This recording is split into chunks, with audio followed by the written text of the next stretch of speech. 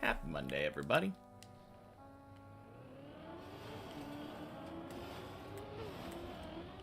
Ooh, jeez. Yep, that works.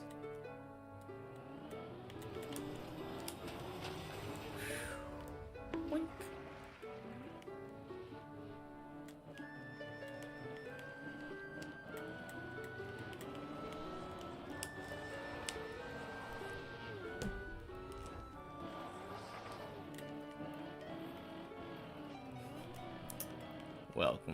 Welcome into Coover. Happy Monday. He's back, he says. I don't think I took a extraordinarily long break, did I? I was here on Friday. Just the normal weekend off.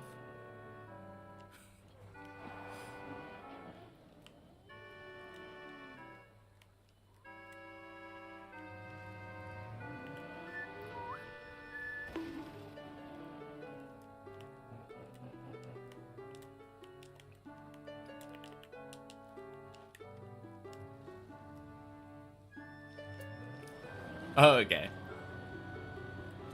Yeah, of course.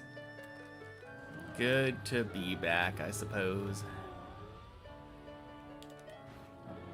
Oh, jeez. I think that just works, yeah? Yeah.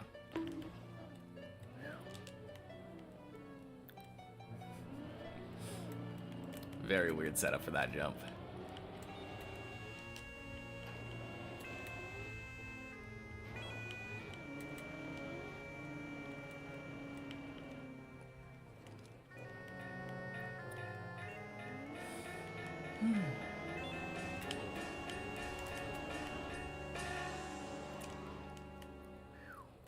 Close enough.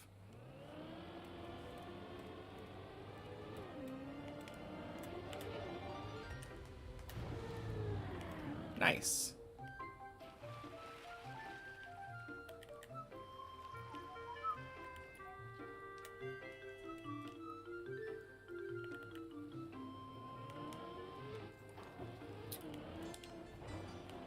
I got a good feeling about this week. I don't know why.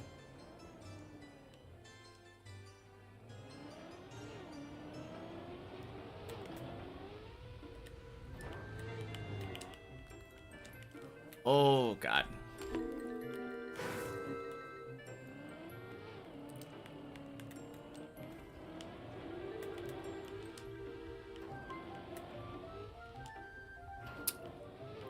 Just feel like this might be the week that I'm able to capitalize on the good floor 7s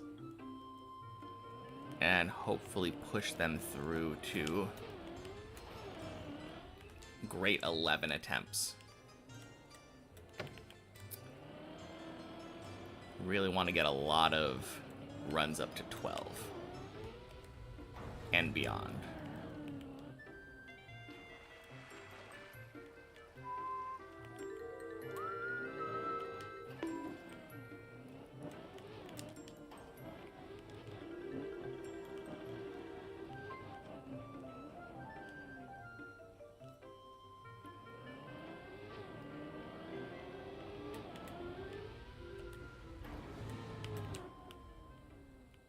There we go.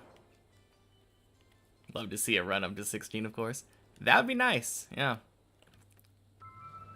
Honestly, I just want to get back to 15 at this point. That's the biggest thing for me right now.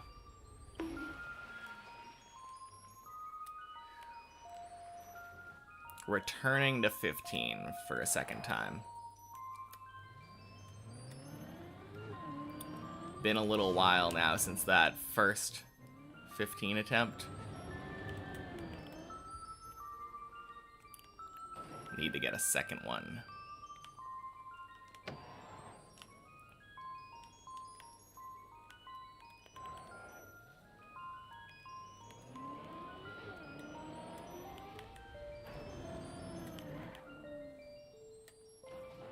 Beautiful.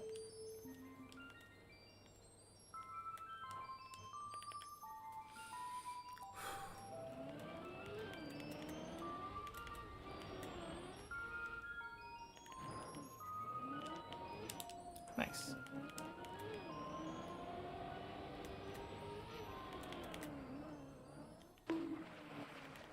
Nice to have more attempts at higher floors in general. Exactly. At the very least, like 2 weeks ago, I don't think I made it to 11 very much. I was struggling with 9 for some reason. Last week, I was getting a lot of runs to 11. No runs to 12 still. Ooh, good. Good bail. After realizing that wasn't working. There we go.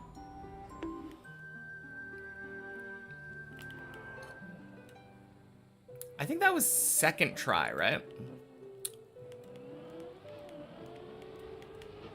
First try on 11 failed to get up to the roof slide. And I think second try just cleared 11.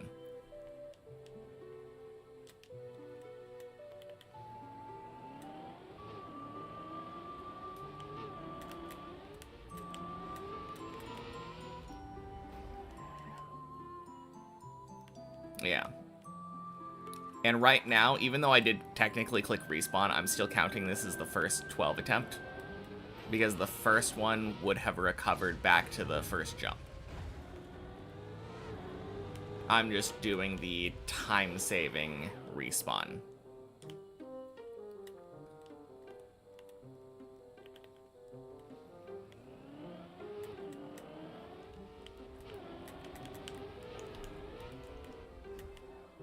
Whew. Close.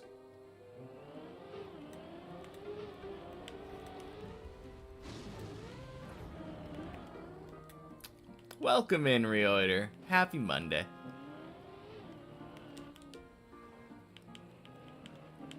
First try 12.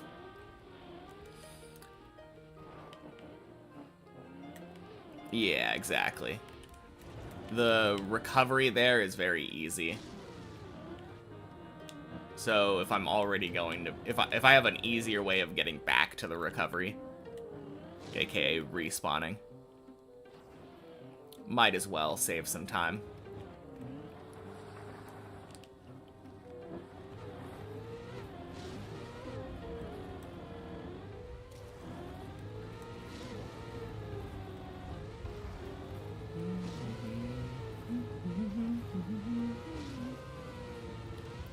Oh yeah, if I'm not mistaken, I think it was first try for the bit of 10 too.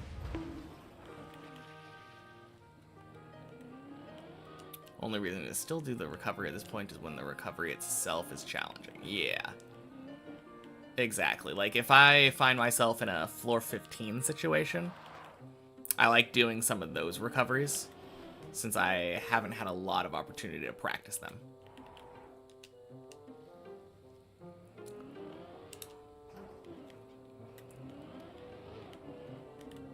Funny enough, basically the exact same kind of recovery on 15 is one that I also don't do, because it's also very easy,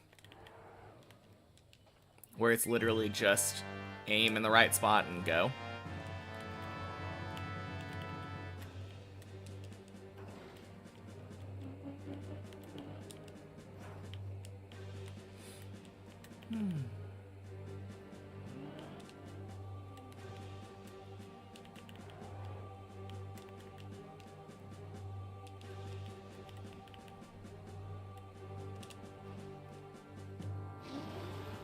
Nice.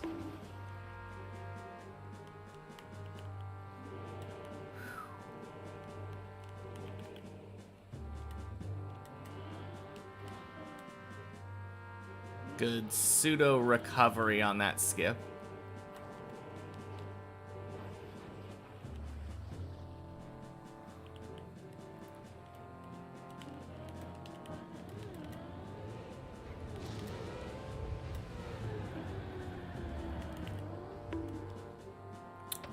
Okay.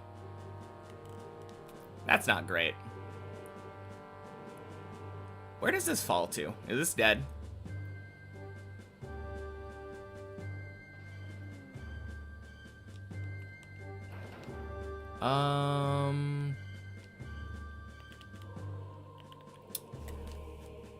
Okay, so... Oh, okay, that's not terrible. You can drop down to that platform. Happy Monday, arthritis hands.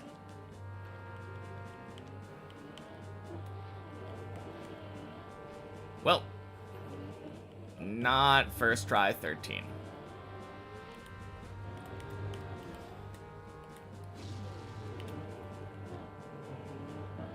What? Heard I'm representing the US in the trial category in the Trackmania games? I have no idea what any of this is. Surely not. Yeah, I was gonna say.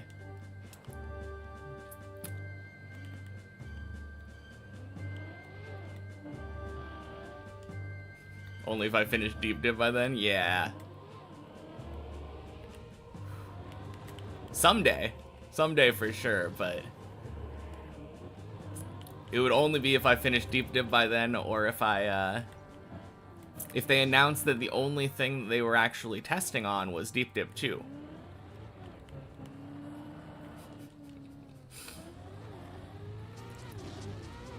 Oh, man. You spooked me for a second there. I thought for some reason that somebody, like, put me in that position.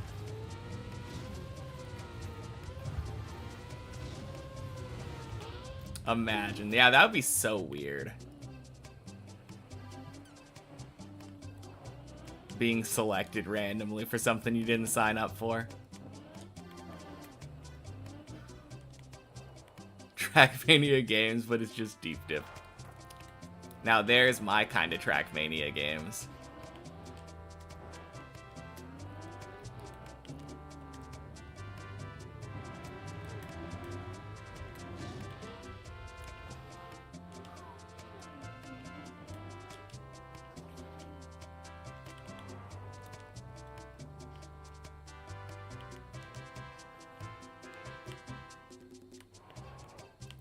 Had to work your way up to Deep Dip 2. There's still no way. Oh, you mean like beating Deep? You mean like Double Dip, basically? Right up Gunna's alley, right? Welcome in, Grief Dude. Happy Monday. Oh God. Shit.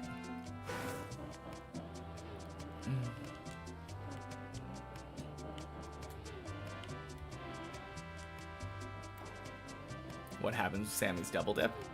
I think they're planning on doing it in December. Once Kaki's over.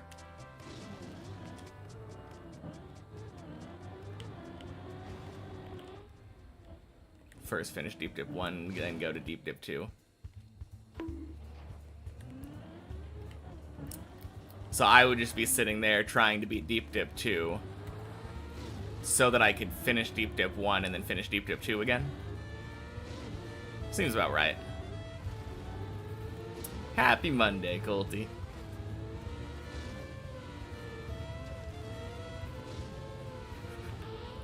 Boink.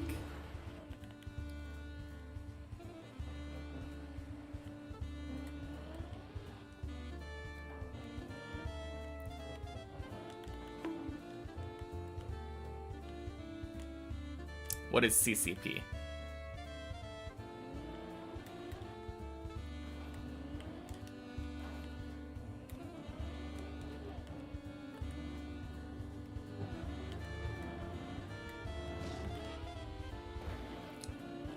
Chinese Communist Party? Christmas calendar project. Okay. I was kind of thinking that along the same lines that Greek Dude was.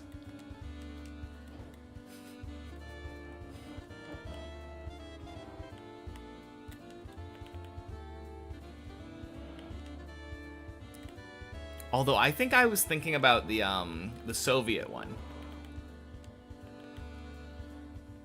Like the the Russian acronym for the USSR. 25 days of dip. That's my Christmas plans. Renamed it like 1 to 2 years ago.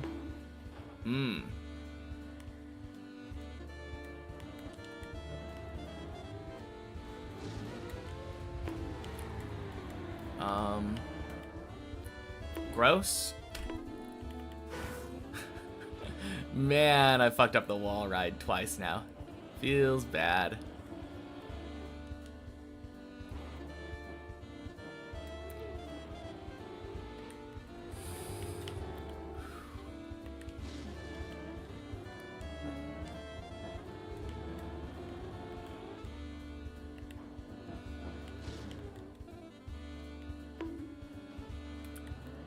Well, more 13 practice never hurt anyone.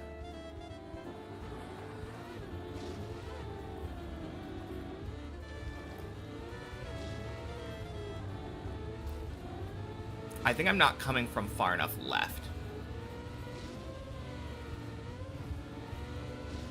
Everyday one, hopefully high quality, high effort map. I assume it would have been prepared like... So it's an advent calendar for Trackmania that was prepared like months in advance.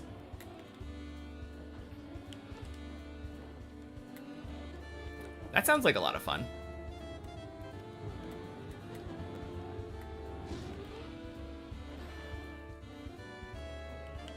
Oh wait, I completely missed DeCooper's message, which said exactly the same thing.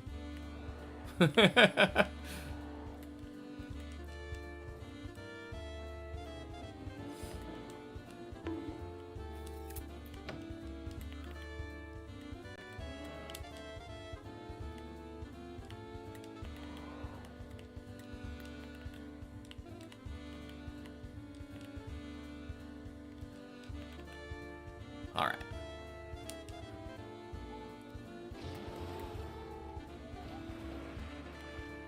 Boink.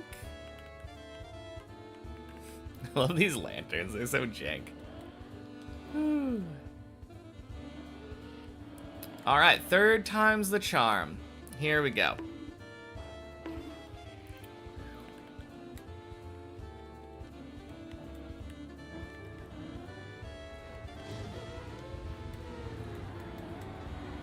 There we go.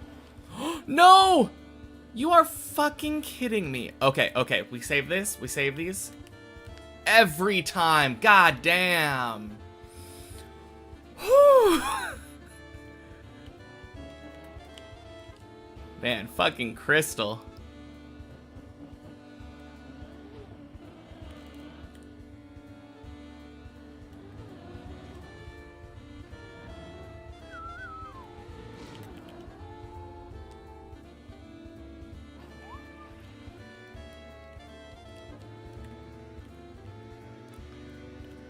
I am so surprised that actually got the wobble, though.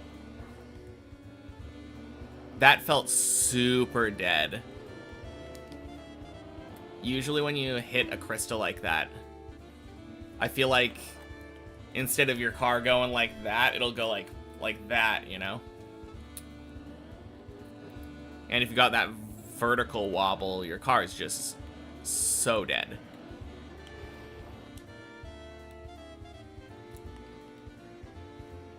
Honestly, no idea. Plastic wasn't big enough to keep the wobble going long enough. Oh, yeah. You're talking about... You're right. If we look back at that spot... where were we? Right here. This plastic, when it flipped... I did have the wobble going like that. And if there was plastic over here, it would have actually flipped back over from the plastic. Yeah, that was so surprising, though.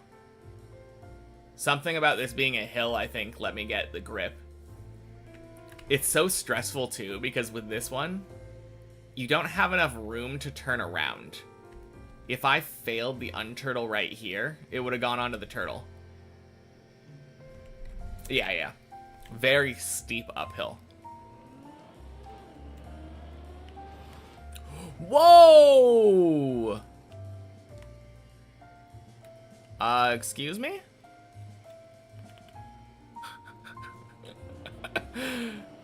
I don't think I've ever had that happen before. That's crazy. Yeah, almost. That nearly sent me straight into the hole.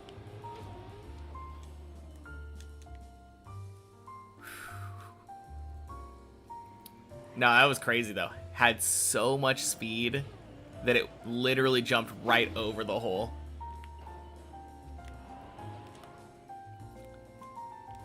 Man, that would make me so nervous on the real map.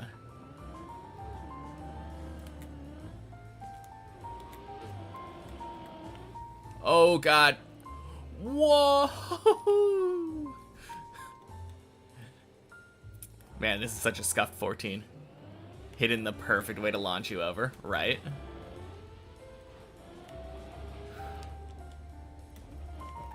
I have no idea how that worked out.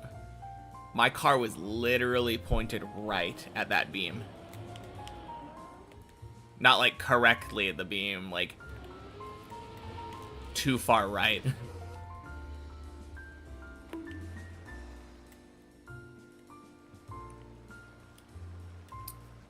Is this first try right now? I think it is.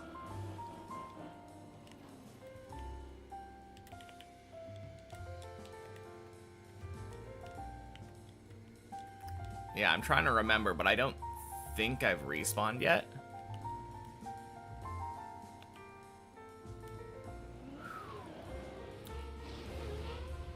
Should be good. Boink, boink, boink. Whoa.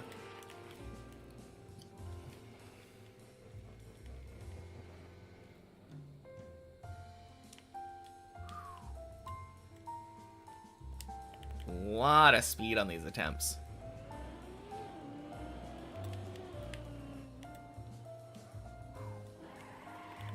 I know, right?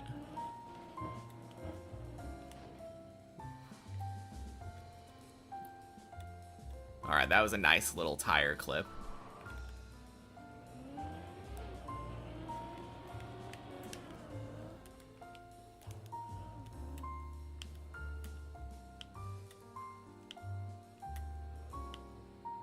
Close enough.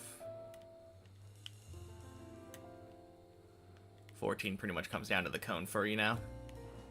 That's super nice. Oh, and since you're here so early, I get to have the Greek dude's stamp of approval for my press forward setup.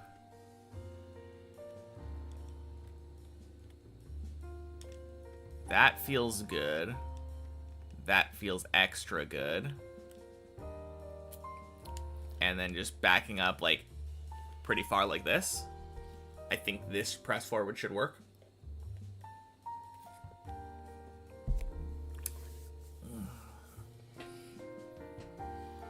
Surely, yeah. Beautiful.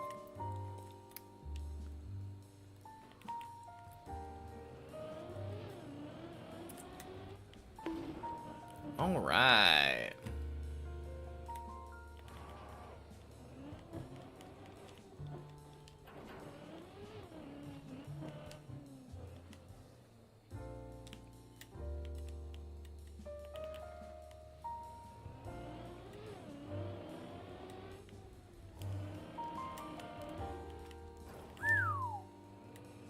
Nice. Almost waiting for me to two-wheel off the other side of the block. Oh, you mean like sending it, getting yeeted way too far over? Yeah, that wouldn't have surprised me at this point. Whew.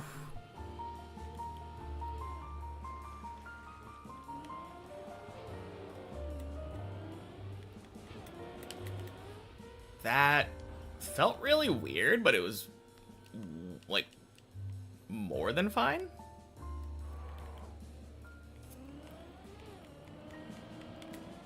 That was so weird. I don't know why, but that one felt really slow to me.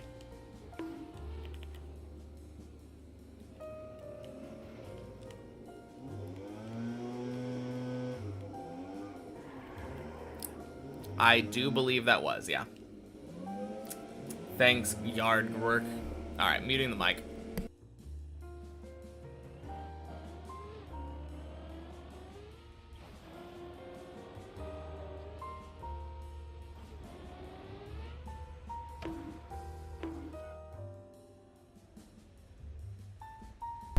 Welcome in, Jude. Happy Monday. Doing all right. Yeah. What's the neighbor doing? I think it's just landscapers. I live in an apartment complex, so I could have sworn that was a Friday thing, though. I don't know why they're here on a Monday. Happy Monday, Turbo. Doing the second half iconic jumps yesterday. Got a pretty keck world record on a 13 jump. Huh. Which jumps are iconic on 13? Excuse me?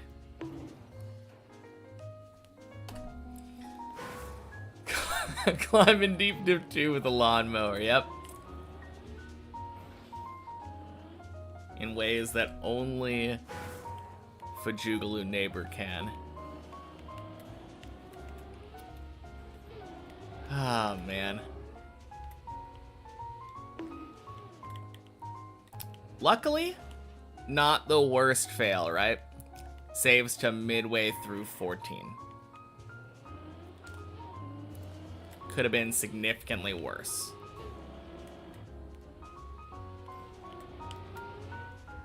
Boink. Sploosh.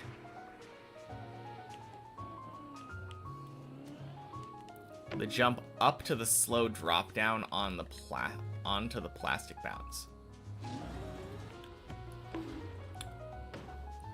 All right. Excuse me, plastic, if you could just fuck right off doing it twice in a row.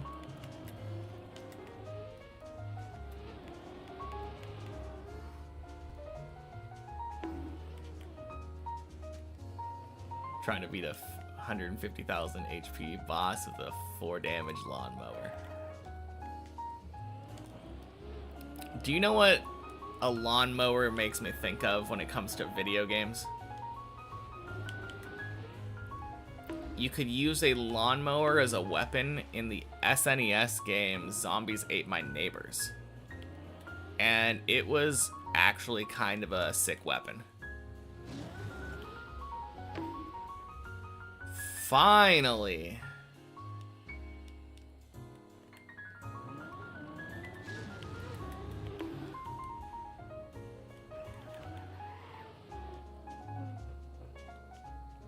You can use a lawnmower as a weapon in Terraria. Interesting.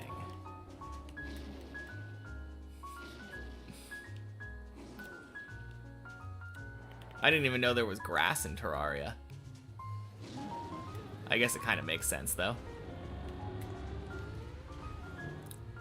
Boink. Dead Rising 2 lawnmower. Man, you can use anything as a weapon in Dead Rising. You can use it IRL too. Yeah, let's not do that.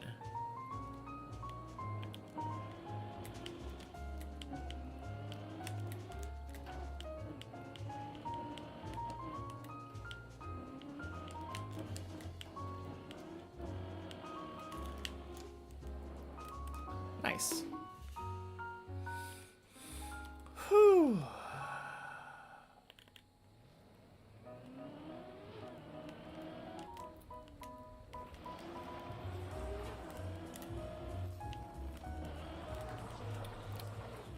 All right.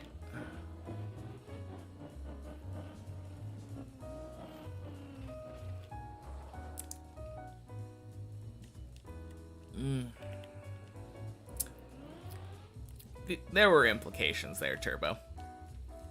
Let's refrain from discussing real-world violence.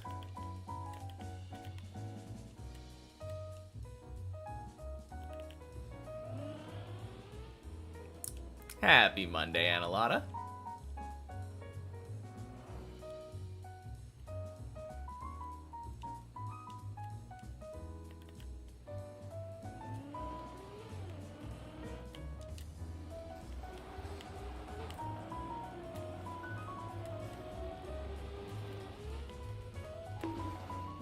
Fuck.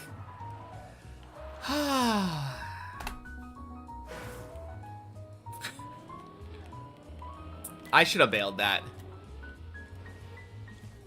I should have bailed that hard. Seeing how far from the left the jump was coming.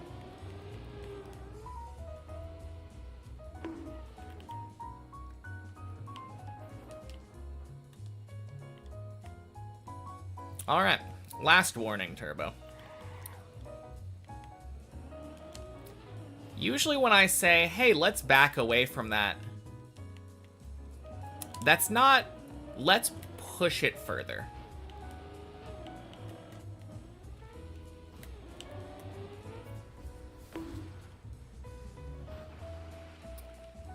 I don't like that recovery to practice it. Happy Monday, TBL.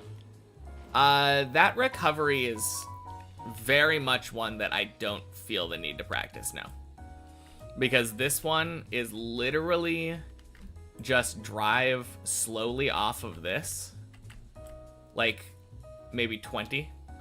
Drive, like, land on that, and then jump back to the start. How am I doing? Good, how are you doing?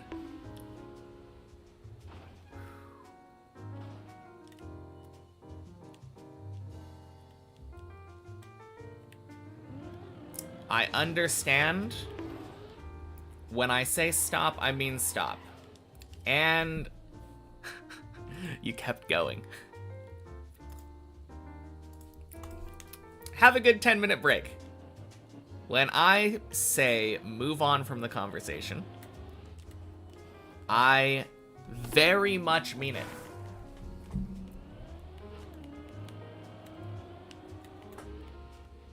Quit khaki, so very good. Very nice. Did you end up getting your 40? Because I know that was the goal.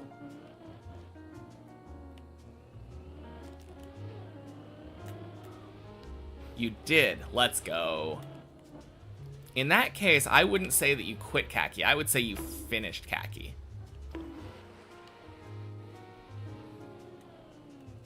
Had your goal, accomplished your goal. GG.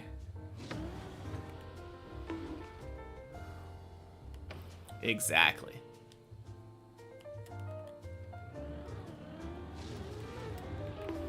No, that's actually so sick, though, because this was a really hard khaki.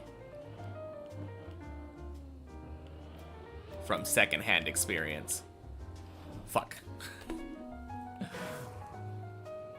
Your goal was 65 out of 75 before khaki. Yeah.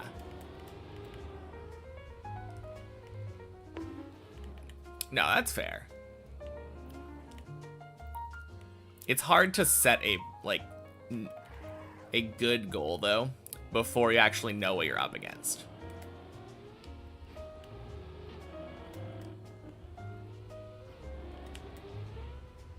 Boink.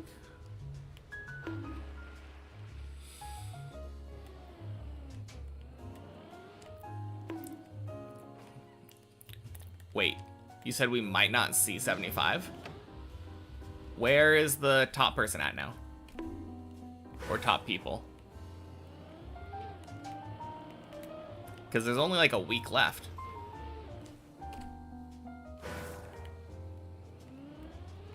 $70. Okay. Sano's at 70. Okay, cool, cool, cool. I mean, he's got what, 7 days? Shit. 7 days for 5 maps? Surely.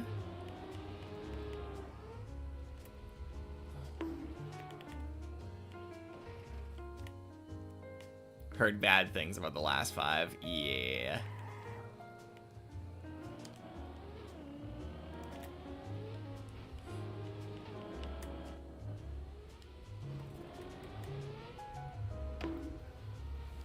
I mean, it doesn't help the way that khaki is formatted, right?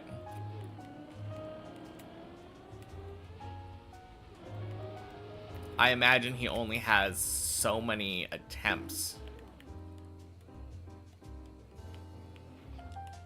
15 plus hours on one luck map that is just pure brain rot. Ooh. That's one of the 5. He just has a complete luck map that he has to just get. That is terrible. Yeah, first the map has to show up on the server. That was the main thing I was referring to. Because all of these completions have to be on the server. That's rough. Happy Monday, Cartelix. Yeah. Show up on the server and then beat it in like the 10-15 minutes or whatever that you get.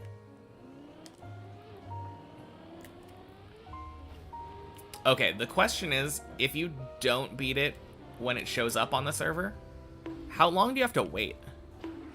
Obviously he has 5 of them, so he'll be more able to try each of them out.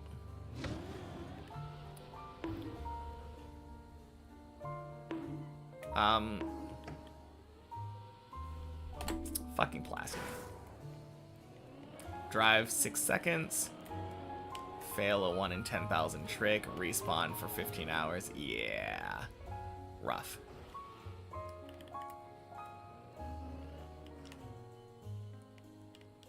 Hour minimum on black servers.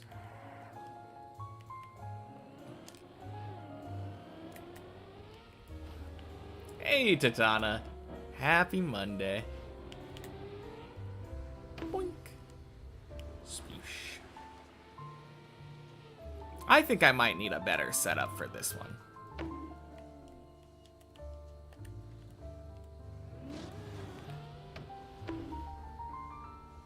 Or maybe the problem is I stopped taking as much speed as I used to.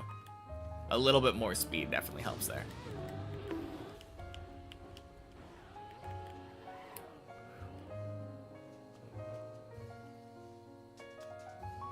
Huh. That's crazy.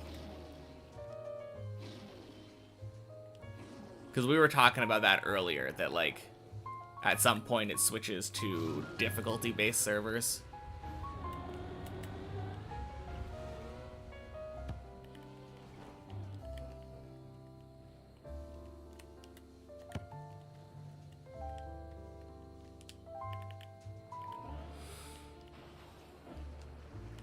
Also, happy Monday, Denamra.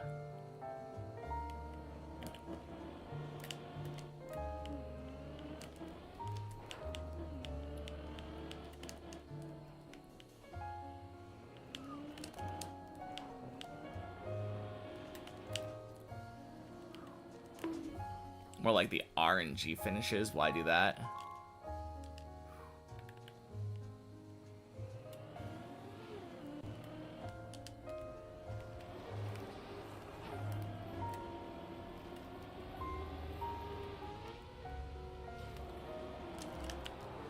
Oh, god damn it.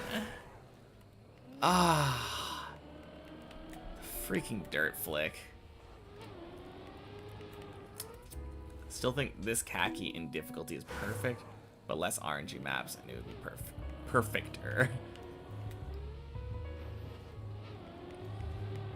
I think the main complaint in that comment is that last year was too easy.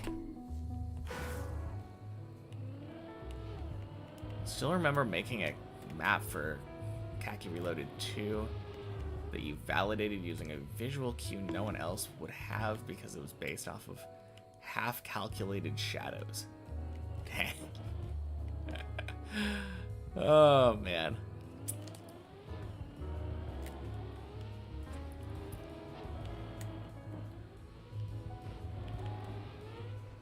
That sounds awful.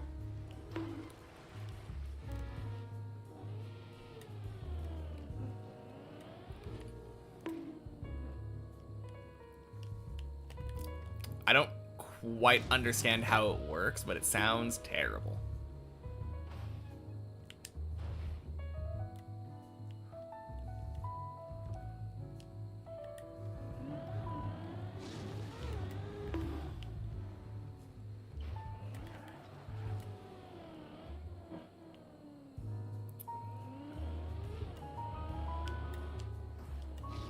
Noise?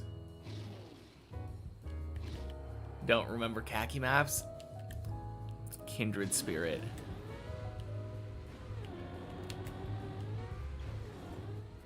Boink.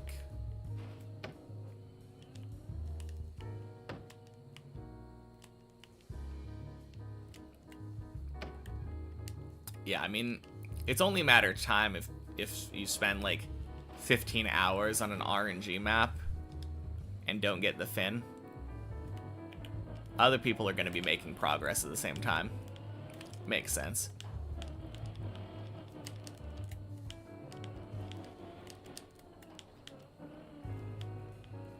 Ooh.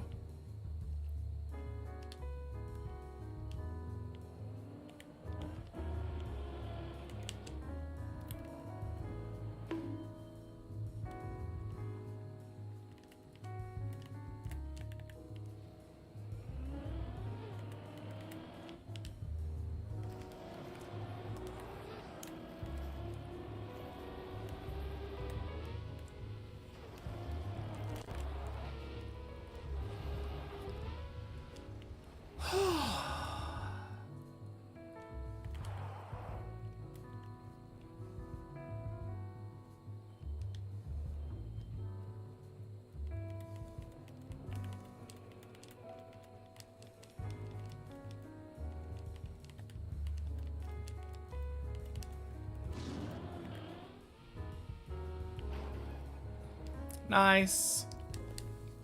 Okay. Now, this might seem a little bit weird, but I'm doing 11 again. Because fuck this floor. Literally my favorite floor. Absolutely sucks not being able to do it. I got it second try today. Literally second try. But for whatever reason, on the main map, I haven't been able to clear it at all in like over a week.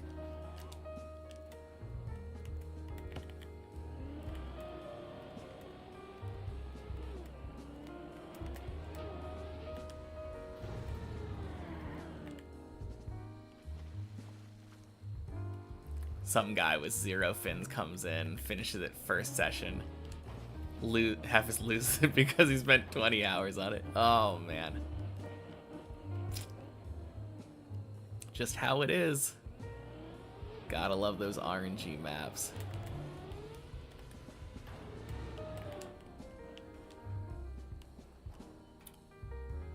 Fuck. Ah.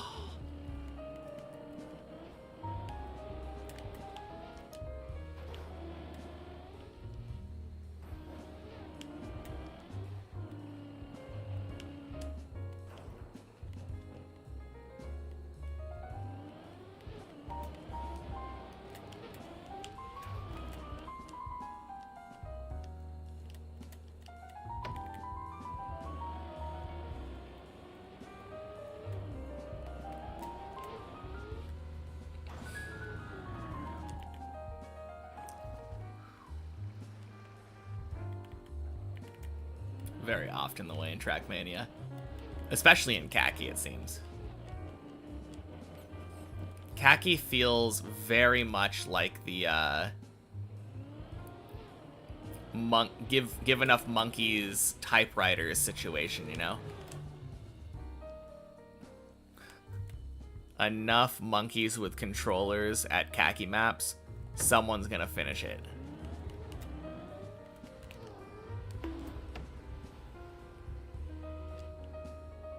Forgot how to count to 10.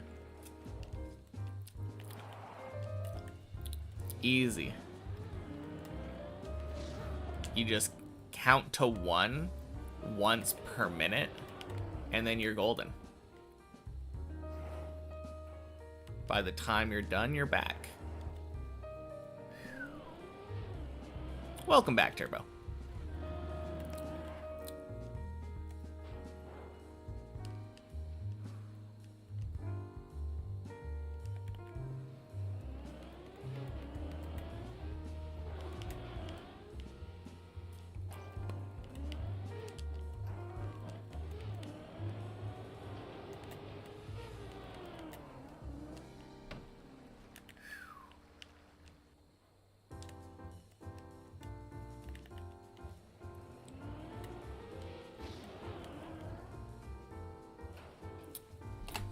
Good.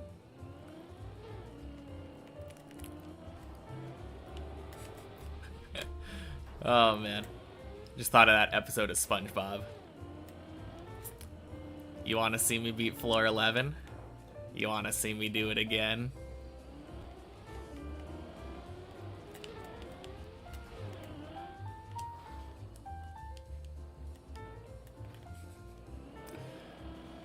All good. All is forgiven after timeout time is allotted.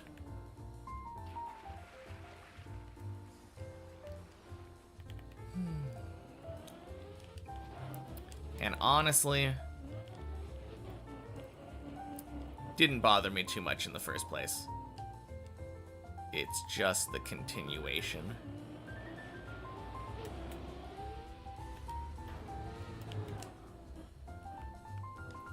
Whew.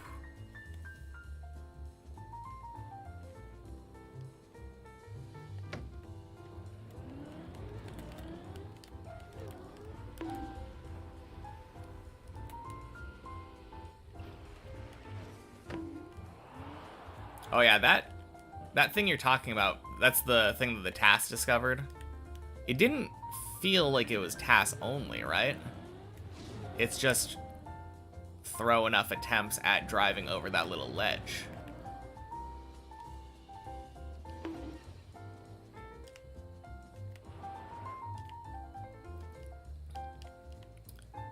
No, I'm not saying it wasn't a TAS. I'm saying, like, it's not a trick that people are like, yeah, that's not humanly possible to do.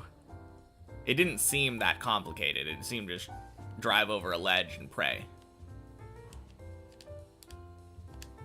Obviously doing it consistently.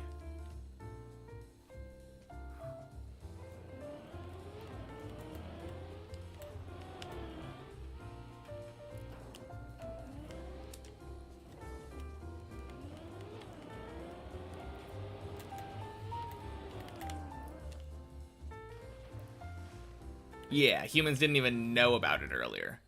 But now that we do know about it, it's something that we could at least aim for, if not get consistent at.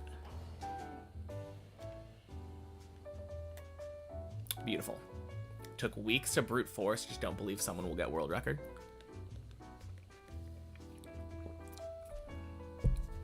Question is, when will it be the only way to improve the world record? That was back-to-back 11s, by the way. Yeah, I don't think... I don't know. It's such a prestigious world record that the idea that someone won't go for that technique in an actual world record attempt run feels silly to me. Thinking, yeah, that's not going to get used. Just feels naive.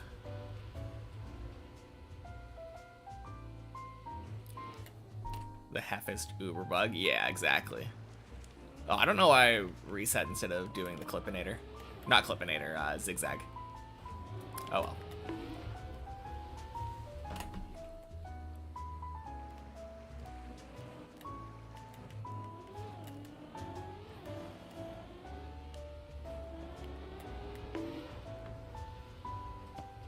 Two laps of very clean driving before it. Oh, that's a different one than I'm thinking. The trick to achieving something often comes down to willpower. Do you have it?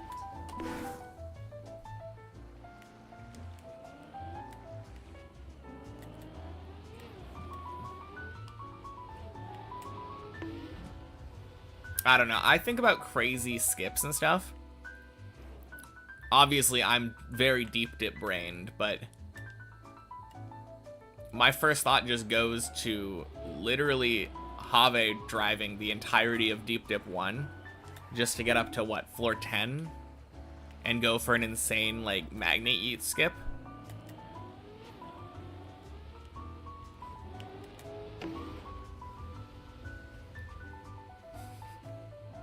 Yeah. And as far as I'm aware, that AO1 isn't a long thing before. Jeez. You got this far, which is commendable. It's not a long, like, amount of driving before you have to get an attempt at that. I don't think it's the kind of thing that someone like Have would do. Well, someone like Have would do it. Have specifically wouldn't, because it doesn't seem interesting or challenging. It is a figure out where you need to aim and pray kind of situation. Happy Monday, Havron. You can do anything if your name is Hefist. Magni Skip was consistent though, believe it or not. I do believe it. But I think the difference is that it's consistent if you're not nervous. If you don't have, like, shaky hands to deal with. If you're most of the way through what at the time was, like, the hardest tower map in the game, having to climb all the way back up there just to get another attempt makes it not as consistent as it should be. Oh, shit.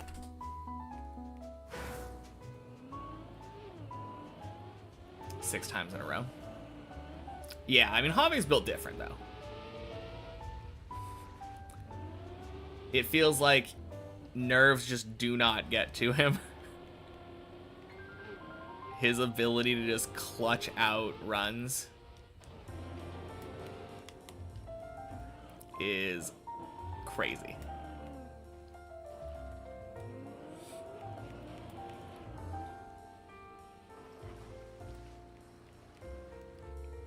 Even after that, it's not a long map. Even after that skip, you still need to finish the rest of the map.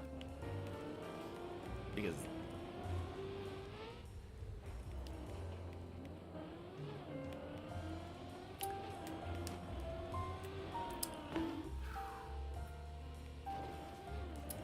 Gylomatiker. Happy Monday. I think Decuber kind of answered the turbo question. What about that other tower? What are you talking about?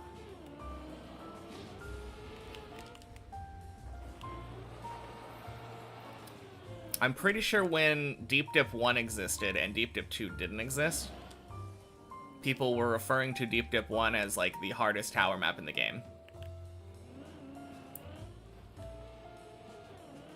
Deep Dip 1 definitely popularized it, so more towers did get built between Deep Dip 1 and Deep Dip 2, for sure.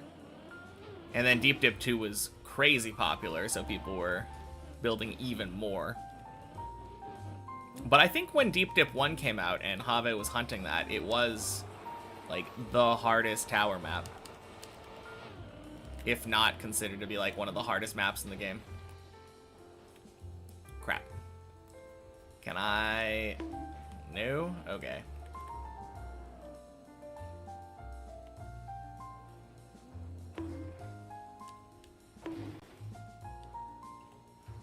Yeah, Bennett Foddy is a cakewalk, for sure.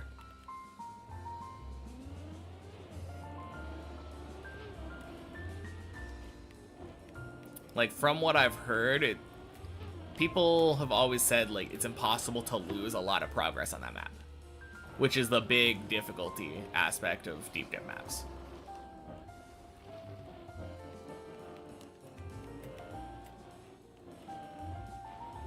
Eight hours without practice. Deep dip 1 took 110 with practice.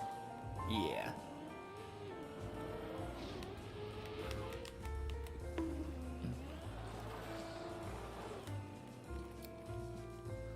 Like, the main way you lose progress is from dead turtling, right? I have, like, I watched Virtual play Bennett 48 my checkpoints way back in the day when it came out, like years ago now at this point.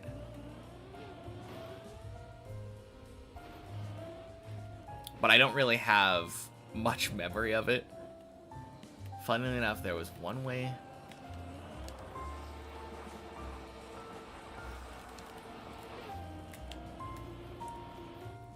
One fail you'll never ever see on Deep Dip 1 or 2. Really?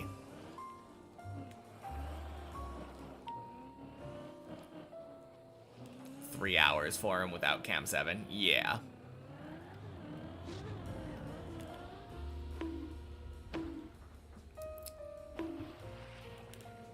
Alright, include more details than just otherwise I can't really interact with you.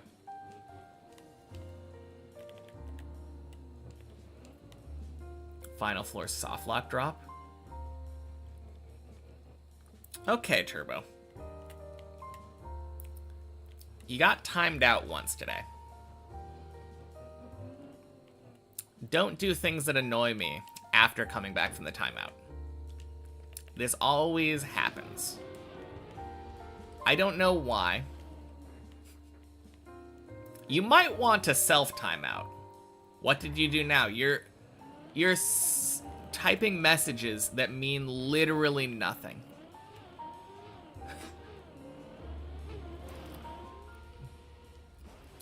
Nothing incredibly abnormal happened.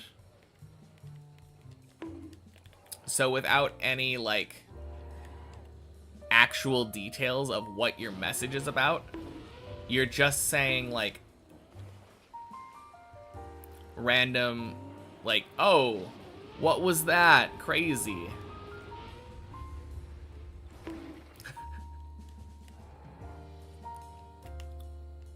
It's annoying. I want to know what you're actually talking about. Put it in response to TBL? Maybe. Yeah, I mean, that makes more sense, but...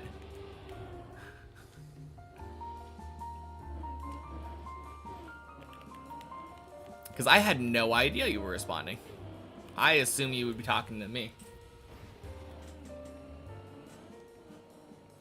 Yeah, I meant it in terms of the soft lock fall. Fair enough.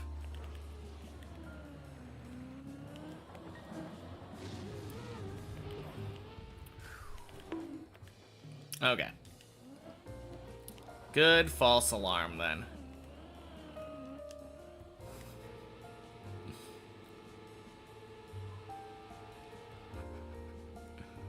No, it's okay. It's okay. It's hard to explain these kill block things, though.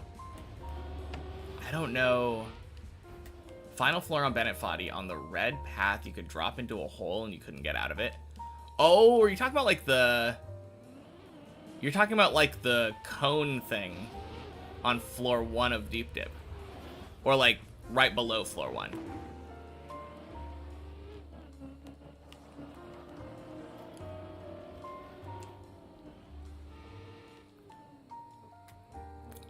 There... No, I know you mean on Bennett Foddy, but I'm saying there are things like that in Deep Dip too. I know of at least 2 instances. And one of them is on 11. Lavendos, happy Monday. Blocks that just kill you are pretty much unexplainable without experiencing them.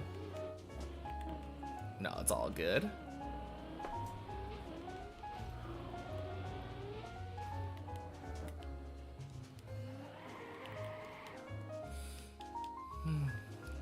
Not gonna be intentional anymore. Fair enough.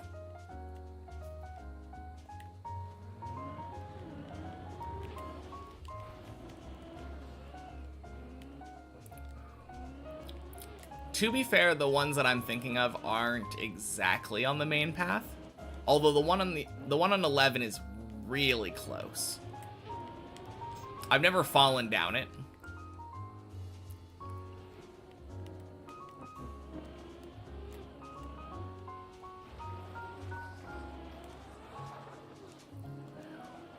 Whew.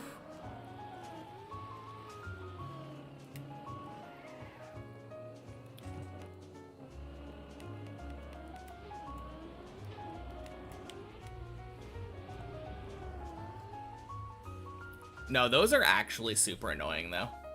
Situations where it feels like you shouldn't die, and then you just do. This one is super low, so it doesn't really matter that much. But, like, having your car go head first into that, or back first, doesn't really matter. That kills ya. And then the one that I was referring to on 11. Seiko! Long time no speak. Welcome back. Happy Monday. This is another one that I was thinking about. Thank you for the follow. I assume this is an alt account. Imagine you fall down that. That would be so painful. Square hole with a flat floor at the bottom and no way to climb. Yeah. Same Seiko, new account because you lost the phone number on your old account. Fair enough.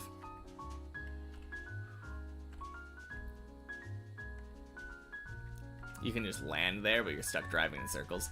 Yeah, on this one, you're stuck driving back and forth. And then, I think there's a couple of situations like this, but these little holes. If you fall down here, it's possible to get your entire car stuck down here. This is on a recovery path for 15. But yeah, literally no way to fix that. Or like no way to get out of there. A decent amount of these.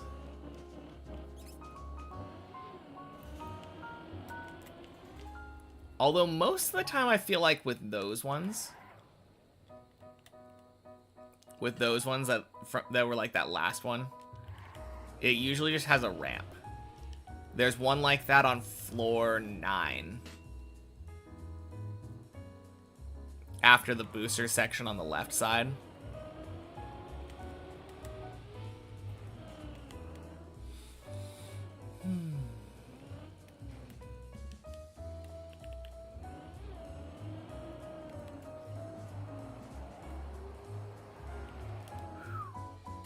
New PB doesn't show on the plugin. Yeah, when I got that PB that shows on there, at that point in time, the Dips++ plugin was broken, and the leaderboard wasn't showing.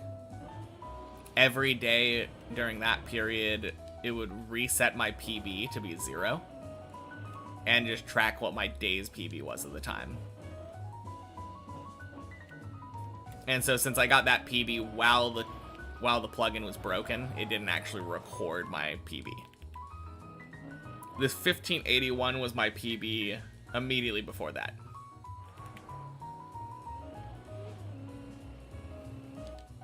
Unfortunately, I haven't made it back to where my PB is since then.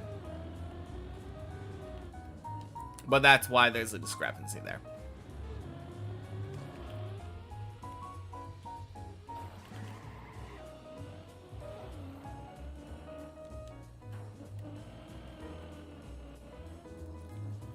Boink. Sploosh.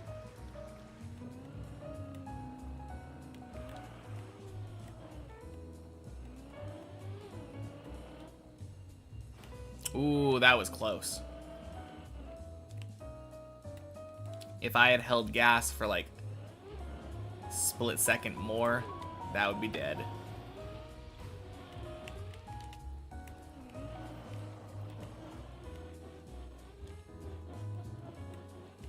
Dedication's wild. Thank you.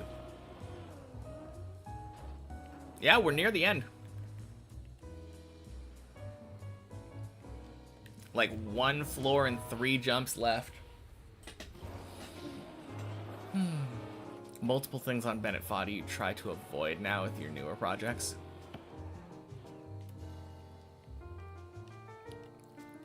I assume there's probably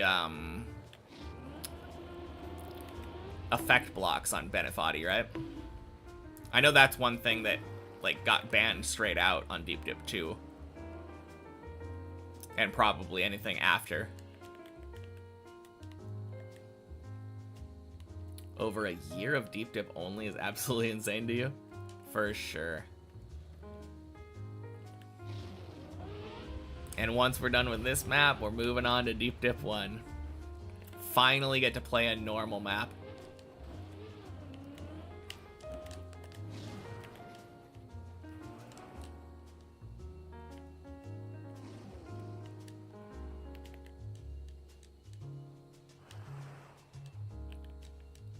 Effect blocks, magnets, yeah.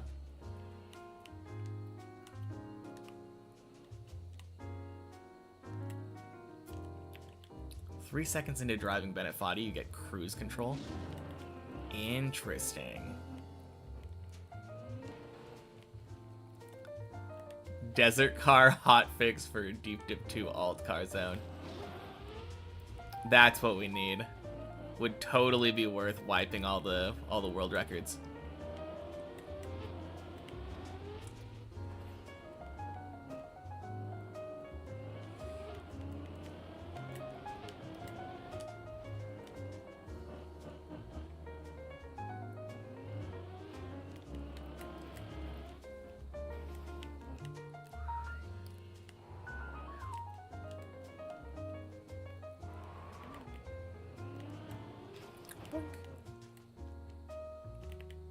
Deep Dip 1 and normal in the same sentence. What's with the current world? I don't know. Would people consider Deep Dip 1 more or less normal when strictly comparing it to Deep Dip 2? Or is it equally abnormal?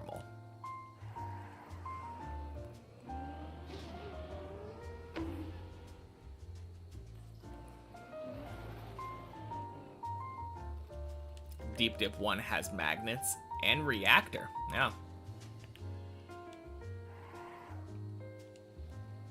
Seems more normal to me. Kinds of things that might be included in regular maps.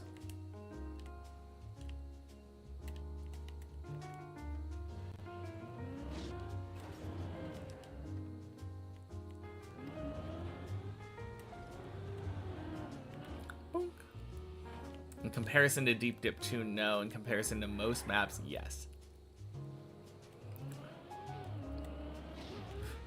That's what I'm saying. Moving from Deep Dip 2 to Deep Dip 1, I am moving more in the direction of normal. Berserk floor also has some reactors, just in the path no one took. Interesting. Gross.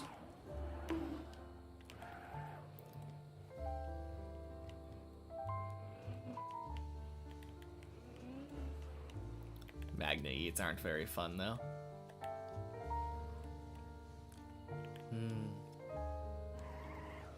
Deep Dip 2's got no steer. Technically true.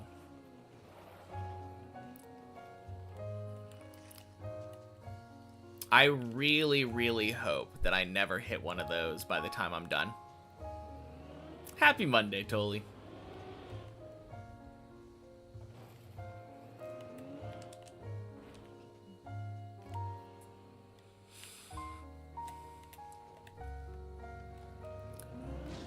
Do we know of anyone who has actually hit the no steer blocks on floor 12?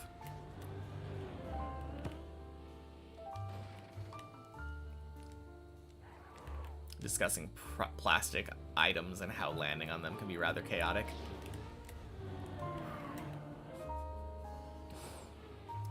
Nearly hits one while saying that. To be fair, at any moment of playing Deep Dip 2, you're always almost at risk of hitting a random plastic item and having it end in something chaotic. So you probably could have typed that message almost any time and it would have been true.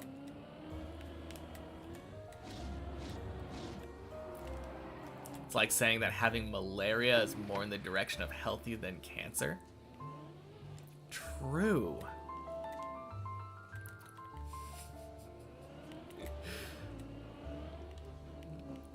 I mean, while technically being probably true, at least it's more treatable.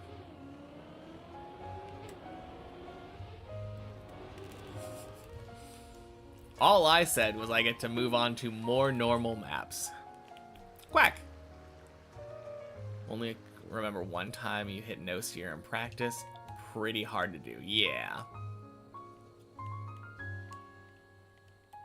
Amount of plastic used on this track just feels disgusting. Yeah. There are definitely a lot of instances where I just end up failing like a turn, bonk, fly off the map. I feel like it happens less frequently than I would think, though. But also, fuck plastic. Yeah, I'm absolutely in agreement there.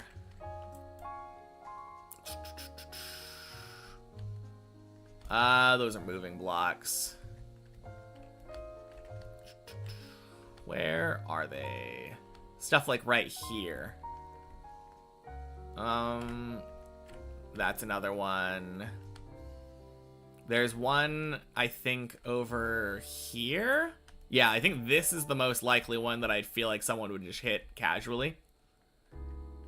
You're still not going to hit it because you're jumping way over here, but, like, you could maybe, like, get a wild plastic bounce off this. Happy Monday, Ira.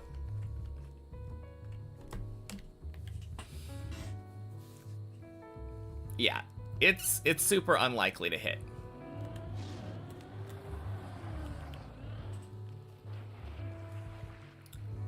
Looks like it could be bad if you dropped on it from above, though. Yeah, you don't really drop down from above a lot of the times, though. Just with, I guess that one almost... No, you really don't drop down there. A lot of the times if you're dropping down from above, you're doing it on purpose. And if you're not doing it on purpose, you're usually not dropping down onto, like... I guess maybe from 15? Is there a way to drop down onto a no-steer block from 15? I think that's probably the most likely thing. Plastic's good driving surface. Please stop making bounces with it. Is that a hot take? I feel like that's lukewarm take.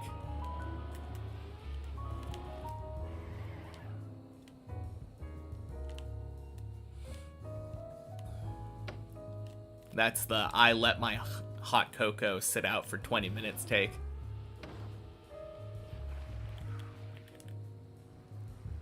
Got a lot of people disagreeing with you for that, on that for some reason.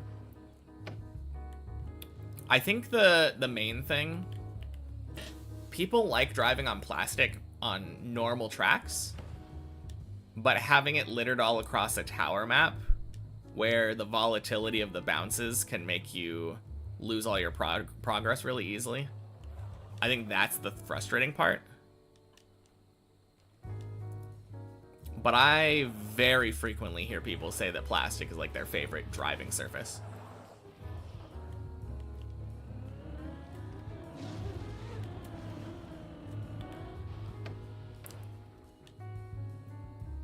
Wet plastic, though?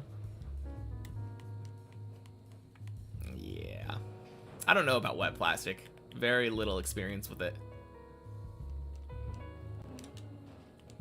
Scrappy managed to clip an inverted freewheel sausage block from above.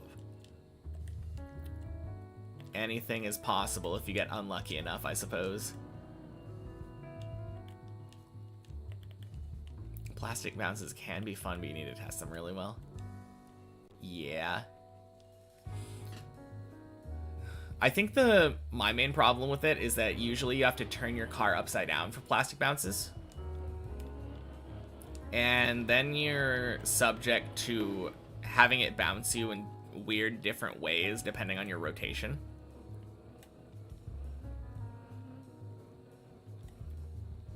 Happy Monday, Prince Roanoke. Make that 1726.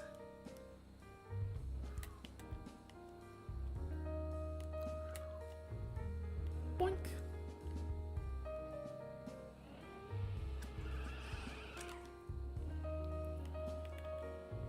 Is this the first run? No. I think I had a run or two die very early. Like floor 0, floor 1.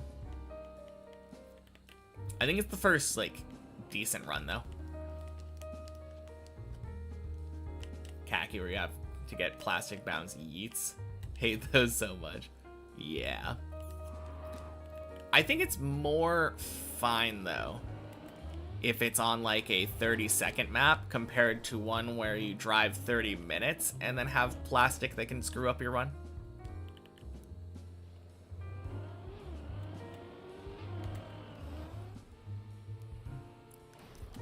Shit.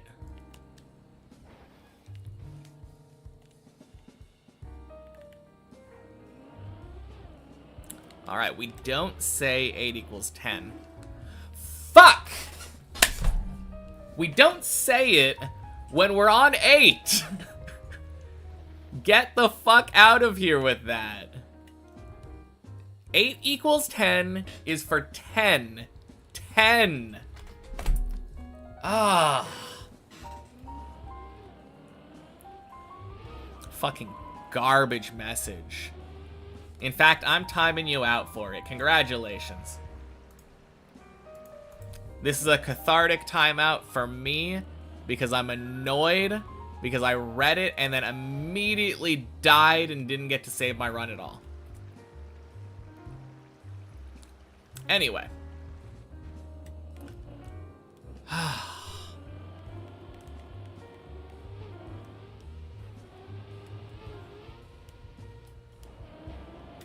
Like, I had already failed 8 before I read the message, so it's definitely not, like, his fault for it, but it is fucking annoying.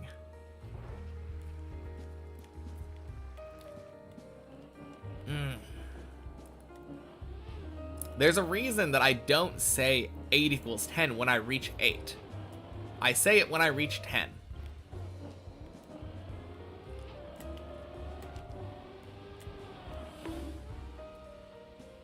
0 equals 16. Easy fin right now. Yeah. Surely.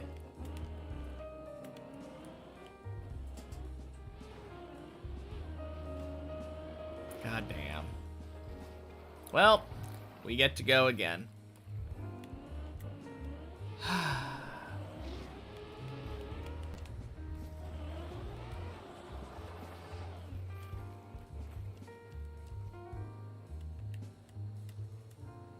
But really, though, guy goes from literally not paying attention to the runs, coming back and being like, oh, is this the first run? And then instantly jinxing, like, rude.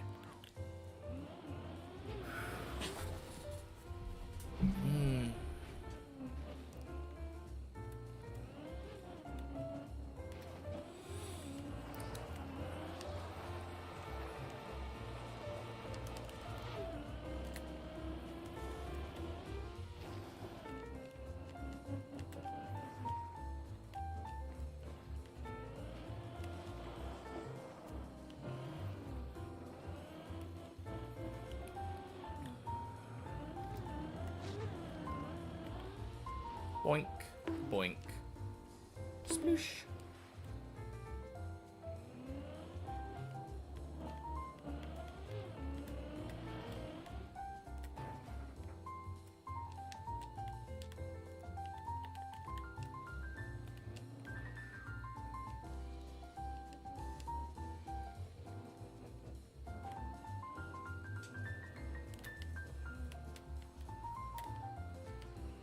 Gross.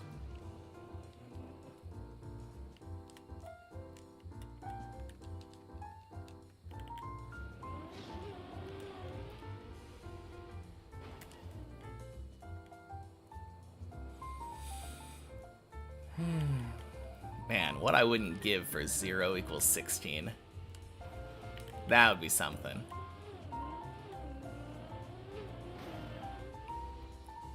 Well, I started a run.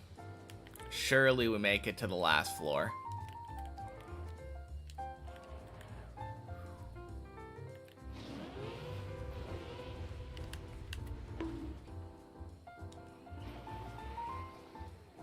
Have when he doesn't go for the 1 in a trillion strats, probably. I don't know if he really goes for that many risky strats, though. I think for Have, he's just going for the fast strats. And since that's what he practices, he gets consistent at them.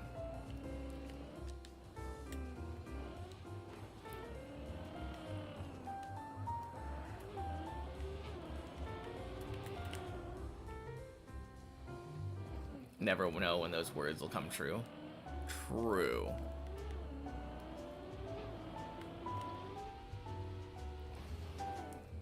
Have is just going for the run he wants to get. Absolutely.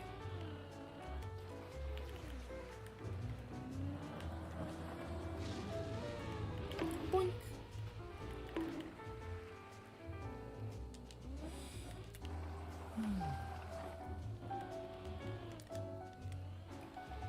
Yeah, one of these runs will be the final run. Doesn't care about world record. If he thinks the run is bad, he'll go again. To an extent.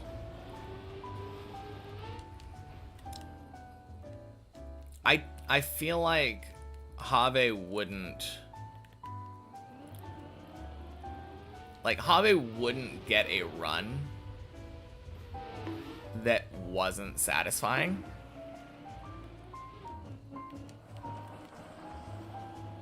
Because he always is driving like the fast strats.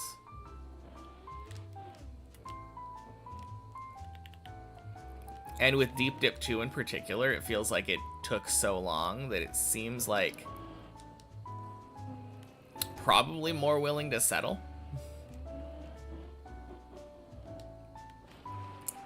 For slightly less than perfection.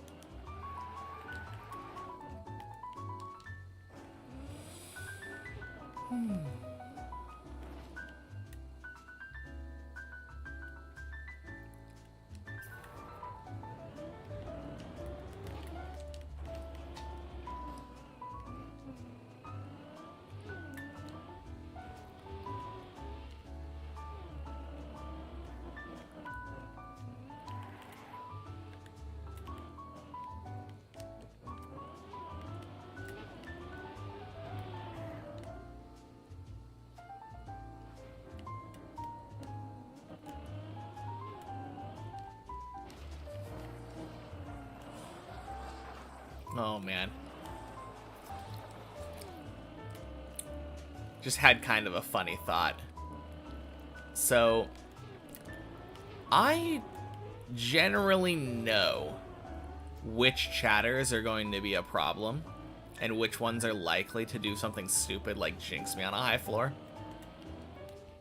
How funny would it be to just preemptively time people out for an extended period of time while I'm driving? Well, I'm on floor 8. Time to time turbo out for 20 minutes.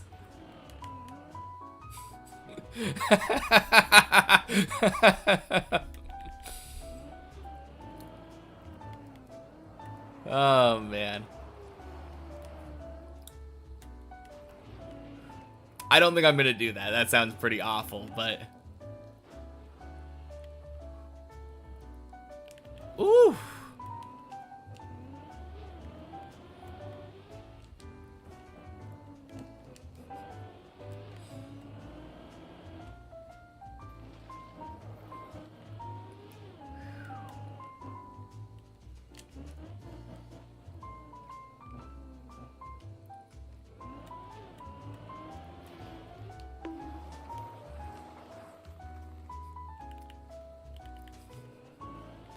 Talking about jinxes, time to time yourself out, yeah.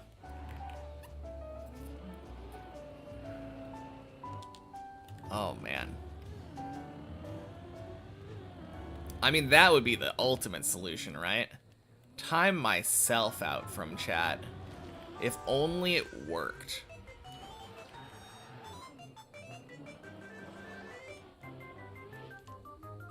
Yeah, we're talking on floor 5, though. No one cares about floor 5 runs.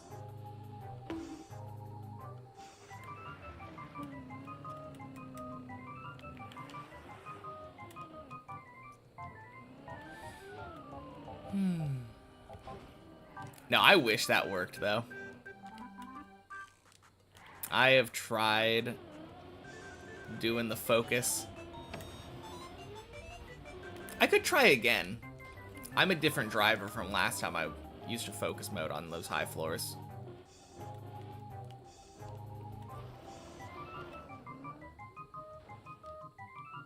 Kind of safe to talk about them for now. The run doesn't really have weight behind it yet. 100%. You know how it is. The way that I've always talked about in the past. Like, once I get past the floor 7 zigzag, then there's some amount of potential. Once I get to floor 10, that's another, like, potential increase. Getting to 11 is another potential increase. Past the roof slide's another potential increase. And then 12.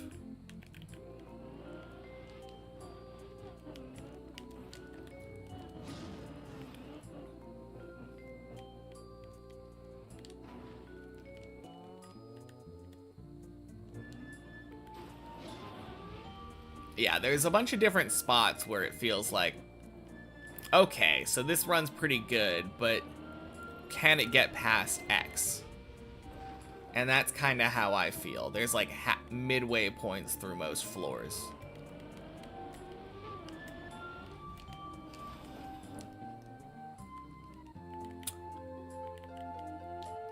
Okay.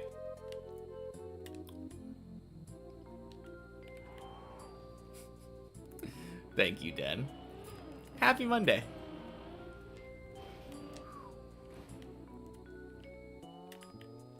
Anything above 9.5? I feel like 9... Well,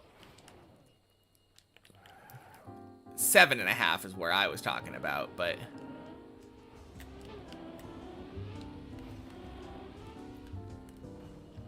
More or less, yeah.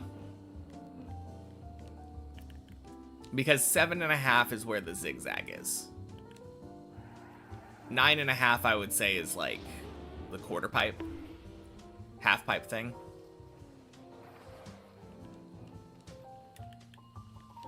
Told you couldn't count, yeah.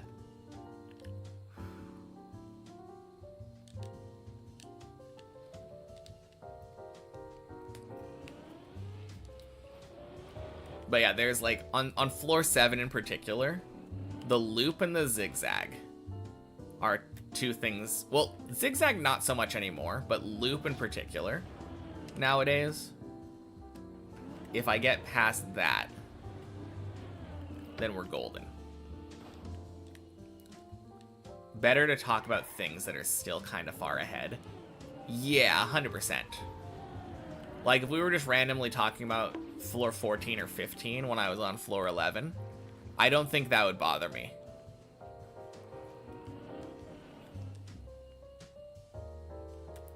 How was 14? Apparently easy peasy. I finished it first try today.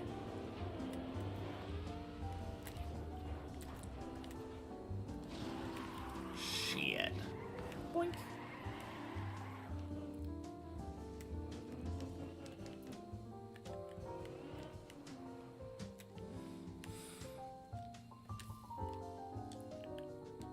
Biggest problem comes from comments on the current progression markers. Yeah, 100%.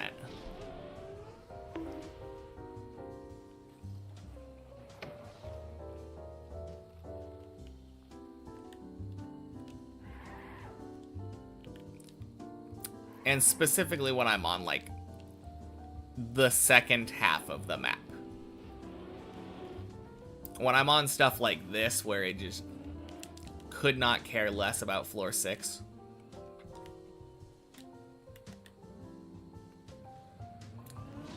The problem is, everyone else is in the same boat.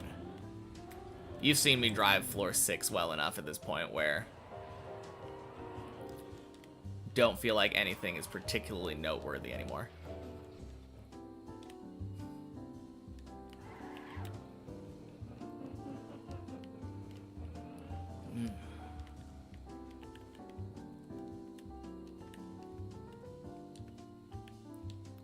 Unless you manage it. Unless I manage a 6 save. True.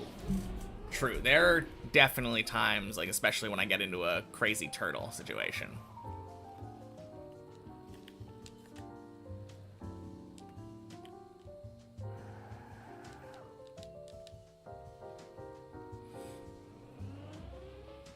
Six is easy, for real, for real. You just choose to fail it. Yeah, yeah. That's why I've been looping. I just wanted to choose to fail it. Still in casual, carefree conversation mode. Wanted to wait to get to floor 7 until after I was done. Of course.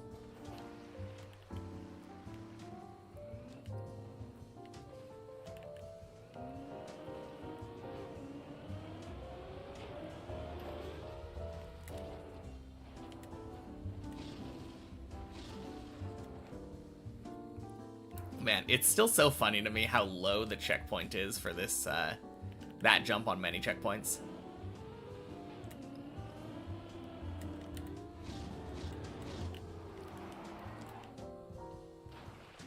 Beats Deep Dip 2, loops around 6-4 times, peak, yeah.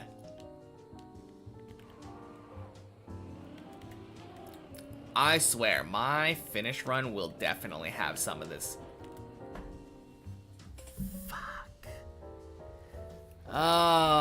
Some of this nonsense in it.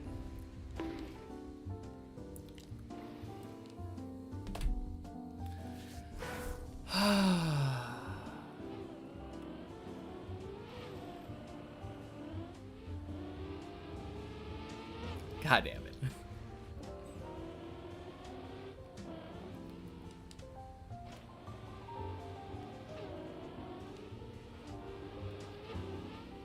Wasn't a fail, chose to recreate your PV. Yeah, of course.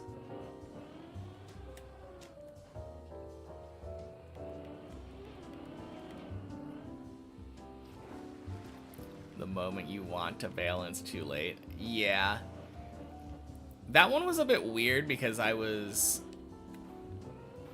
If you saw what I saw, I was going too fast and I was turning too late, so I was off the right side. So there was no world where I was gonna save that. Happy Monday, Trick Boost. Still can't believe that's your PB. Oof. Yeah. Feel like it's a rite of passage, isn't it?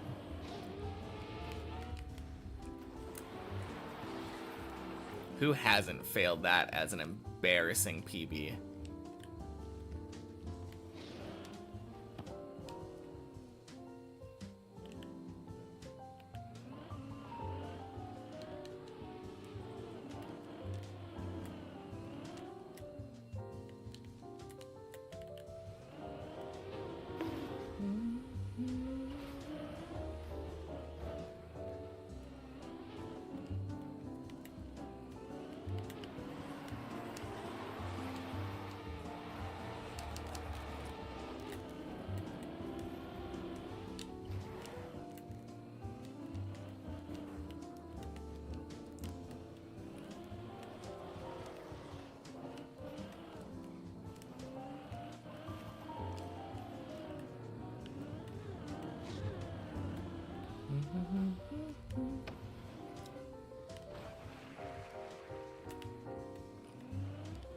Realization just hit a bit too late.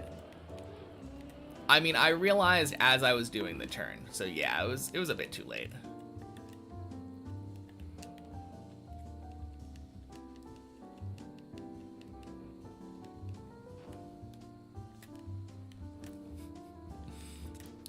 Happy Monday, Patagonia. On a plane. Dang.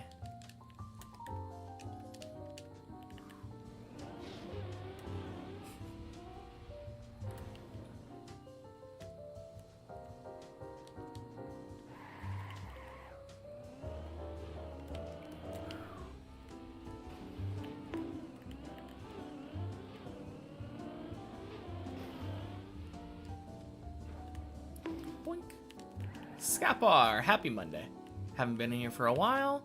411 days already. Congrats on my determination. Thank you.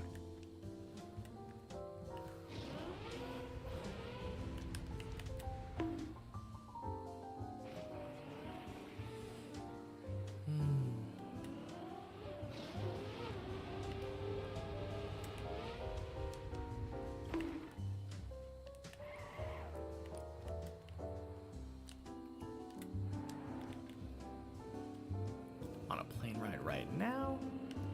20 hours into the flight. Wow. That is a long ass flight. Damn. Alright. Talk to you later, Turbo.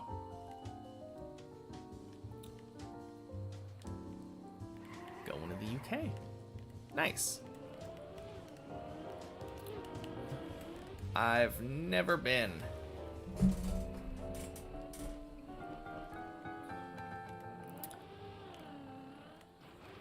I don't really know if I have any reason to go.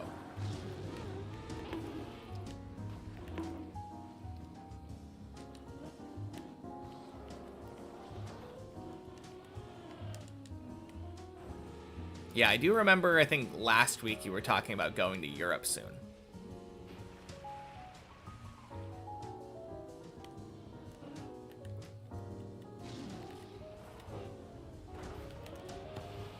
Oh, God. God, what am I doing?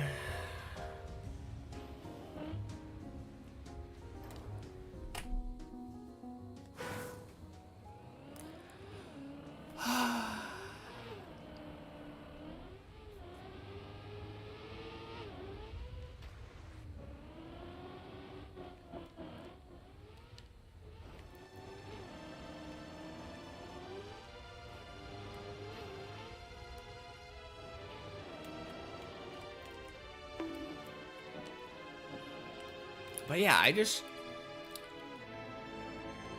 don't think I can think of any reason. Off you go.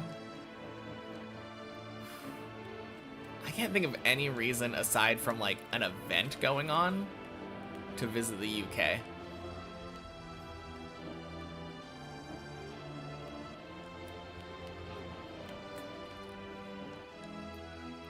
Join some streams if people are concerned about using the internet while on a plane. Are they? Why?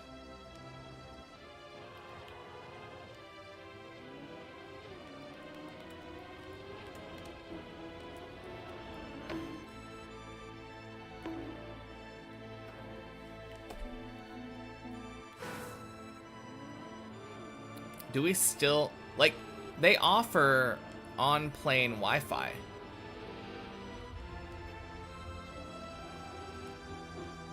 Seems like kind of a silly, silly thing to be worried about if, like, the plane itself is advertising it to you. Meeting a friend who lives there. Going around Europe until mid-January. Yeah.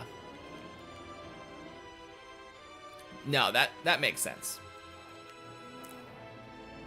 I guess that would be the other reason, right? Either an event taking place there or someone you know living there. Stop using the internet when you're a pilot. Nah, that's what co-pilots are for.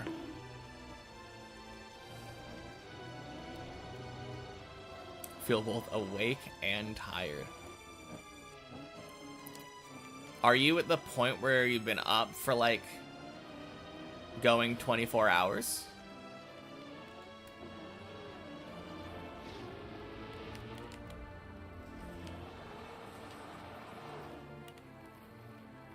Because I know what you mean.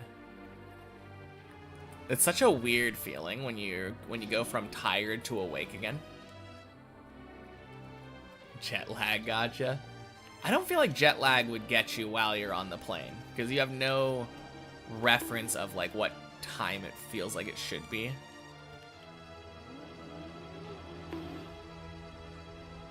That's what the first officer is for.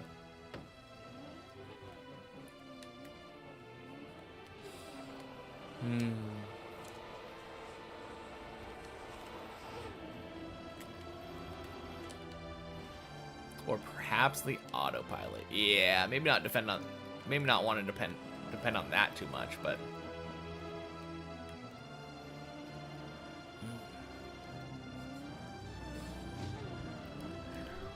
boink, boink. Swoosh. Freaking pools.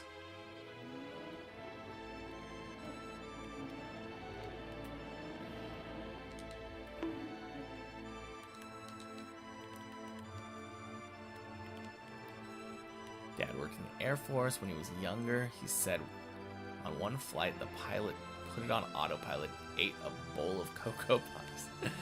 Nice.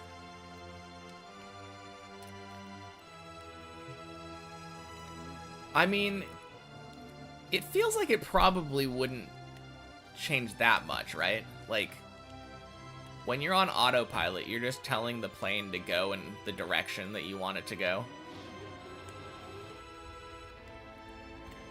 And then you just have to visually pay attention. And, like, make sure that things aren't going to happen that are unexpected. Significantly less to worry about with a plane versus, like, driving a car. Obviously, like, air traffic is a thing, but I would assume the amount of planes in the air is significantly less than the amount of cars that you could come into a collision with. Keep this heading, this altitude, and this speed, and it does that. Yeah, exactly.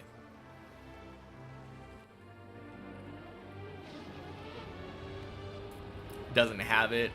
Doesn't have the inputs it says required. It says, sorry, I can't do that, and then it disengages. At that point, the pilot's already walked away. Plane just starts plummeting.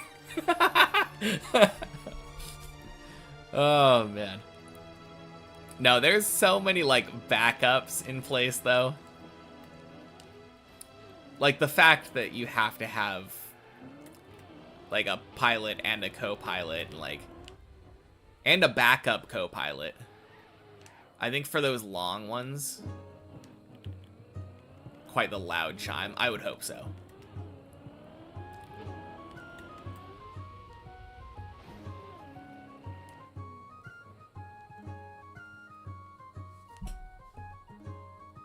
Weird.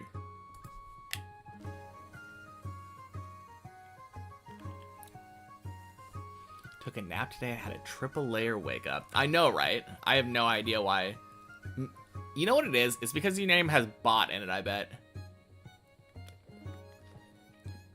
Happy Monday, bot. Awesome. Dreamed you woke up, then dreamed that you woke up again, then finally woke up for real. Super confused because in your last dream the clock said it was almost midnight, but in reality it was only 4 p.m. Now, the problem is, how do you know this isn't a dream?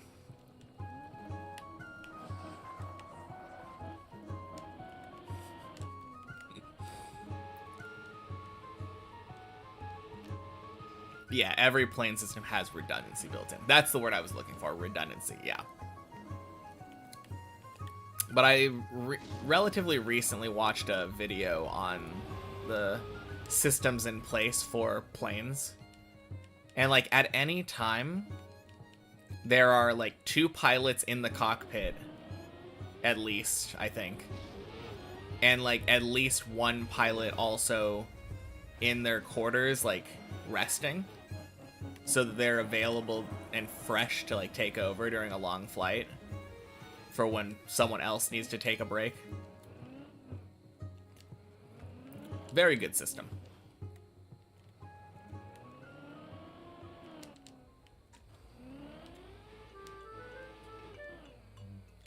One pilot in the cockpit, but only during cruise. Oh, you're saying that there doesn't always have to be 2 there? No, that's fair.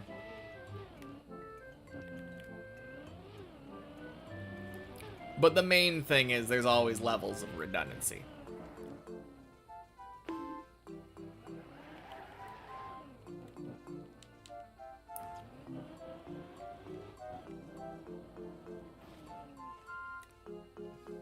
If you'd still be dreaming, then I wouldn't fall down the tower. Alright. In that case, it is time to climb to floor 16 in order to try to gaslight Bot Awesome into thinking they're still dreaming.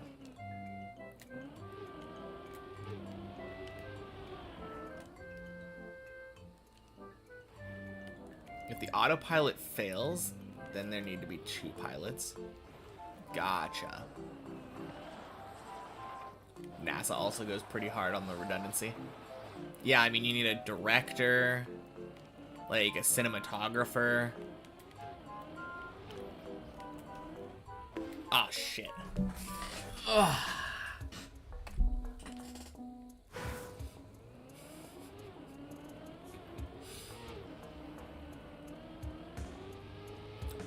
All right. It's official. It's a nightmare.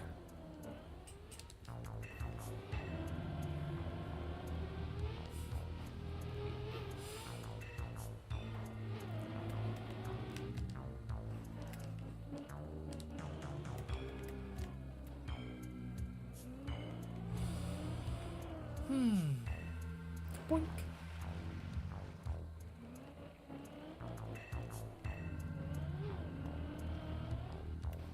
Your dad's been teaching pilots to fly for 20 years. He knows everything about planes. Cool.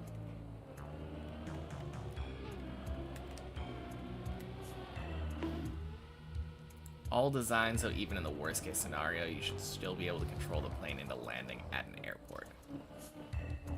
So all pilots being, like, incapacitated.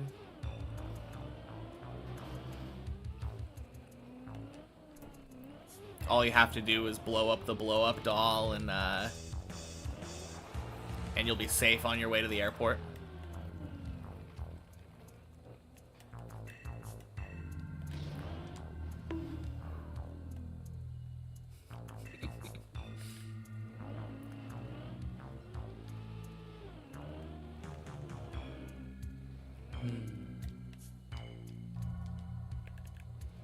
Picked a bad week to quit amphetamines. Apollo guidance system had multiple CPUs, and they would all do the same calculations.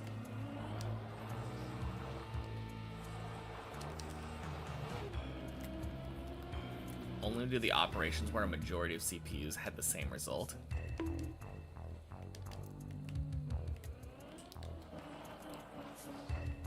If the plane is already set up to perform an auto land, yes, actually. Cool. I mean, it makes sense that landing would be automated. Computer democracy.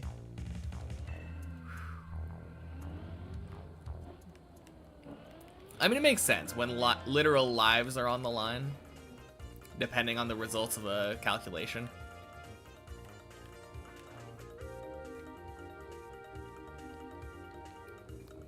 Don't want to depend on the ones and zeros of one CPU.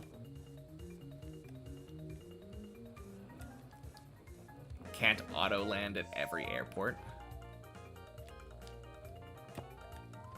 I guess that's fair.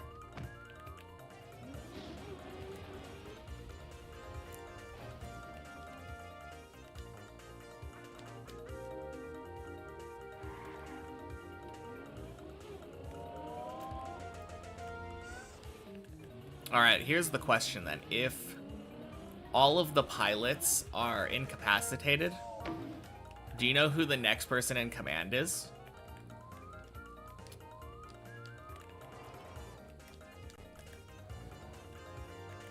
Like, I wonder what level the flight attendants have in flight aptitude. Are they trained in case of an emergency on how to, like, handle the autopilot situation? Very often pilots only do it when it's required given the visibility. Oh, the auto landing? No, that's fair. Probably the purser. Wonder when self-flying planes will be a thing. I mean, as we've been talking about, that's basically what we have right now. The autopilot just needs the proper instructions, and then it's just pilots supervising it, essentially.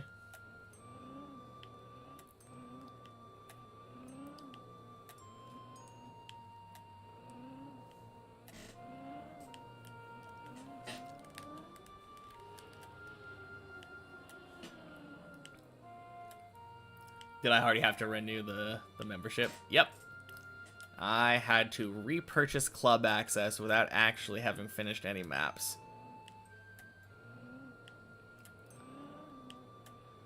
As close as we can get safely to that. Yeah, I mean, we could go further, right? But it is the matter of safety. Like, do we really want to, trust more in the piece, or in the computers?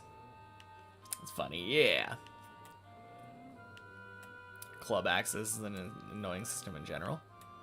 It makes it so that this game that we all have on servers is able to function without adding stupid things like microtransactions. Aw, shit. Often better at critical thinking when presented with nonsensical data. True.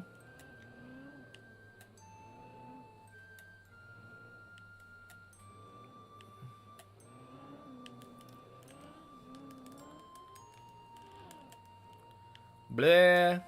Please flip. Happy Monday, Kevin. 20 bucks per year is fine. Yeah. That's what I'm saying. Like, servers don't pay for themselves, and it's not the kind of game where, like, enough new people are gonna come in to play Trackmania where it could fund itself based off of entirely a new player base. So our choices are really like a subscription service, or have the game riddled with microtransactions. And I think I personally prefer the subscription service. Rarely play TM, but it's worth it. Yeah, I mean, it is if you want to specifically play, like, in clubs, like on server rooms where you're doing fun, like, community competition things. or needing to constantly pump out new games. Yeah, like, that would be the alternative. And then all of the community-made stuff that's on 2020 will have been, like, obsolesced, I guess.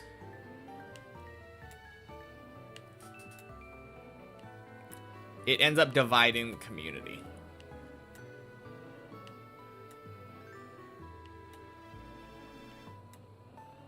Still have all of the seasons from when you did have a membership, even if you don't renew. True.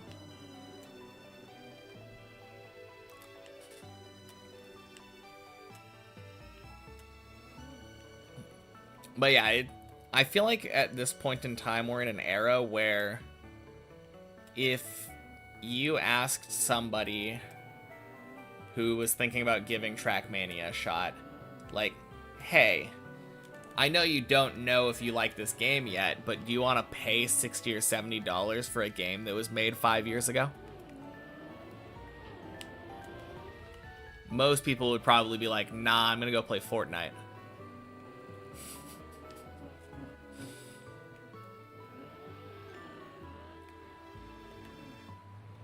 But yeah, imagine that Trackmania decided to lock car skins behind microtransactions. That is a real world we could live in.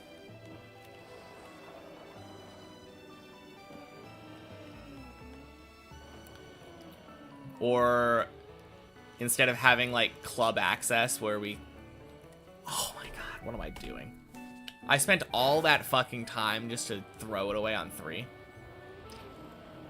Blocks for the editor, yeah.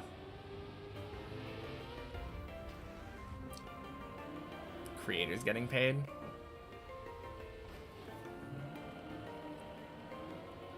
Not every creative thing has to be a job.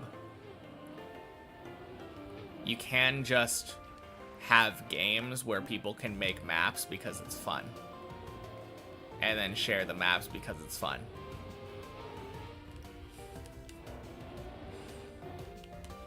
I feel like everything has become jobs.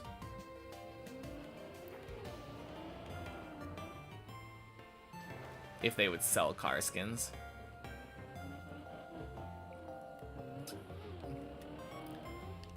I mean, I think at that point we would just have fewer, shittier skins that are entirely made by Nadeo, and it would be specifically like a modding community, and they would probably outright ban using skins that are modded in. It probably wouldn't be a very easy thing to ban because it's like server side or whatever, or not server side, client side. Well, that would be the problem. You wouldn't get to show other people your cool skins.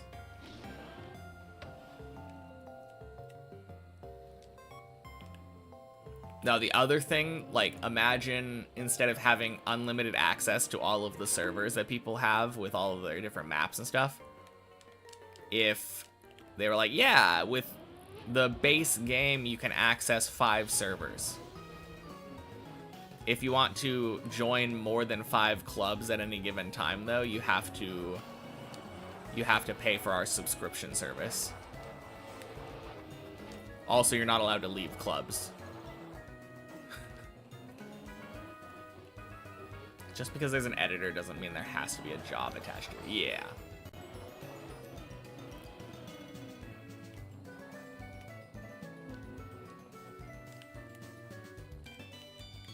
More like Counter-Strike, where 95% of the skins are made by the community.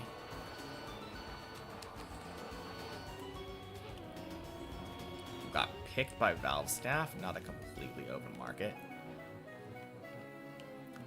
I know.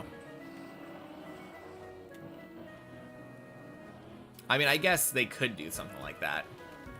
They already do stuff similar to that with, like, Cup of the Day stuff. Since those are just community-made maps that are selected to be played during a tournament for the day. Pretty sure that people don't get paid for having a Cup of the Day map selected, though.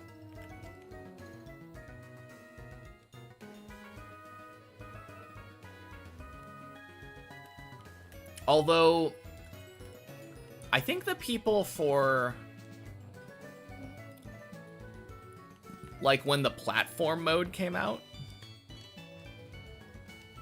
when they did that, I think they did actually, like, what's the word I'm looking for? Freelance, like, hire people to make maps. Gave contracts to build map, and then they got paid. Yeah.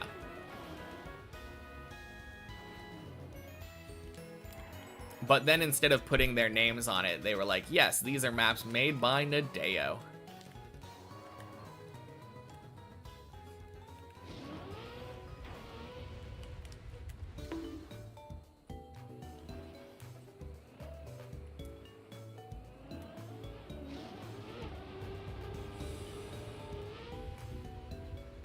Yeah, for Cuppa, they don't get paid.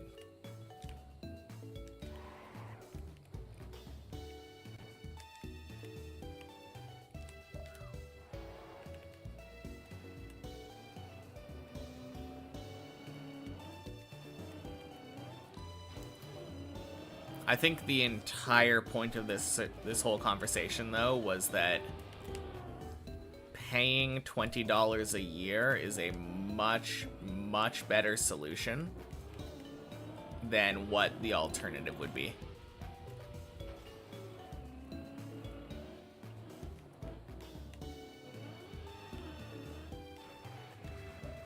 Not just for it being in the Cup of today. Yeah. Special exceptions. Indeed.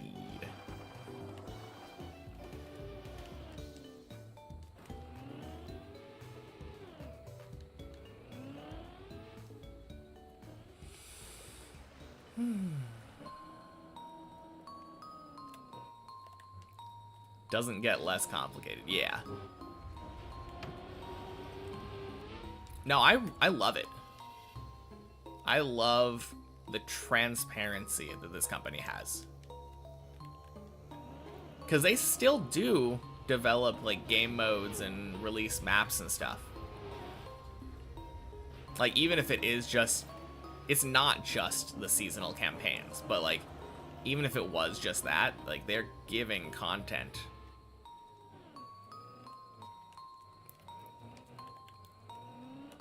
Realistically, I feel like those seasonal campaigns would, in any other game, probably be more than a $5 DLC. Remember stunt mode? Yeah, I mean, not all of them are successful, but it gave people YouTube content for a week.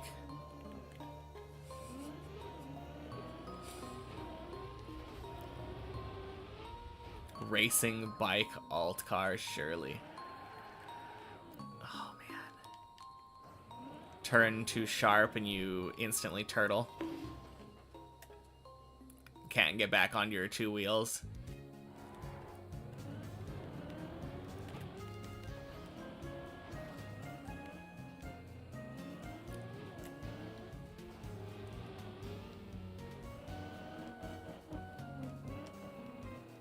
Monster trucks, so more kids join. Is that not already like Snow Car?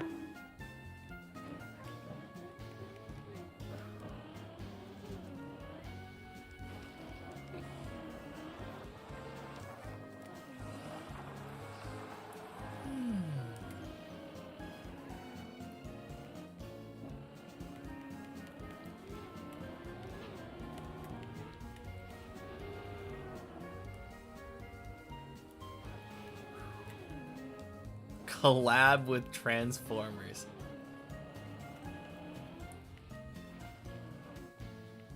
Then the cars can do dances. Alright. New DLC era of Trackmania. When are we getting the Hatsune Miku collab?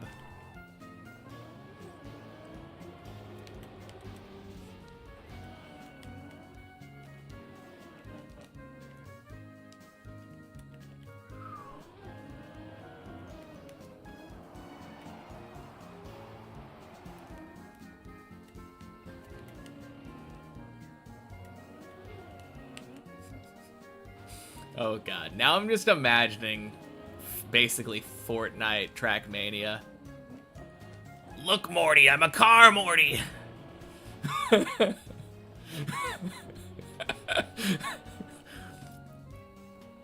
Oh jeez, Rick! You turned me into a car! Oh jeez!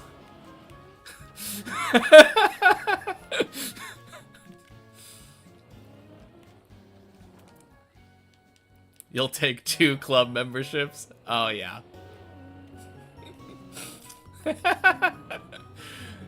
Ah.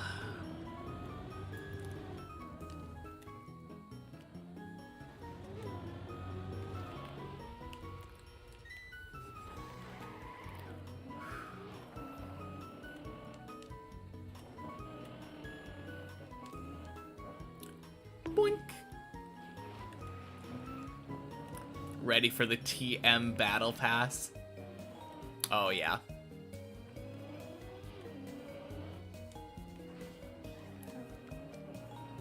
I mean, we do already kind of have the TM FOMO in the form of the seasonal campaign skins that you can never get again once the campaign's over.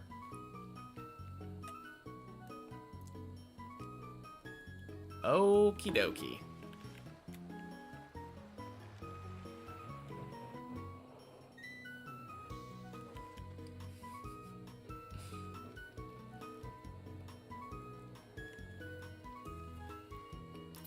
Well, Bot Awesome is not ready for the ads to end.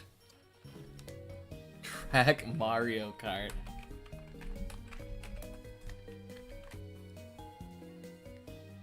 Boop.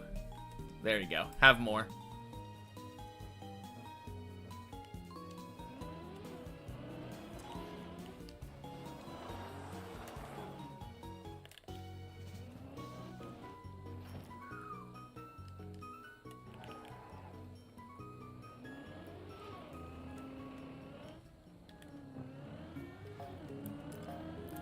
That's really what we need.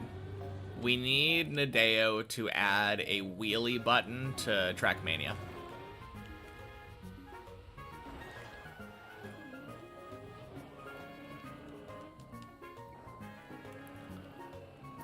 Or drift boosting, you know?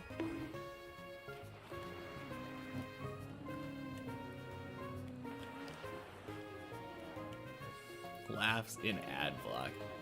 Nice.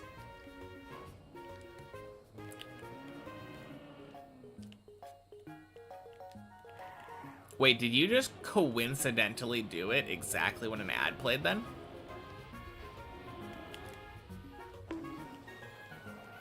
Don't want me to get paid. No, my pennies.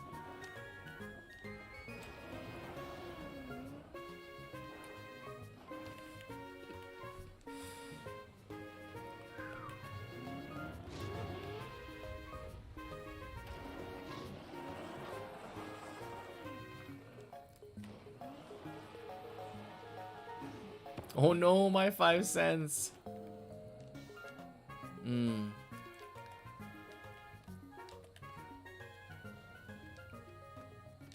Could be. Right after auto ads, you redeem the ads thing. Yeah, I know. But how did you know that the ads were coming if you were ad blocking? Or were you joking about ad block?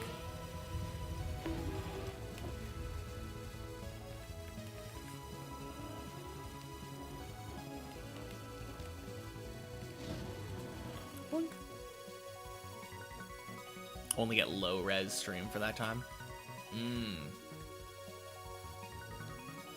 Interesting. Is that the way that Twitch ad block works? It just blows up the tiny stream in the corner.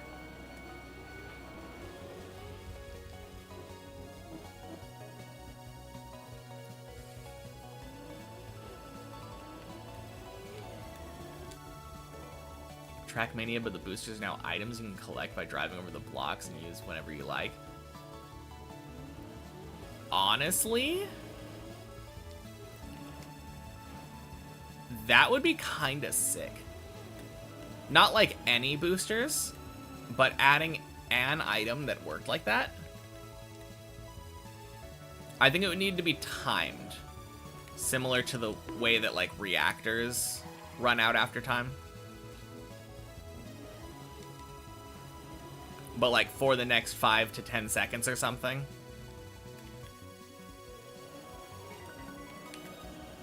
You can re-click a button and have it boost.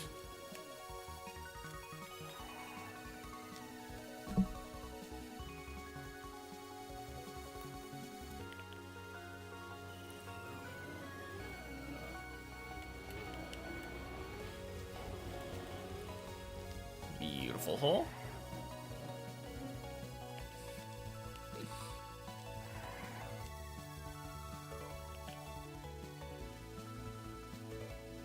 No, that would actually be a really, like in Rocket League. Is that how it works in Rocket League? I thought Rocket League was like a... I thought it was a resource system where you had, like, charges that you could use at any time.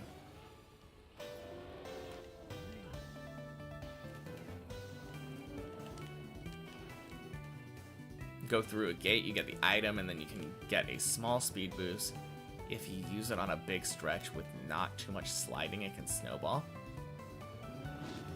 Yeah, exactly.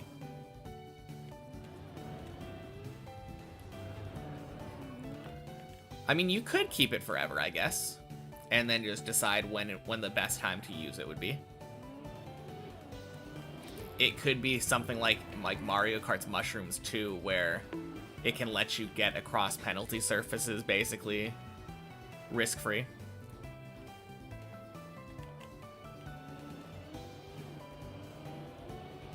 You can fill up the boost meter up to 100 and use it how you want. Okay.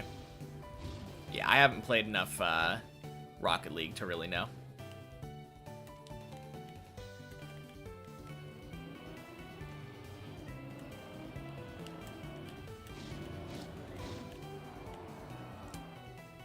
Could honestly be its own item.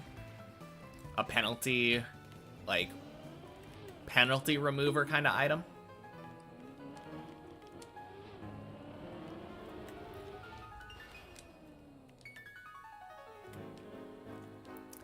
Honestly, I could see that being an effect block.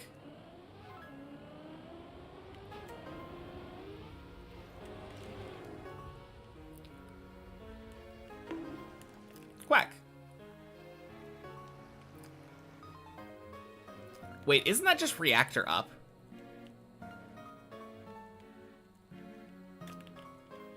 Did we just reinvent reactor up?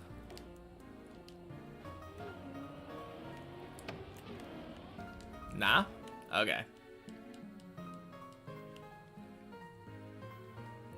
Well, I guess reactor up wouldn't make snow act like ice.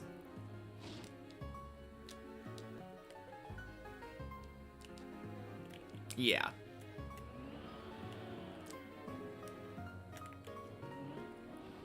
But, like, having penalty grass be regular grass instead. And what is the other thing? Sand being dirt? Yeah, reactor up just makes everything reactor.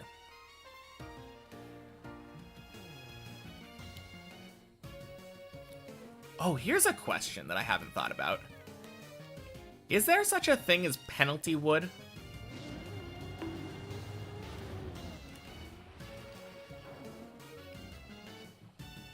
Gives you its own speed boost, too. Yeah, true. The thing we're talking about wouldn't be a speed boost. It would just be, now snow is ice.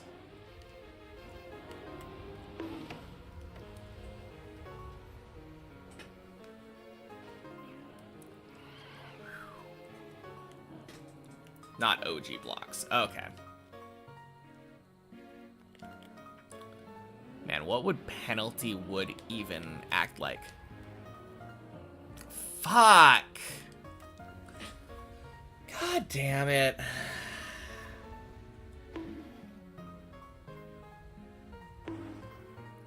Okay.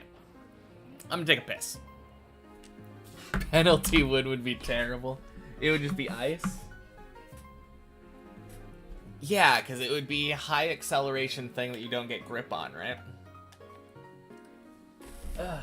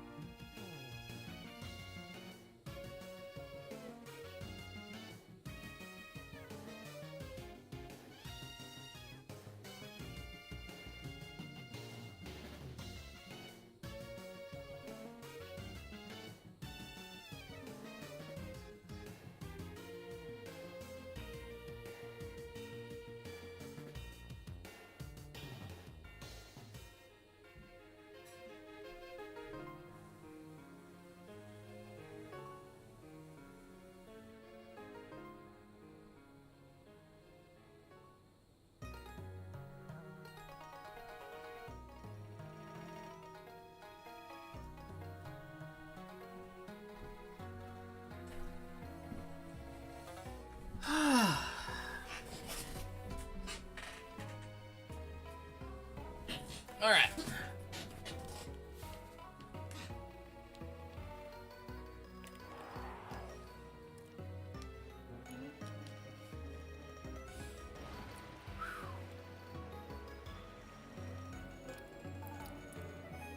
Yep, it's official. We need penalty wood.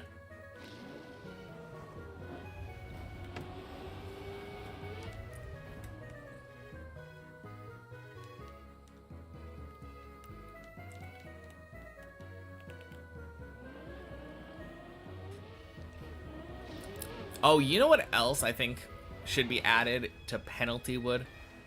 I think it should be a bumpy surface. Just to add more chaos.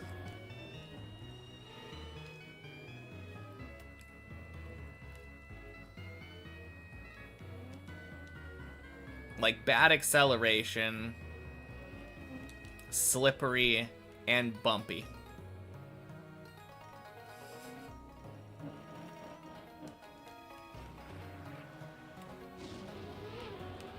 Now you're just getting too evil. Well, just think about wood, right? Wood itself is like... It's like finely sanded planks. They're straight, they've been processed. So a penalty version of wood would be just unprocessed wood. Different wood types.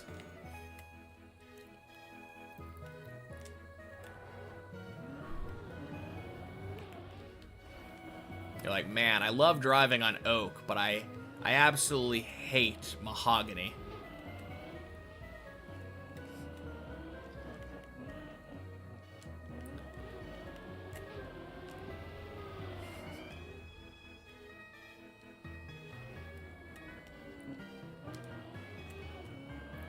Can't really tell because they're just slightly different colors. Yeah, exactly. You're going into a wood section, you're like, all right. Is this cherry or is it sycamore?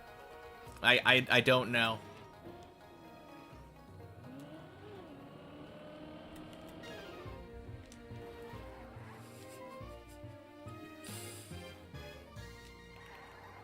It's both. Oh. Now we're getting hybrid wood types.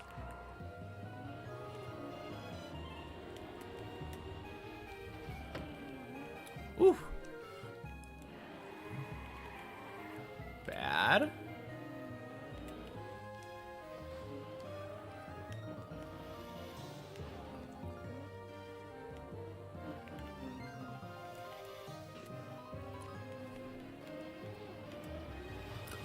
What am I doing?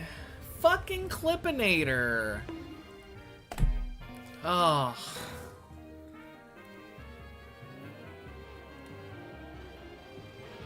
How's the water temperature? What are you talking about?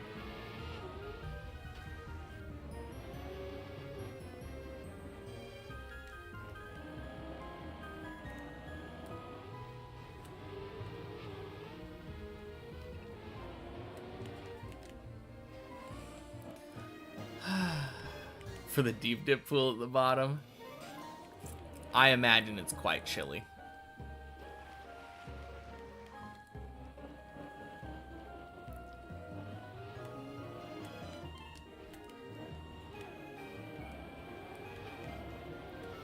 Every time you land down there, it's like taking a plunge into an icy lake at 4 in the morning. Makes sense because heat moves up. Oh yeah. That's why everyone knows that the top of Mount Everest is the warmest part.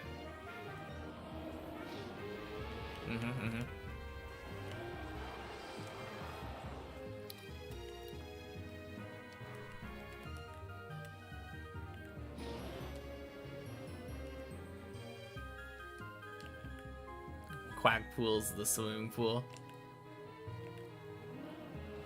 Oh yeah, that one's like a warm jacuzzi. That one's just fine.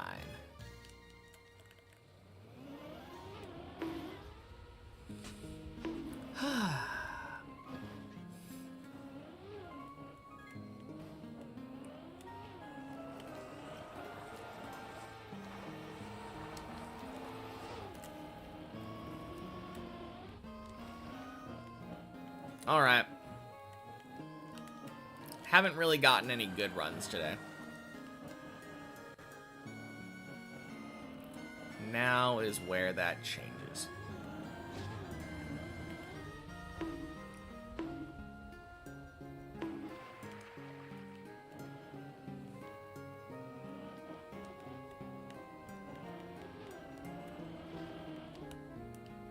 Fuck. Good save.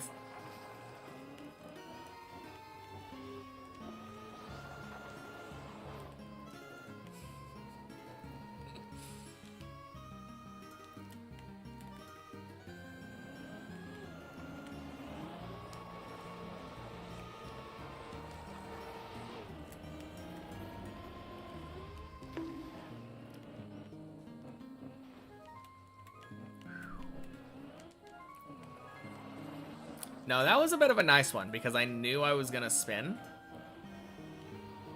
And I ended up doing the inputs that I needed to do 360 spin instead of just dead turtling.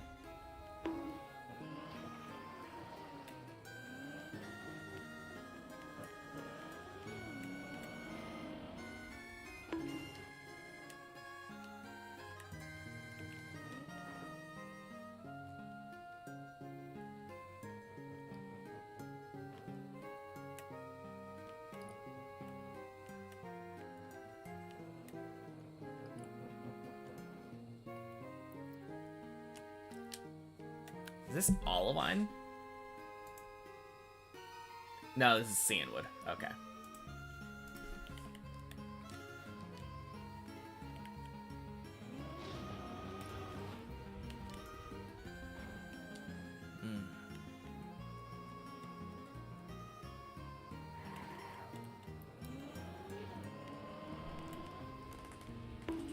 Jeez.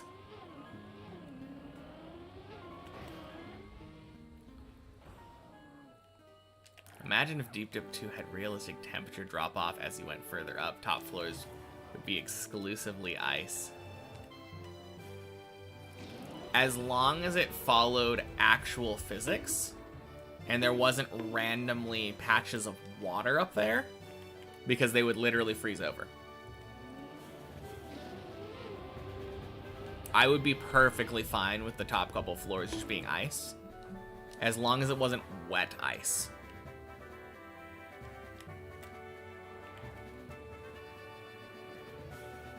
I feel like usually if you fall off something with ice, your tires are going to defrost by the time you land, and you'll actually get to have a good chance of recovering.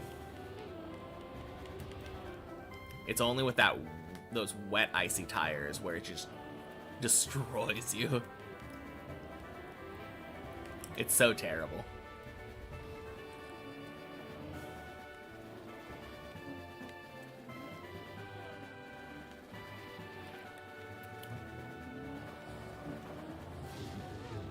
Yeah, it's kind of funny though. I feel like the ice 360 for a long time was my favorite jump on the map because it's relatively simple to do but looks very cool. But I think now it's simultaneously like one of my favorites and least favorite jumps.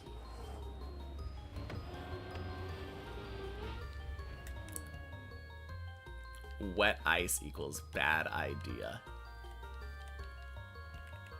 Yeah, for a high floor and a tower map.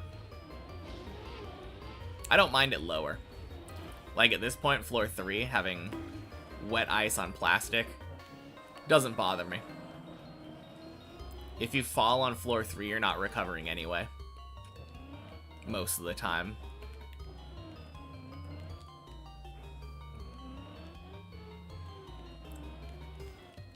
But it's so sad landing on like floor 9 and not being able to recover because your tires are wet and icy.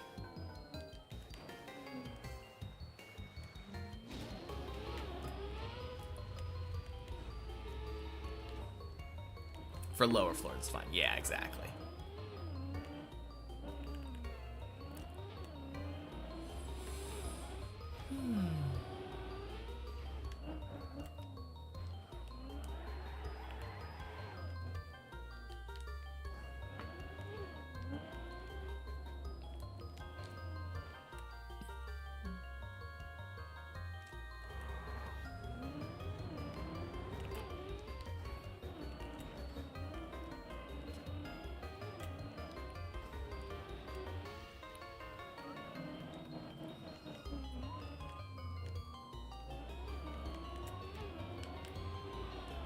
Nice.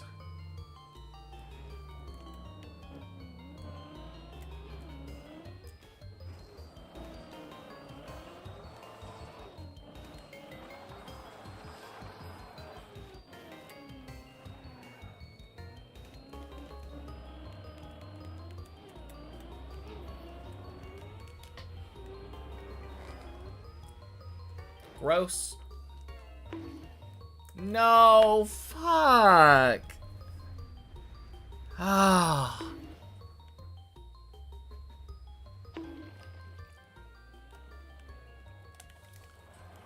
God, why? Why do I do this?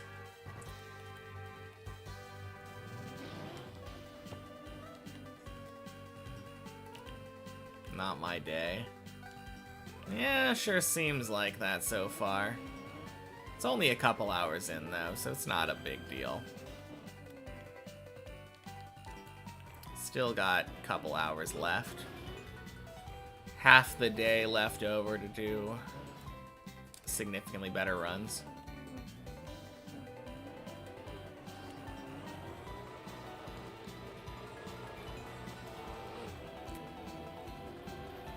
Server's fault? Yeah, of course. But more importantly, it's the mapper's fault.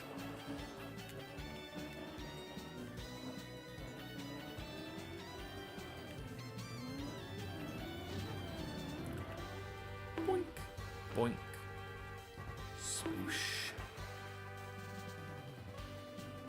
Everyone knows that.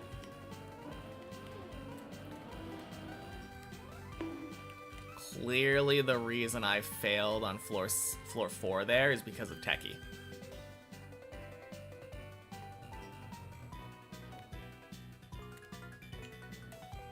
Do I think they wanted me to fail/fall?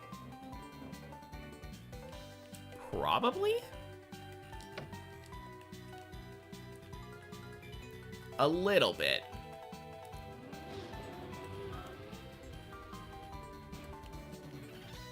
Well, they don't want you to drive perfectly 100% of the time and never fail. Failing is part of the experience.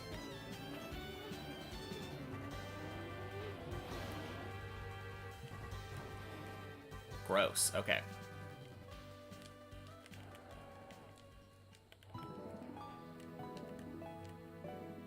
But I also don't think that they want you to fail on any particular jump.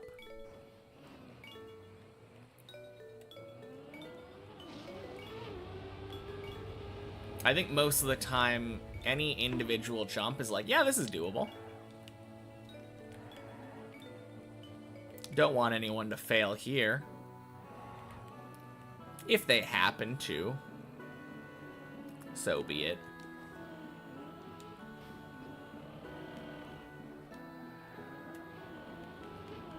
I think failure as a deep dip experience is just the name of the game. Literally deep dipping.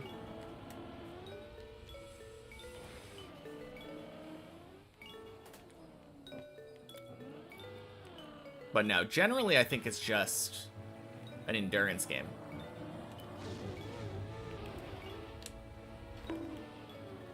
Pretending they're just evil mappers is much more fun.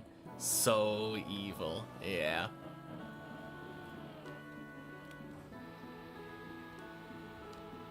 I mean, I don't have to pretend they're evil in order to blame them, yeah?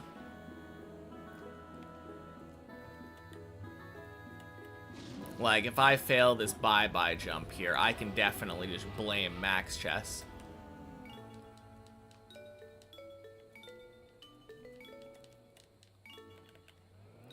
Clearly, I failed this jump.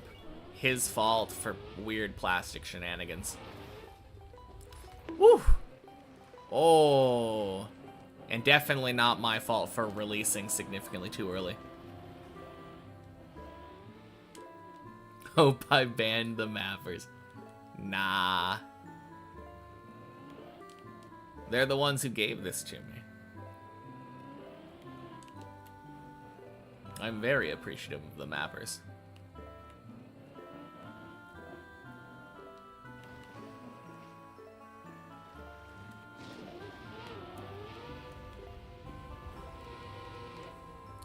Don't know if that was a good thing. Sure it was. Gave me an excuse to learn Trackmania.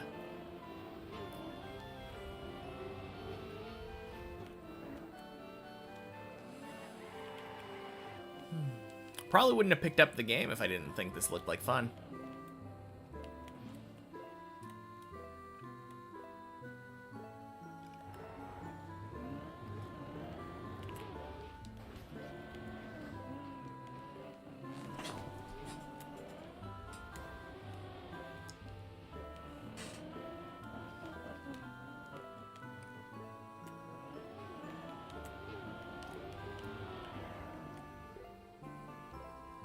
Did I play another TM before? Nope.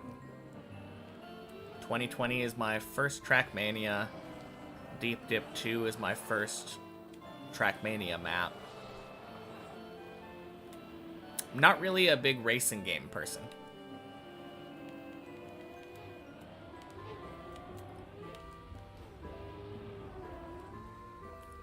I just had watched Virtual play before and thought, dang. The things he can do with that car is very impressive. Looks like it would be fun to be able to do the same types of things. Really something else in a good way? Thank you.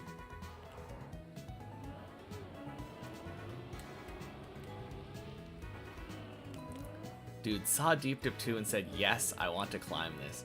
Exactly. Happy Monday, Super Saiyajin. I like your name, by the way. I didn't even think about it until after I said it out loud.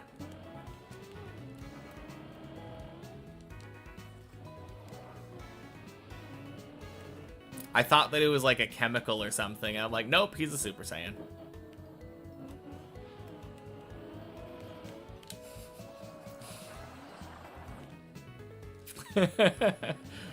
Yeah. No, it was really cool.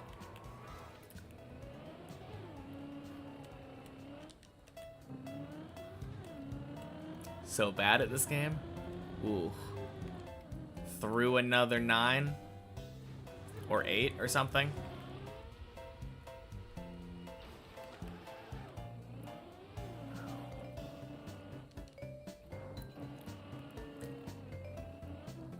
$17.27 hours later, still wants to do it. Yep, absolutely. Oh, you were on Deep Dip too. Oh, okay. You were literally right here, and I'm just blind. And now I'm all alone again. You threw on the easiest Deep Dip 2 floor? Oh shit, you got to 12? No way.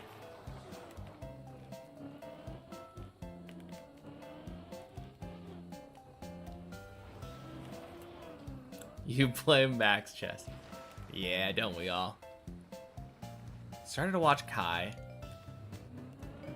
Just can't watch that anymore, so boring. G2 was great. My favorite was always the original Dragon Ball.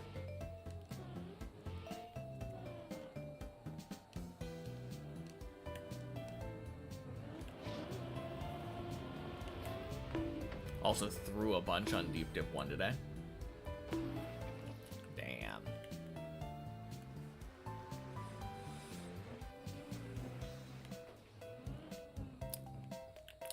Z was good. It had its moments.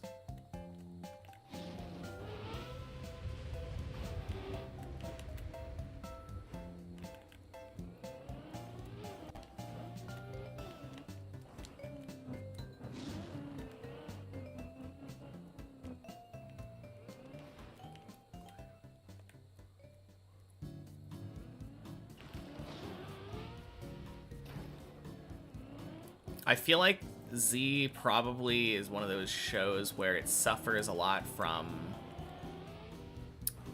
specifically the fact that so many shows have built upon it and used what was more original ideas from Z to create tropes out of it.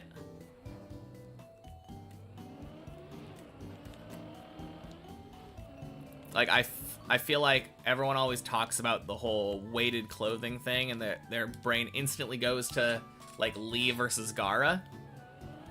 Yeah, that was Dragon Ball.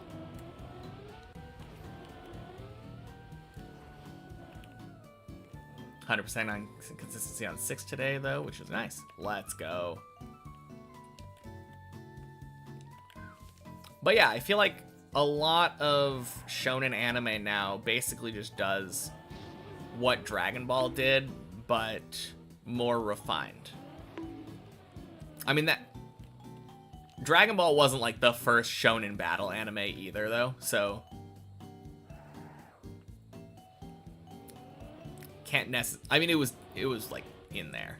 It was a very big pioneer. A lot of shonen like manga art, shonen manga authors like quote having watched Dragon Ball as like an inspiration for them growing up. So you can see that, but like, yeah, it's just one of those things where earlier works of fiction get refined and have their storytelling done better later.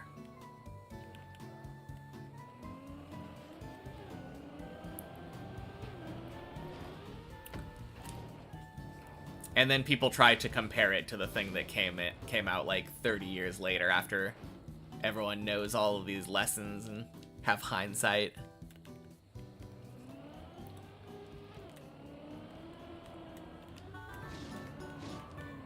Shit. No. Ah. What? Oh. Okay. Okay. Calm down. Calm down. Go to the pool. So much different animes. I go 5 years. Mostly watch ecchi harem. Fair enough.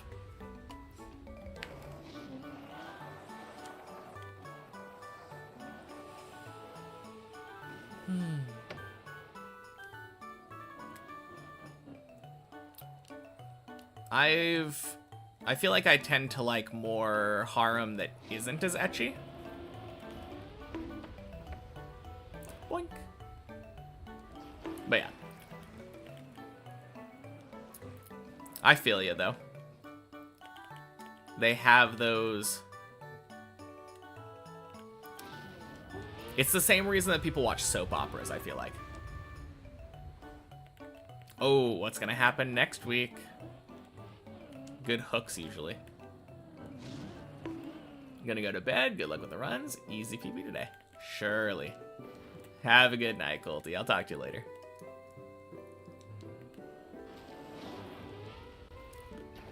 Isekai you enjoy too? Yeah.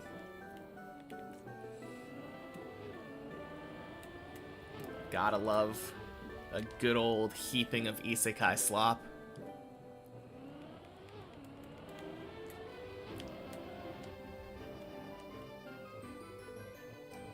Don't really need to follow.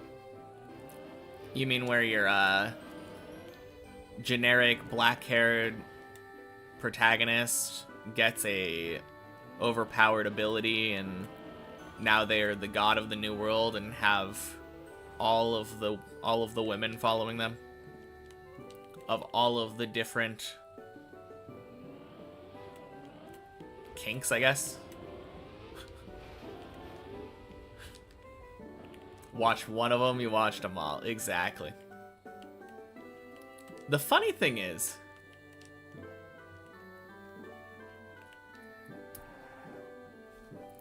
there are some of them that I feel like take that and run with it. Like, after watching a lot of isekai slop, watching something like Konosuba or Eminence in the Shadows,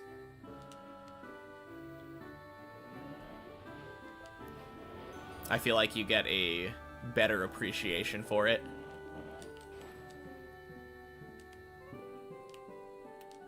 Konosuba's great regardless, but like, especially with the benefit of like knowing all of the tropes. Why is it always a harem kingdom?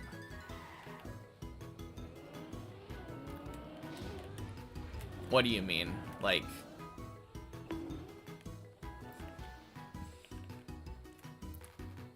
are you just talking about like with isekai?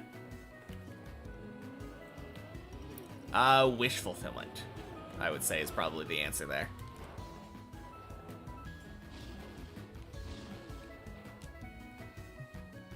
It's so that the protagonist cannot commit to any one person, and then the generic protagonist can theoretically be with any of them. And then any kind of girl that would be possibly your ideal girl can be one of the potential harem, like, love interests.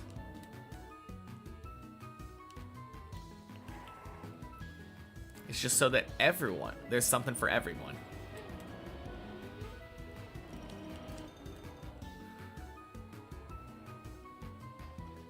Ooh. Quackant.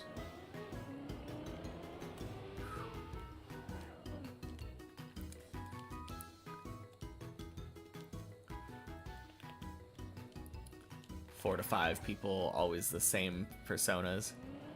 Pretty much.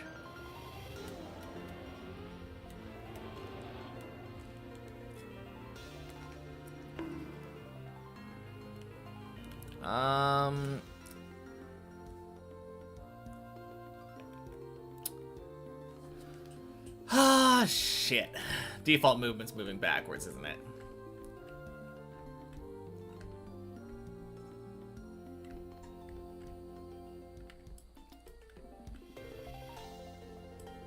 Rude.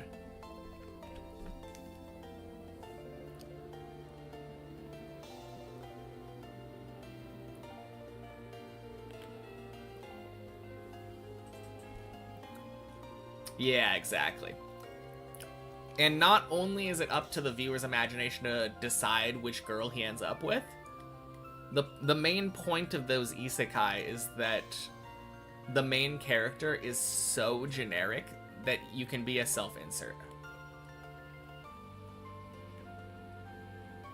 So it's not just that they get to be with her, it's that you get to be with her by proxy.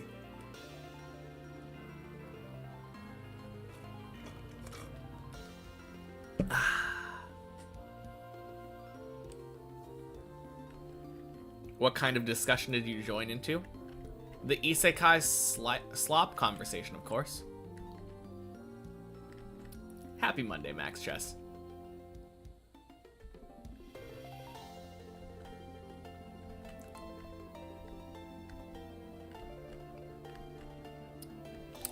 So close, yet so far away.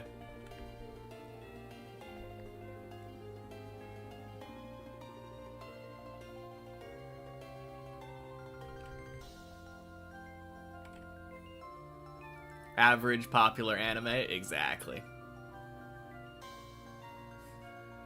Oh, wait. Oh, you're rating things, yes. Average popular anime, random anime, isekai.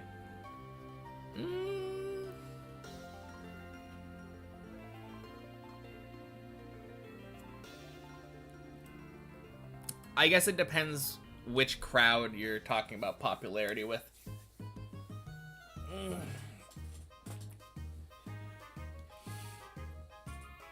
Makes a lot of sense. Always thought it was about about inserting as many sexually appealing girls. Yes, yes it is.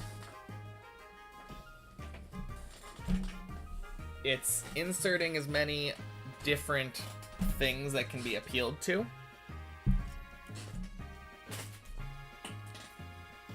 Things like Dragon Balls, Attack on Titan. Oh, is that what you're talking about? You're talking about not popular anime, but like Shonen Jump titles.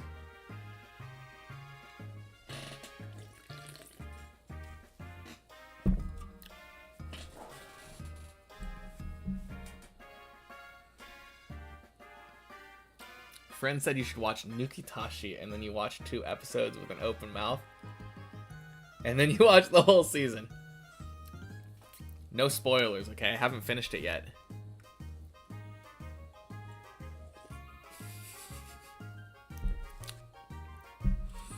Honestly, kind of an entertaining show.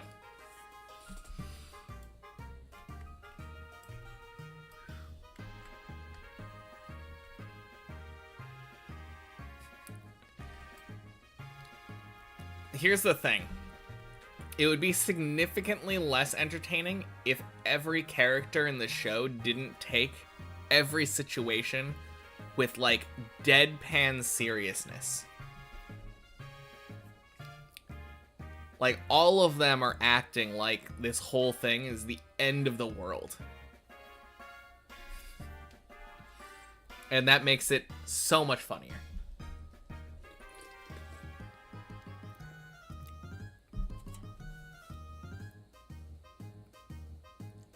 Funny point gets old and then it's just another anime. Yeah, that's true, but I don't know. I feel like sometimes it's up to us to just enjoy things.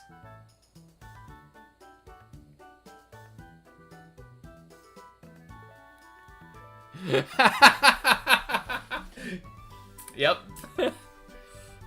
So to give you the rundown of what you just stumbled into, it's an island where everyone is legally supposed to be horny.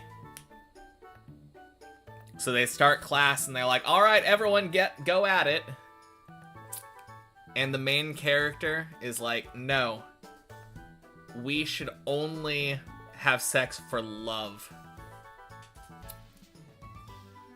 Yep, that is a real anime.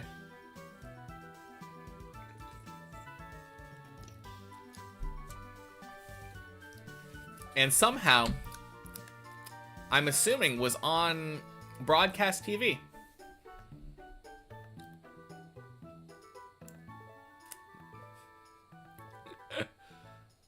so absurd that it's a good watch. Yeah. Ooh. Let's fucking go. What a save.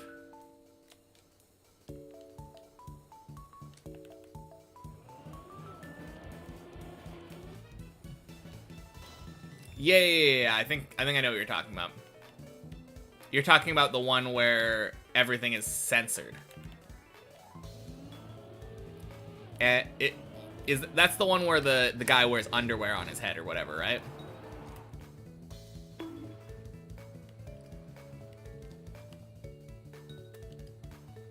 But yeah, basically exactly that. That, but in reverse. Fuck. Oh my god, how? How do I go and screw up these situations so bad? God damn it.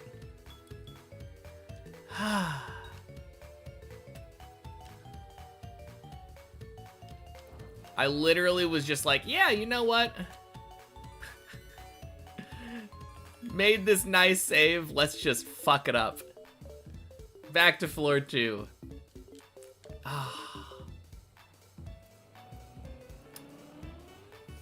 Welcome in, Shmaniel. Happy Monday.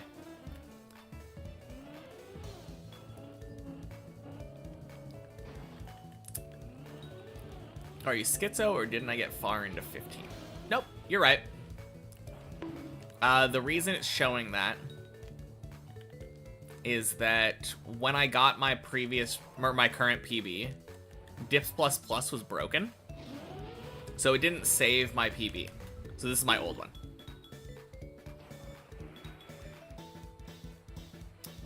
Hentai Common, did I watch that? I don't think I did.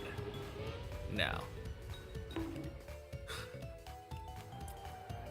Yeah, it's not a big deal though. Like, sure, sucks that I have to talk about my PB not actually being my PB now. But I'll get back there. Eventually.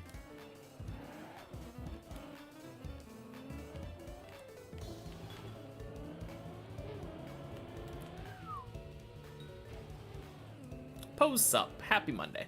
16's PB? No, 15's PB. Chat should Google it. Yeah. Clearly.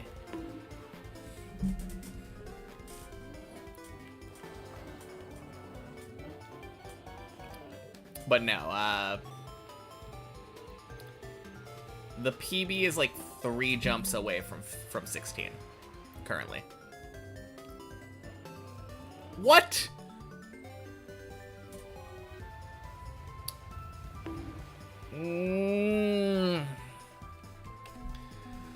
God damn it. What is going on today?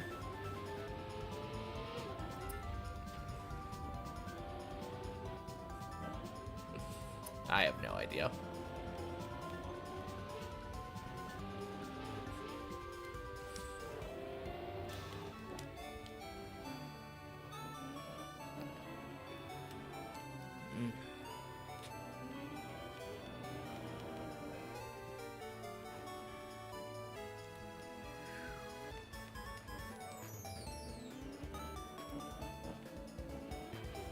What's going on today is that I'm like 2.5 hours in to like regular runs, and I haven't made it past the quote-unquote skip on floor 8. That's my day's PB right now.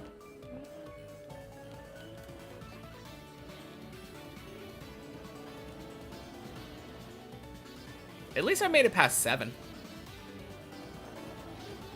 But goddamn, I have been playing so bad these last few weeks, and I don't know why.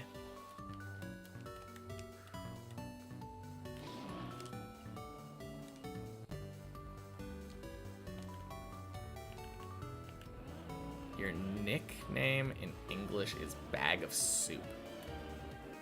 Oh, okay.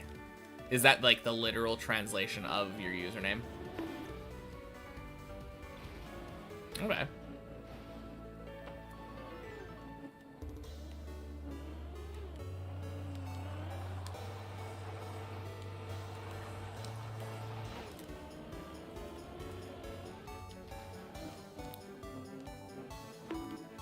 Yes, in Norwegian. Gotcha. Is it 3 syllables then? Like pose soup? Pose soup? Pose sup? I don't know. I feel like the U is usually a U sound.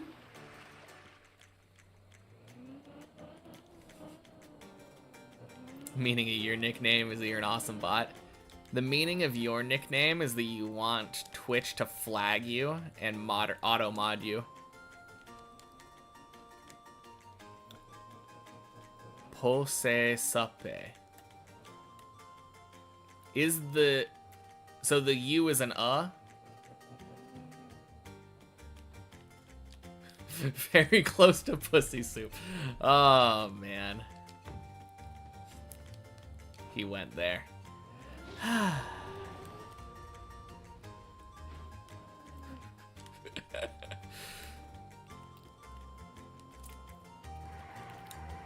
No, it's fine. I'm sure other people were probably thinking it.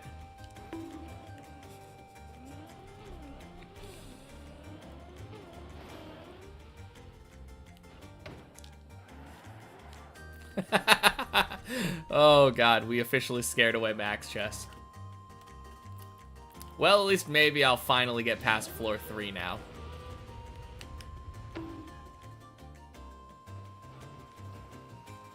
Yeah, I knew about the origin of your name. League of Legends. Yeah.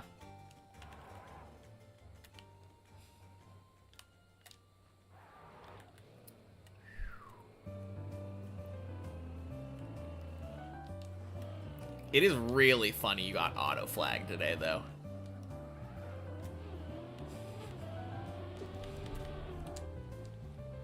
Hey, Fruit Snoots. Happy Monday. Thank God you're here. It has been quite the bad climbing day. But now it can turn around, finally. Today you act IRL like a bot. Doing things that you have to do without any emotions.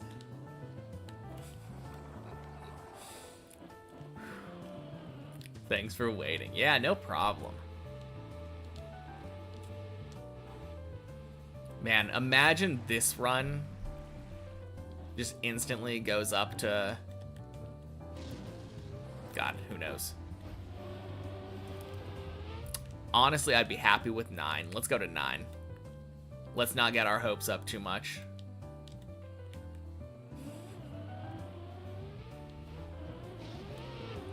Oh, this morning I did a warm-up session, like I normally do.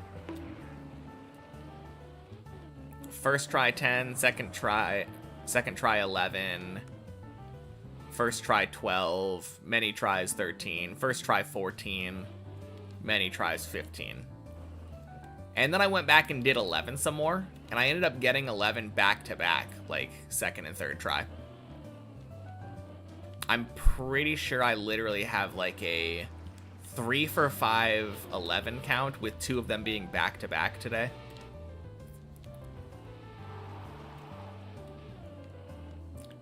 Vaguely in the fluke of Fin for PB range. Fluke of Fin range for PB now. Yeah. Vaguely. I could maybe one-shot. Deepak Chop Dip. Thank you for the follow. Happy Monday. This is the run, floor 20. Surely. But yeah, first try, floor 14 was nice. Absolutely. Thank you.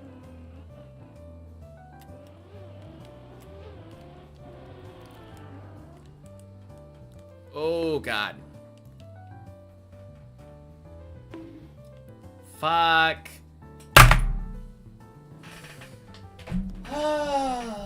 Fucking Tony.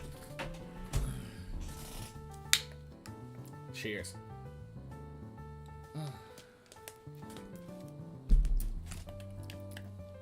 Anyway, how's my 15 feeling, by the way? Before your break, the last stream you saw was a portion of the initial 15 practice. It's iffy. I think the main thing now is that I'm kind of prone to being dumb on the dirt flick at the end and attempting to send ice slides that I don't like. Like, it's very easy to tell whether or not that it's like a super clean ice slide that's gonna get plenty of speed and make it up there and like be correctly aimed. It's really easy to tell if you have a good attempt. But for some reason, I just send bad ones. And then also, I'm not very good at ensuring that the dirt flick works. So those are probably the main problems with those 15 jumps for me now. Everything else I'm pretty good at.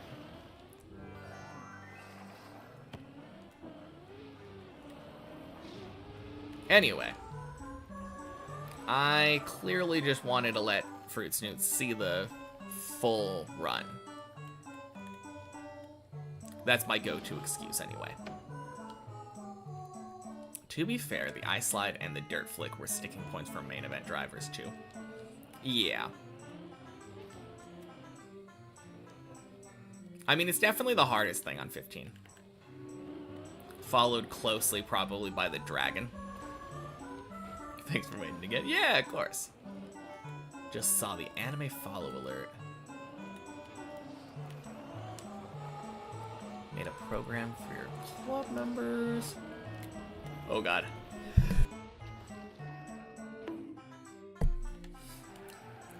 Where they can put their arcade player cards on an NFC reader. Then it triggers a welcome screen with a custom GIF and sound. Did not moderate the files for the first week. 80% of the most cringe anime stuff you can imagine.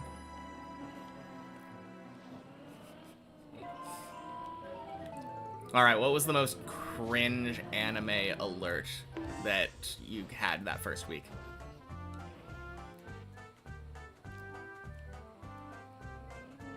Nails the floor one eye slide while reading a wall of text and sneezing. Top tier.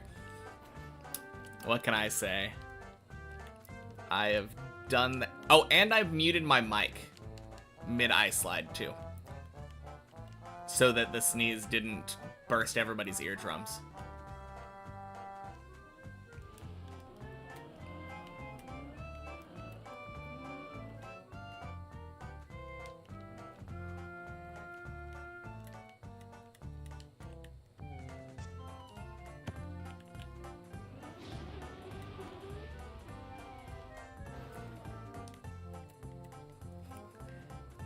Had to remove a clearly lolly gif with a sound that was not safe for work. Fair enough. Yeah, putting that on a public alert is pretty cringe.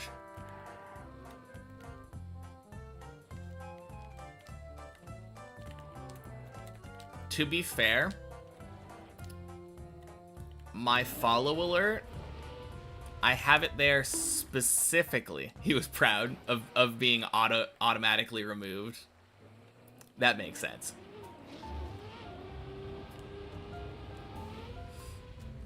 But yeah, my follow alert is there for the 1% who happen to know Renai circulation, so that every time that I get a follow, they instantly get the song stuck in their head.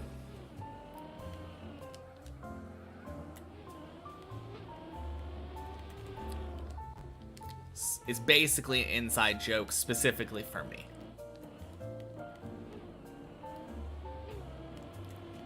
About 200 hours and I've completed 1 year of work in Norway.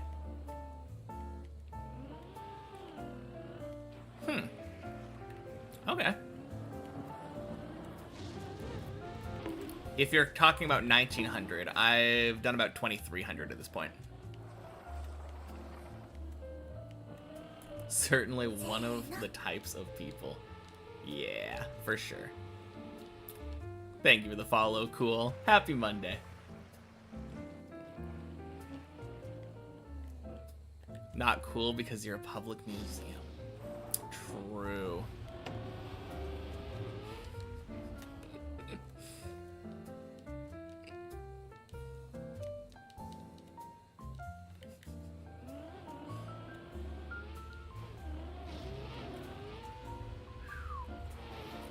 In jokes with high school 15 years ago that pop into your head on a regular basis. I swear half of the things that go through my head is just South Park references.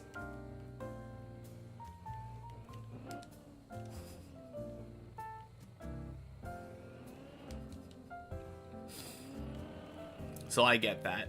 I don't even remember the last time I watched South Park, but there's just too much quotable shit.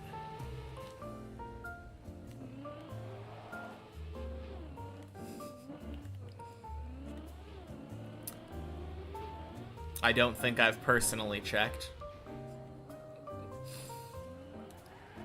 If that is a reference, I'm not sure what it's a reference to right now. Source South Park.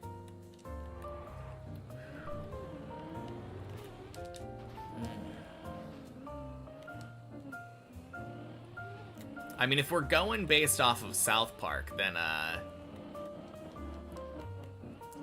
we also have to assume that Trump was a woman at some point after being a closeted gay man for a while.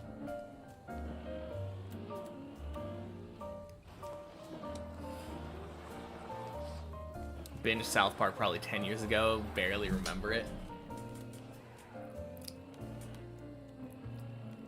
I think the thing about it for me was that specifically when I watched it, it was like middle school to high school time. And I remember watching it because my parents told me not to. And it was on randomly at like 9 or 10 at night. So I would just have that on in my room while I was like supposed to be getting ready for bed.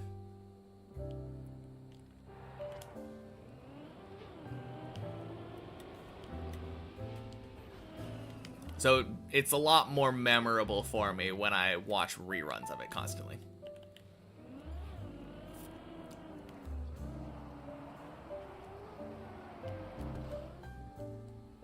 If you start watching an episode, probably instantly remember. Yeah, they are very memorable episodes, to be fair.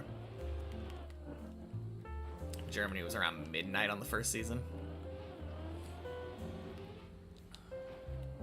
I don't actually remember how many seasons were out at the time.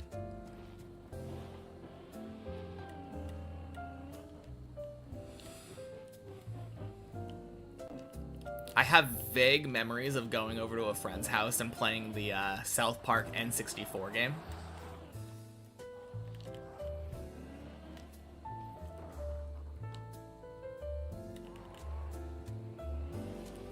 Listen, son, Grandpa's already 34. Remember the first season on TV? I think that at the time, even if it was the first season, I wouldn't have known because I think at that point in time I didn't really have, well, I knew that TV shows had seasons, but like I didn't care because at the time it was like you watched whatever was on, like for cable, you know? Fosi, happy Monday.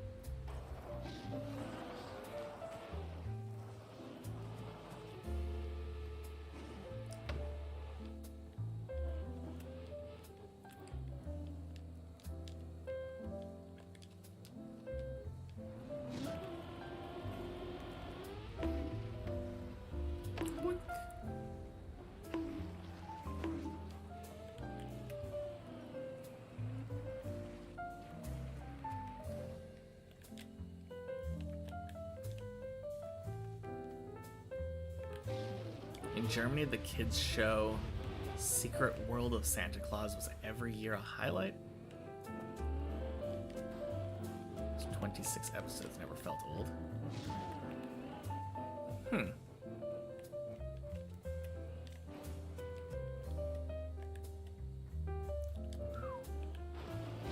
Level of dedication's insane. Respect that. Thank you. Appreciate it. Yeah, I had to tone down my dedication a little bit. I was getting a little bit burnt out. Not burnt. Stressed, I guess. Doing it 6 days a week. So now I'm only 5 days a week.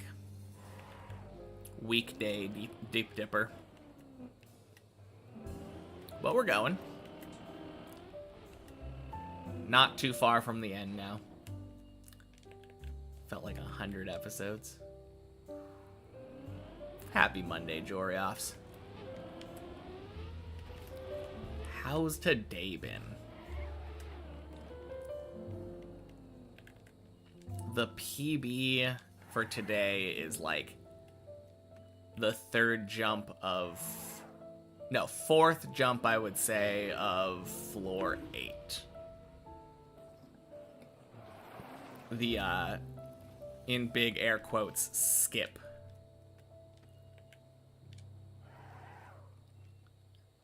Kind of nutty how big a difference 2 consecutive days off can make. Honestly, so true. It's been so nice. Happy Monday, Freckle. It is right around that time where a lot of people are moving over to Tuesday, though.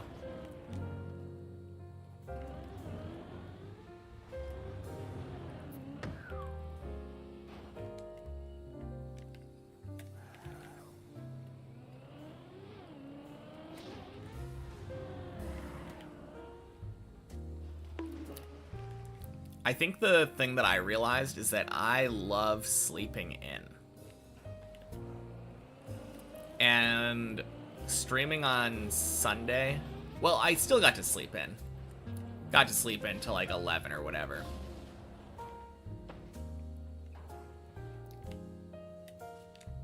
But I don't like having a schedule on weekends.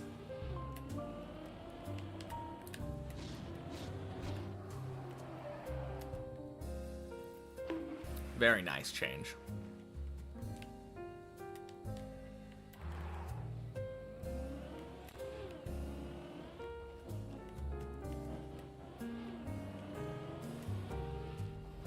Gross.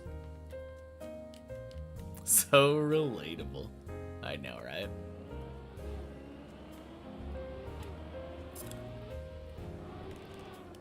There we go. Literally on the other side of the world, watching a guy trying to finish Deep Div 2. Quack!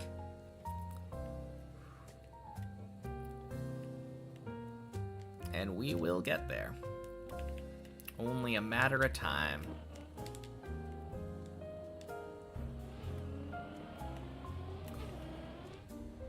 Good luck on the hunt. Need to leave now. Alright, fair enough. Talk to you later, Bot Awesome. And happy Monday, Nazadon. And happy Monday, Alec.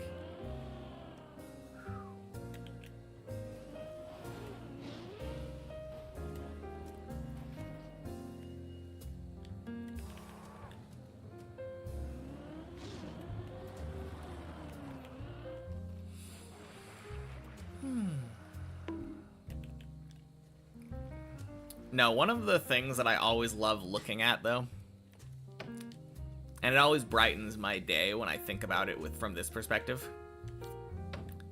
Right now, my day's PB is floor 8. And it's disappointing. If I just think about myself like a year ago, imagine being disappointed about only making it to floor 8.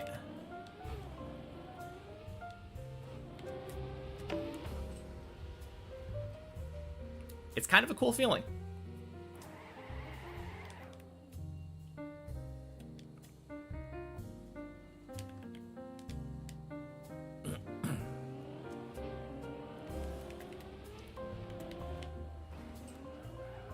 Beautiful.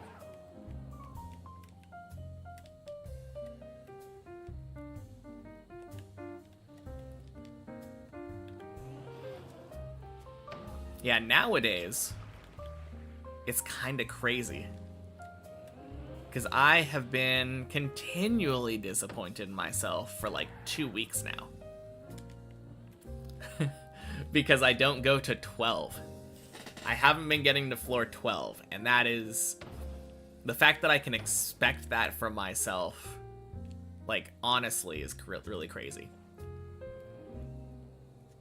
But yeah, that is my favorite thing about this whole thing. Seeing that improvement and being able to, like, look at the mindset change.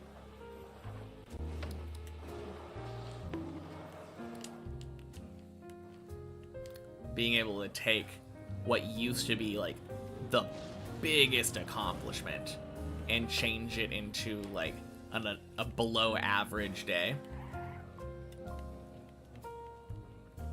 Amazing feeling. Is Deep Dip 2 the first place in TM that I started for me? Yes. I picked up Trackmania on, I believe, June 4th of 2024. And the first thing I did was buy club membership and open up the Deep Dip Club, accidentally join in the offline version of the map before someone in chat helpfully told me how to join the server. Who inspired me to play it? I was a virtual viewer before. I was one of the many virtual viewers who had never played Trackmania.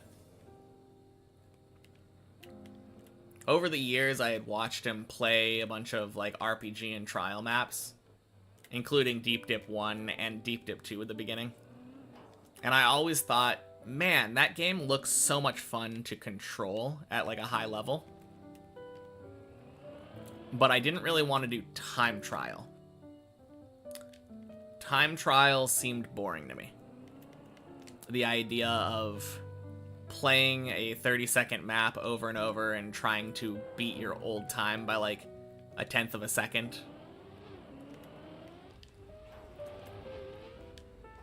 But steadily improving at multiple styles and getting to the point where I can climb an insane tower map like this.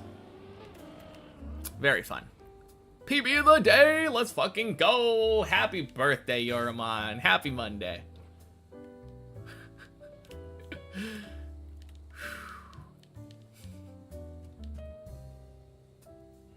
Same for you, but you still don't play this game. It's just so satisfying to watch. For you, it's Tuesday, actually. Fair enough.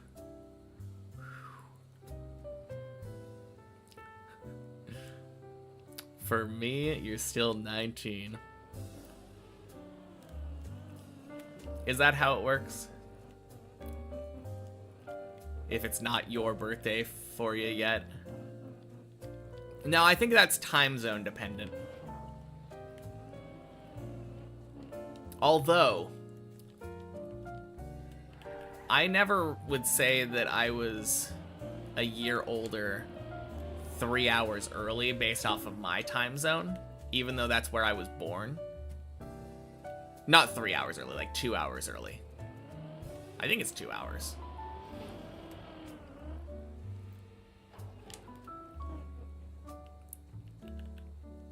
It's an interesting thought, though. Take the free extra teenager time any day of the week. You got it. That's my birthday gift for you.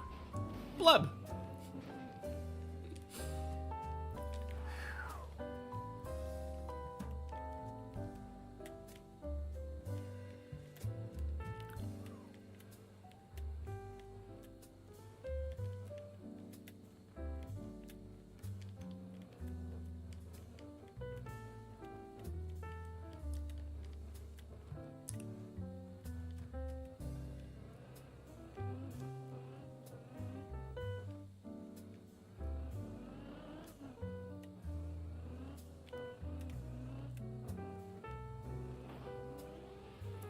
Nice. Any plans on playing Deep Slip? Yeah, it's on the list. Currently, my plans are to beat all of the maps made by the Deep Dip team in descending order of difficulty. So, as of right now, that is Deep Dip 2, Deep Dip 1, Bennett 48 My Checkpoints, and Shallow Dip. There will eventually be a sequel to Bennett 48 My Checkpoints. And if that map comes out either before or during my Deep Dip 1 grind, or Deep Dip 2 grind, I guess. Well, the Deep Dip 2 grind is before the Deep Dip 1 grind, so I guess that's a blanket statement, but if that comes out before I'm done with these maps, I will definitely also play that one. I mean, I'll also drop anything I'm doing to play it anyway. But yeah, once I'm done with Shallow Dip, that is when the rest of Trackmania opens up for me. And right now, stuff like Deep Slip and Wampus are near the top of my list. I do want to try some campaign, do want to try some Cup of the Day. Personally, I really want to try the platform mode. I know it wasn't a big hit for a lot of people, but it feels like it's kind of exactly meant for me.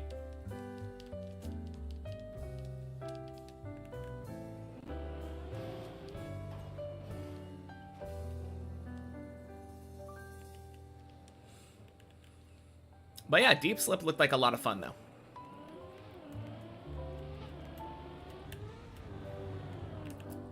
I think it would be really funny beating Deep Slip as my first, like, official ice map.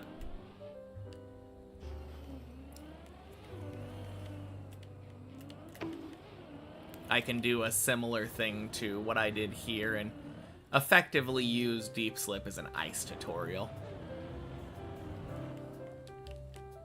Would be very interesting to see me play Cup of the Day. Well, it'll happen after I'm done with Shallow Dip. Happy Monday, Parrot.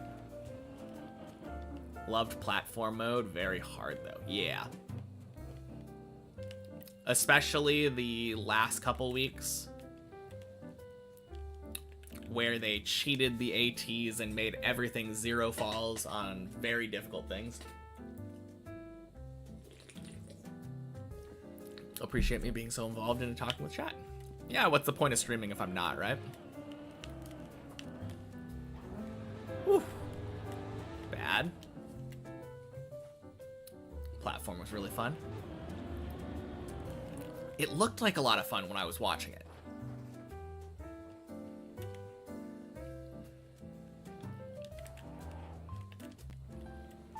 I guess we'll see what my experience is with it. Because I think when I tackle it, it will be still one of the early maps that I've done. I won't have had all that much experience with it yet. With the other maps in the game, I mean. Because a lot of, at least the top level creators, complained about it being like way too easy at the beginning.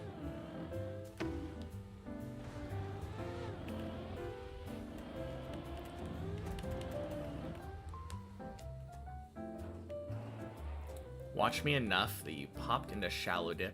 Didn't really have any issues for your discovery runs. Thanks for that. Yeah, of course. That is quite funny. Although there is some stuff on Shallow Dip that's different. 8 equals 10. Let's go. Post-emptive.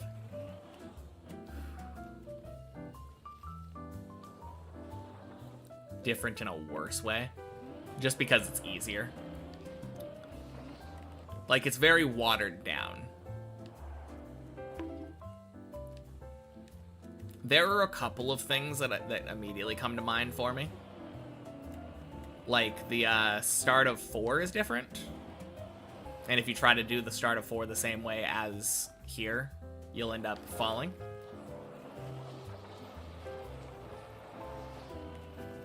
And then the other one that I always think of is the ice slide on 1. You don't need an ice slide there, and if you do too good of one, you can actually fly past the platform you're supposed to jump to. So there's kind of funny ones where if you do it the same way you would do it on Deep Dip, you can get kind of screwed. Some are easier and helpful, but a few of the guardrails they put up block some intuitive routes. Interesting. Yeah, I don't know the map well enough, just from secondhand, like, experience of what people have told me. But that is very interesting. Good to know.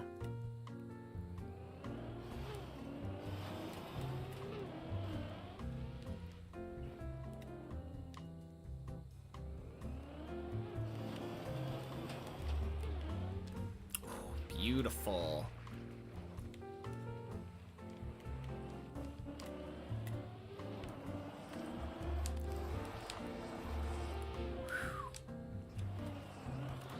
Oh, I almost slid out.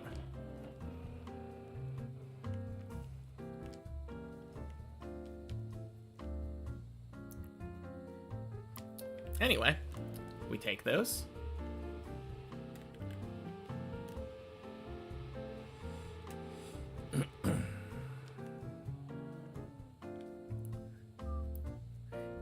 Man.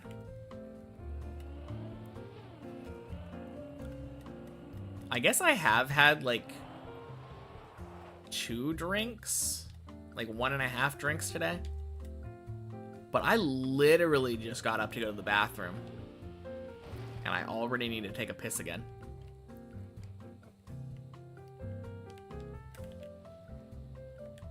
Am I doing them with or without a release tap in the middle? I'm doing them with a release tap in the middle.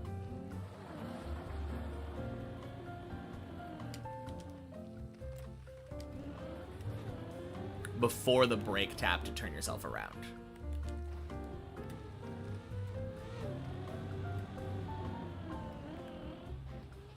That's the correct way. It gives you a better angle. You're a lot less likely to plastic bonk.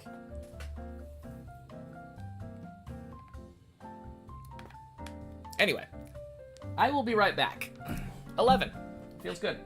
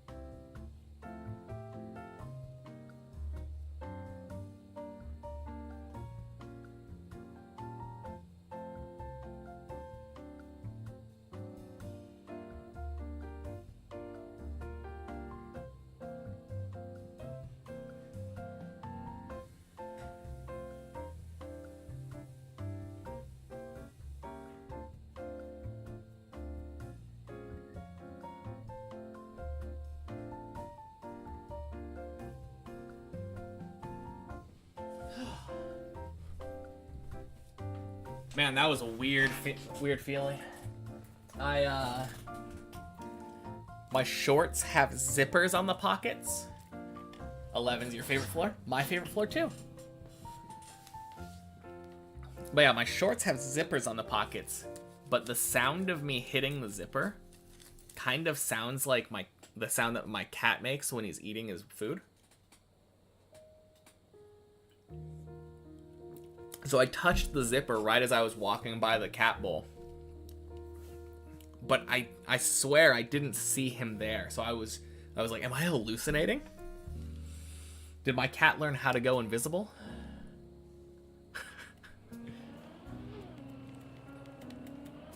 Oh, I don't like that.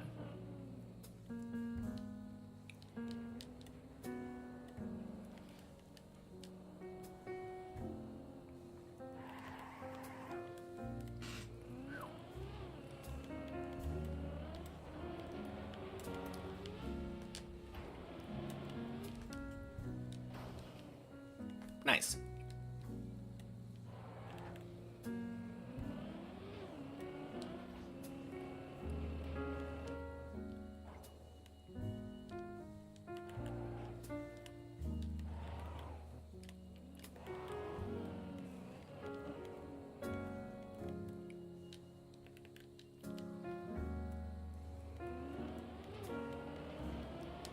No.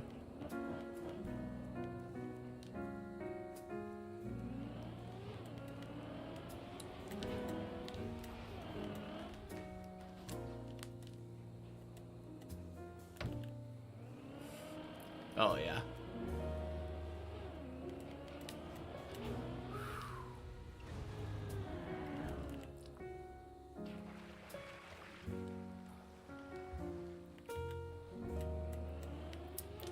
Hope it feels like that.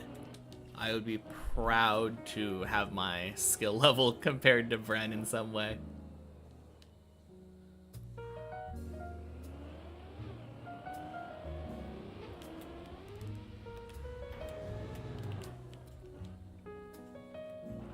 Whew.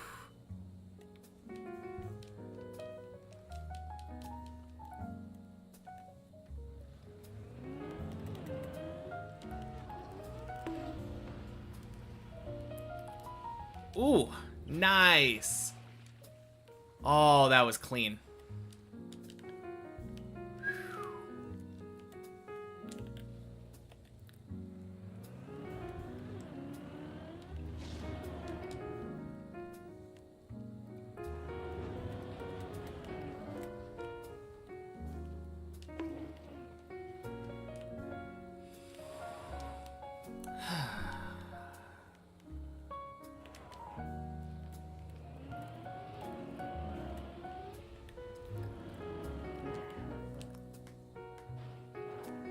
Good.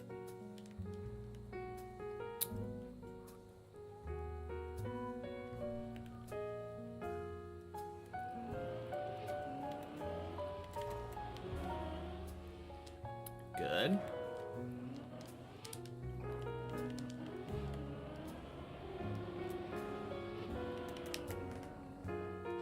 Let's fucking go.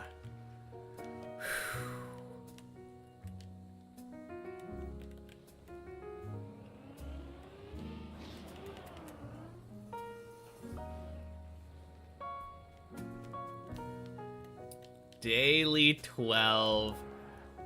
Oh, man. Feels good.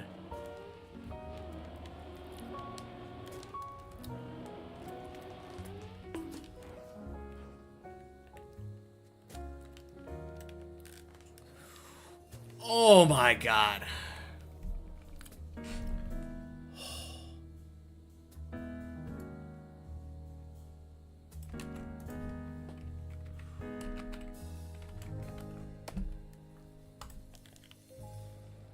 Thank you.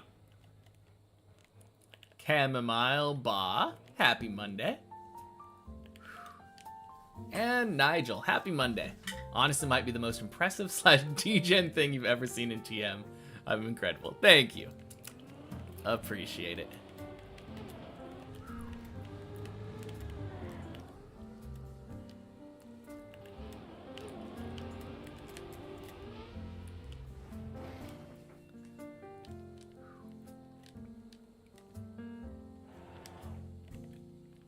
Everyone's favorite day, you know it.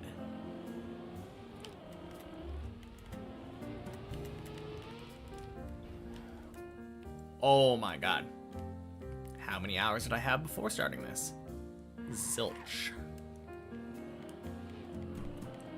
First map, only map.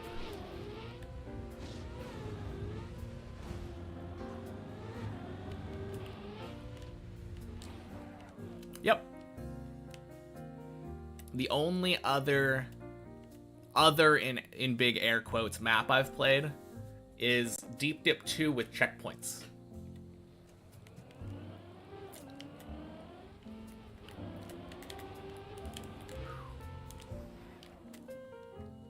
Yeah, I do a thing called Checkpoint Friday where I go through many checkpoints and checkpoint per floor. Don't actually finish them, though, because that would mean I finished a map that's not Deep Dip 2 without checkpoints. Want this one to be my first.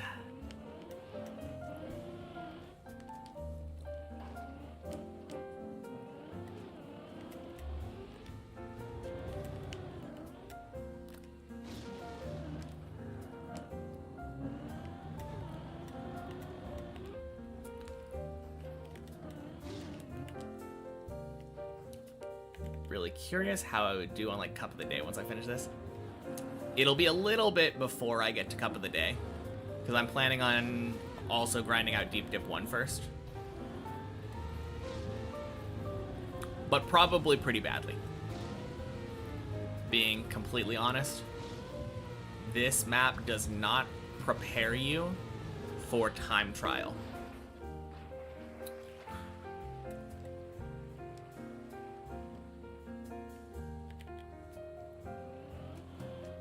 Or fast learning. The two things that are important for Cup of the Day.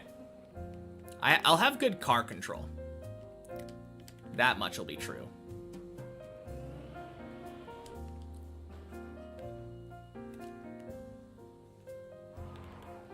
Yeah, way above the beginner. I think, like, if you compare me to somebody who picks up the game for the first time and tries Cup of the Day as their first thing, obviously I'll be better than that, but... Oh, fuck.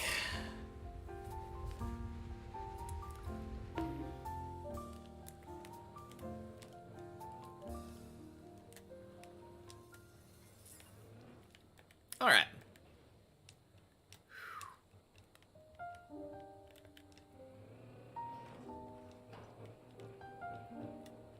Well... Good attempt. Good save.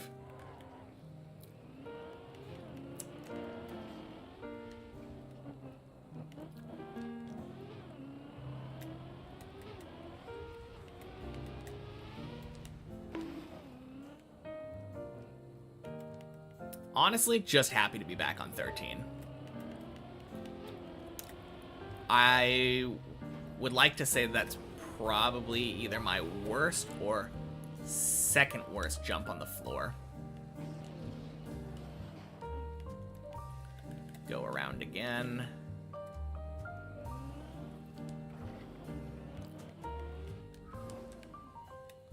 Way above an experienced player in some respects.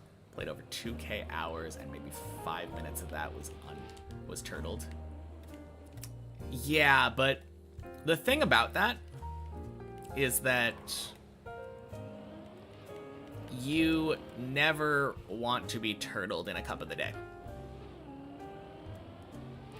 So, while yes, I'm better at unturtling than most people, it's not going to help me with Cuppa.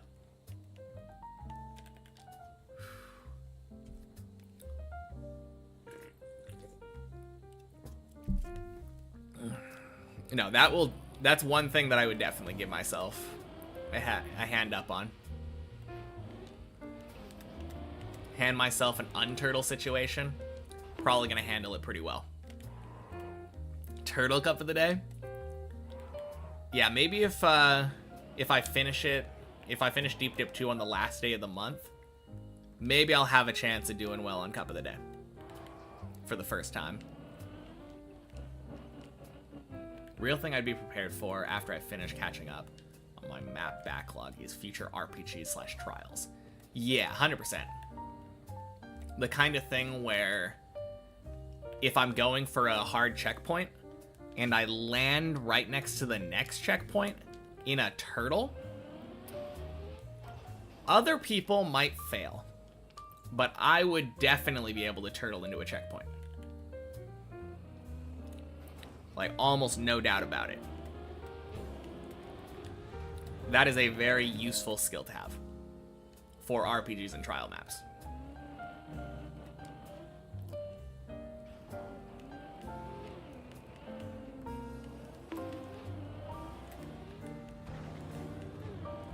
That's why you think it would be interesting to see how I do in Cup of the Day, because I've never had to learn pace. Yeah.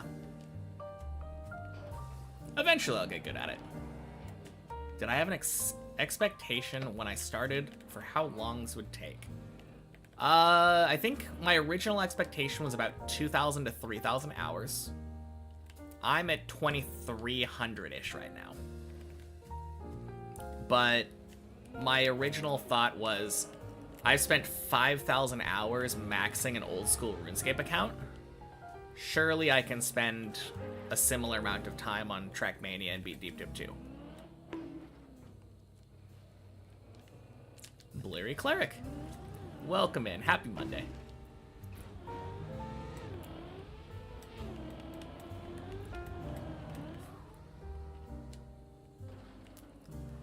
Whoo! Gross.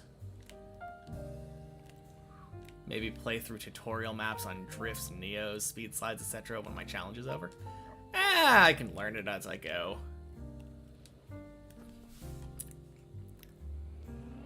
Like, maybe a neo slide practice map would be helpful, but I think for the most part, yeah, not necessary. VIP, feel honored. No, absolutely. I kind of realized today, I was looking at you and I'm like, wait a minute, why is Tolly not VIP? Tolly is always here. Very supportive. Like, I don't think I've probably ever timed you out. 13 equals 10. No, thank you. Ooh. Yeah, never timed you out. But yeah, you're always watching, exactly. Always watching, always chatting. Know exactly what to do. You write 8 equals 10 once I reach 10. You say daily 12 once I reach 12. Model chatter.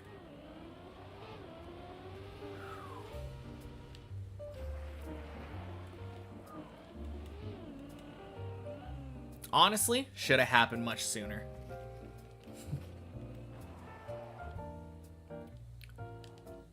Knew that I played old school RuneScape, but not sure you knew that I was maxed. Starting to make sense now. Yeah. I mean, I'm technically not maxed anymore, right? I like to make a joke. I've been making this joke recently that I'm finally a mid-level account again. Or finally a mid-level account, you know, because I'm base 70s.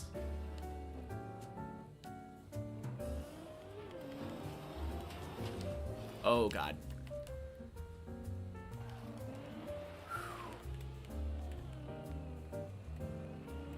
Good bail. Tried sailing. How do I like it? I'm really enjoying it. I've, for the most part, only really had one problem with it. Other than, like, you can... When I first did it, it was like day 1, I believe, of sailing being out. You could fit your skiff into Lumbridge Bay. Like, if you really tried hard, and then it just gets stuck. I think it's patched, because I tried having my brother-in-law do it, and he couldn't get it in, trying to do it the same way that I did it.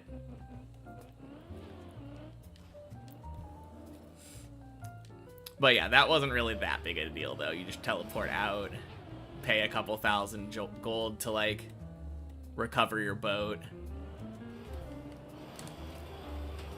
But yeah, Jubbly Jive has one, like, really annoying turn.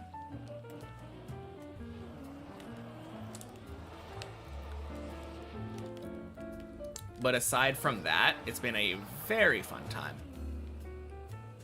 I'm really enjoying the Elf Barracuda trial, the one in Prifddinas.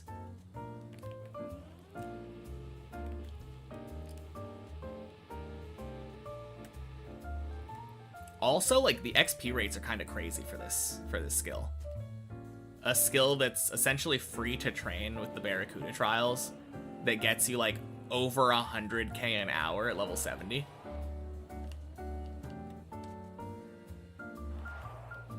Kind of wild.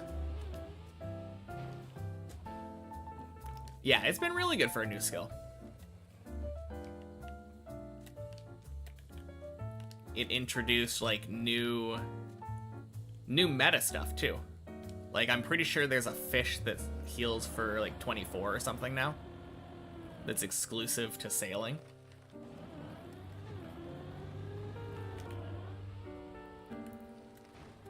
Literally new best-in-slot food.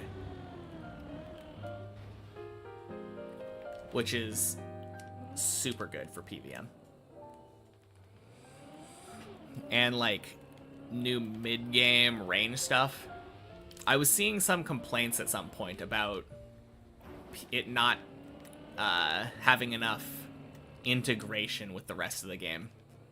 But there's so much cool stuff so far. Also the new, like, basically zombie axe, but for stab. Where can you find the game? It's just old school RuneScape. So you, I think it's technically on Steam. You can download it from their from the RuneScape website. I would recommend doing it from the website because there are a lot of quality of life features in the RuneLite launcher.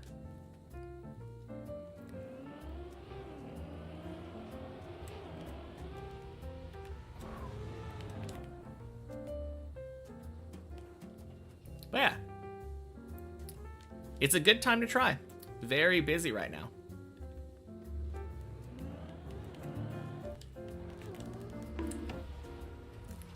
And it does have a decent free-to-play game. Gives you a taste of how the game works, you know? Before you decide to actually, like, get membership and play the real game. New best food sounds huge. Sure, they'll introduce more. True. Ship raids, I think, is the thing people are excited about. Like a sailing specific raid.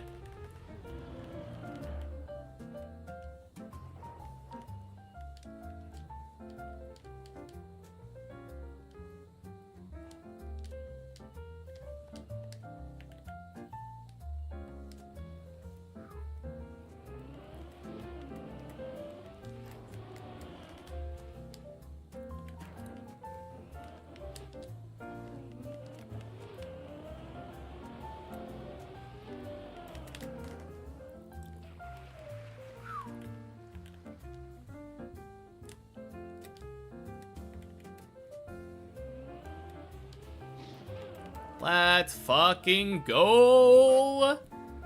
We're back, baby. Oh, man.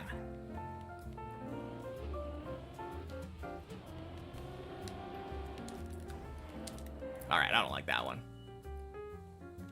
I think it would have worked, but it felt clippy.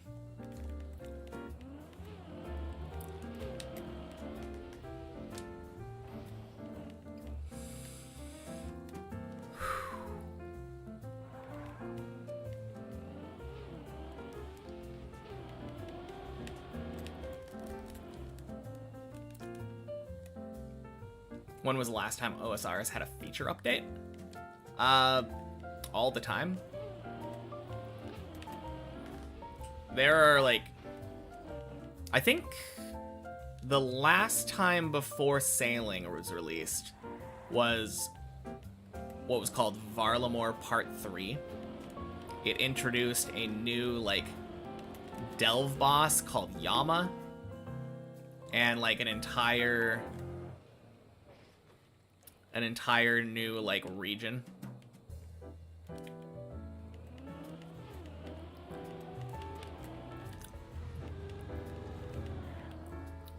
But yeah, it's really cool though.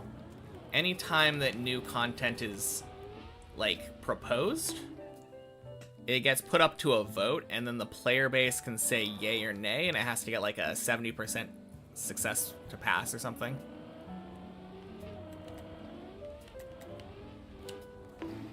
Whew.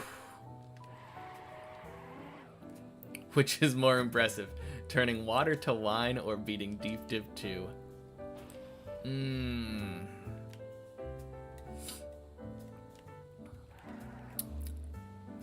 Good question. I think probably beating Deep Dip 2, but I think if we're comparing it to like walking on water, then we're getting into some hard comparisons.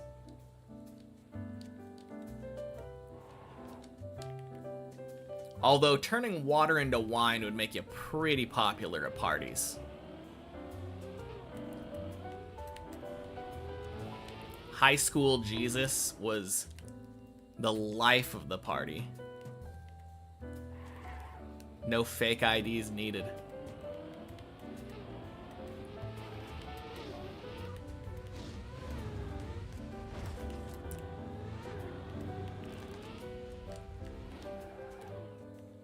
Democratic patches, that's a great idea. Yeah, I mean, it's a great idea, but the main thing is that the actual updates are made by good developers. But it ends up like stopping disastrous things like evolution of combat, which was the big thing that caused a lot of people to drop the game.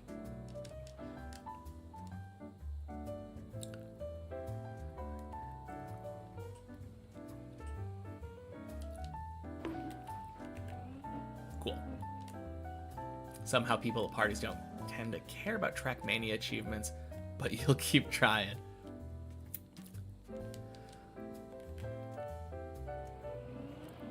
Yeah, I feel like if I told someone at a party, yeah, I beat a map in Trackmania called Deep Dip 2, they'd be like, oh, cool.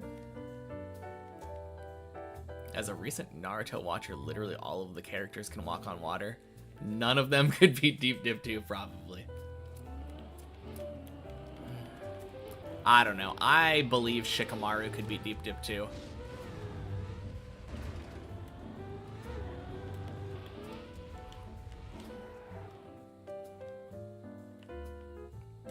Trick to walking on water, you just have to go fast.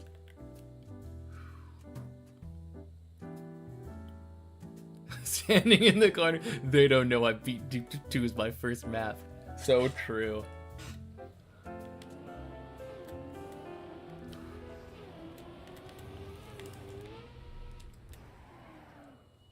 Do I speak any other languages? I can read Spanish, and I know like a good amount of Japanese. I wouldn't say fluent, but like I'm good enough where I can usually watch anime with minimal attention spent on subtitles, which is kind of nice.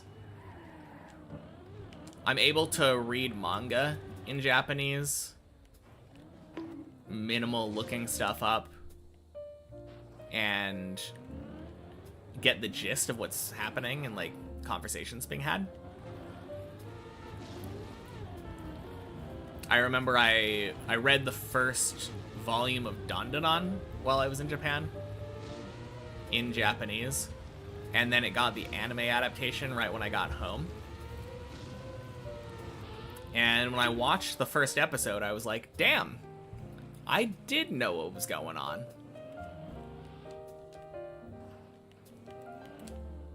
That was a pretty cool experience.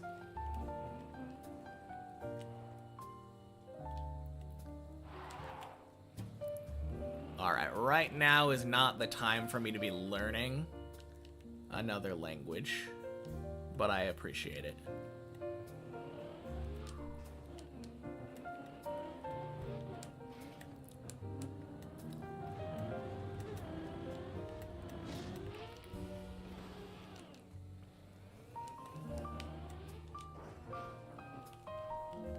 Ooh, that was spooky.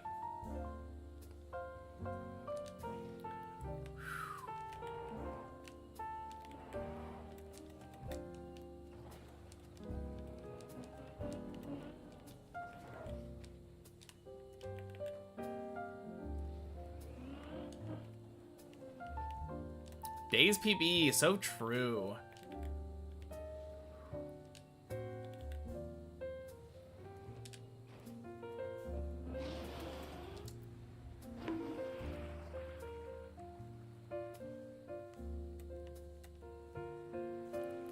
Happy Monday, Cheese Gamer.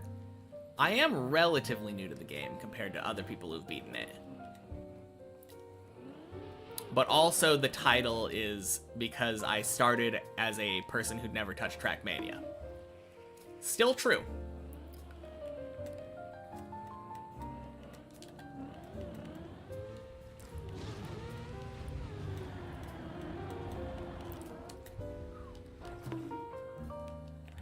Happy Monday, Juan.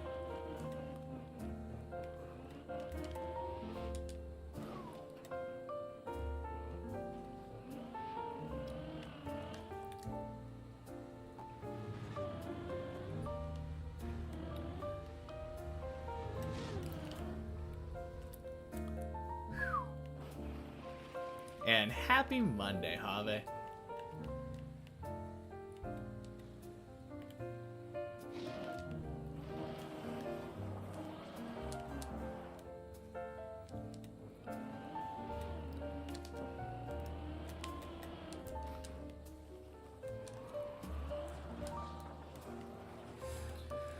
$14, let's go. All right, I'm gonna plug my controller in.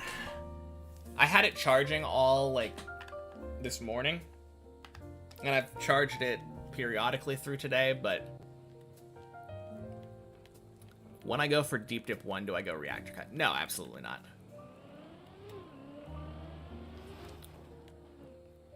Beating Deep Dip 1 with the Reactor Cut is not beating Deep Dip 1. Not, like, legitimately. Not the way that it was intended to be.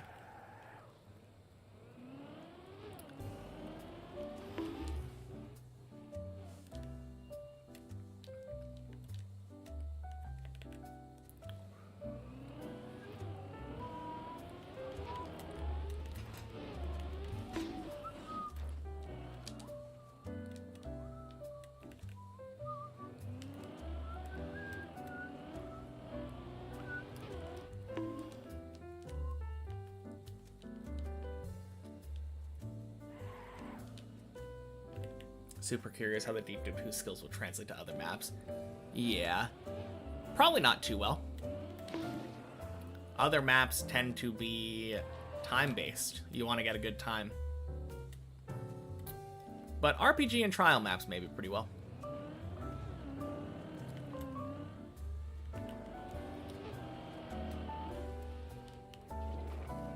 Good.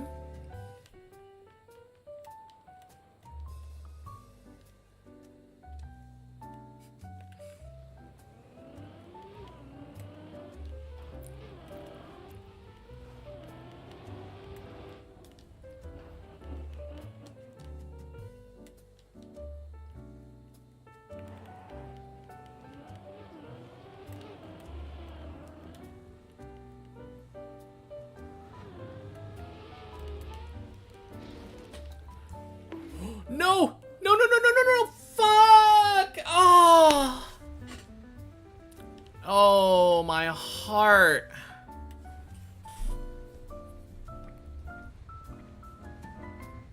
That is so unlucky. Man.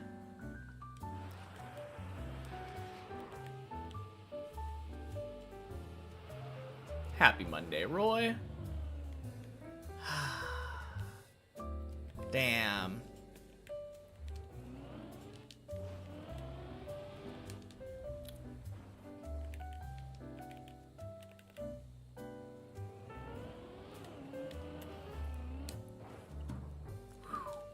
Yeah, 14's good. Man, if I would have just released a little bit more, that would have been fine.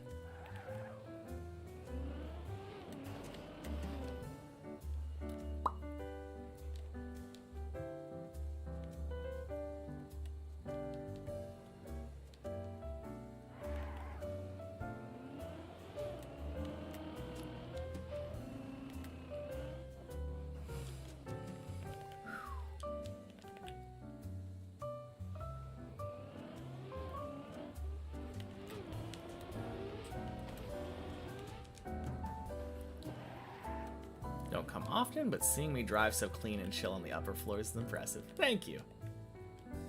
Ah, man. That's a shame. I don't often fail that jump either. Oh well. Happy to get back to 14.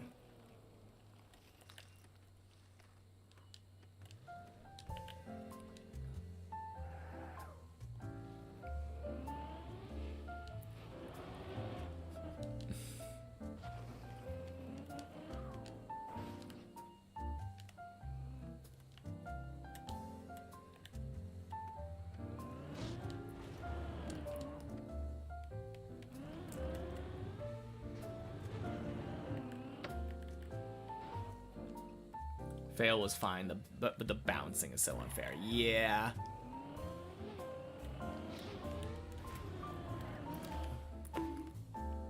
That's what I was saying, though. I could have played it better. Had I seen it coming and released more? Honestly, I should have released more in general. I saw that my angle was bad. I didn't turn right enough. So I should have, like, full bailed. And now I know.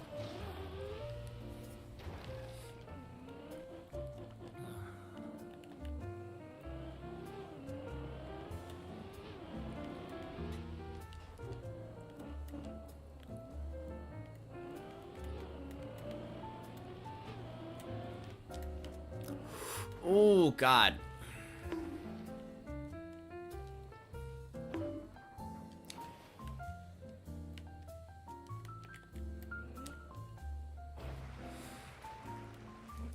Nice to meet you, Sonic. Happy Monday.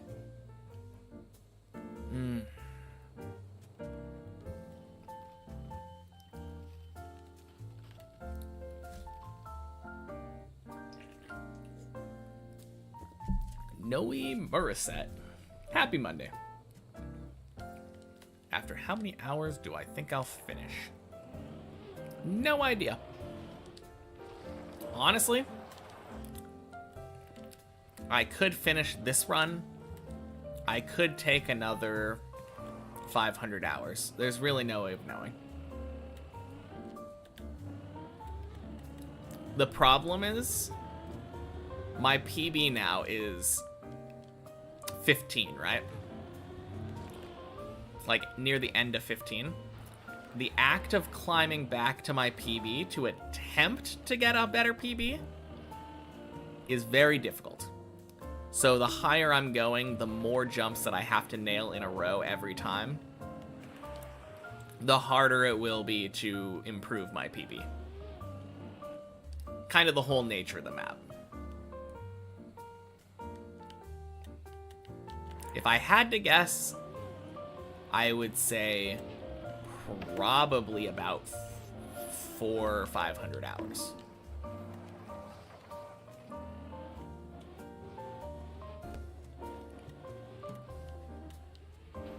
I hope it's less, but that would not surprise me.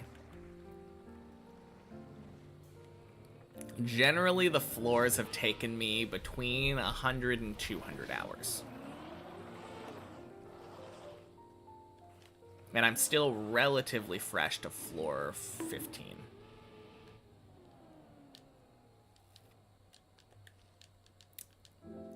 I think it's been about 100 hours?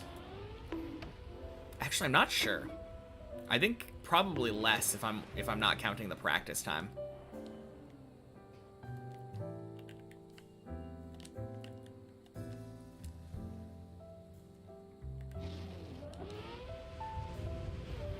I don't feel like opening my sticky note.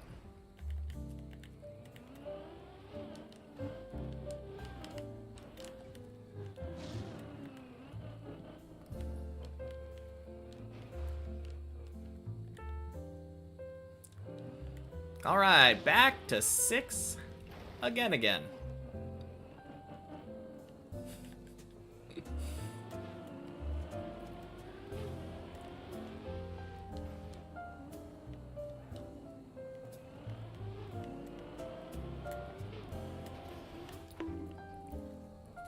Ooh, gross. Pool? Pool? Pool. Okay, good. Man. Map does not want me to get past 6, apparently.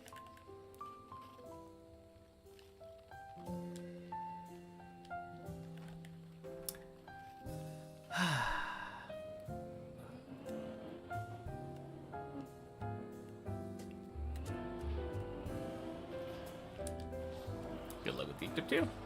Alright, thank you. I'll talk to you later. Have a good night, Fosi.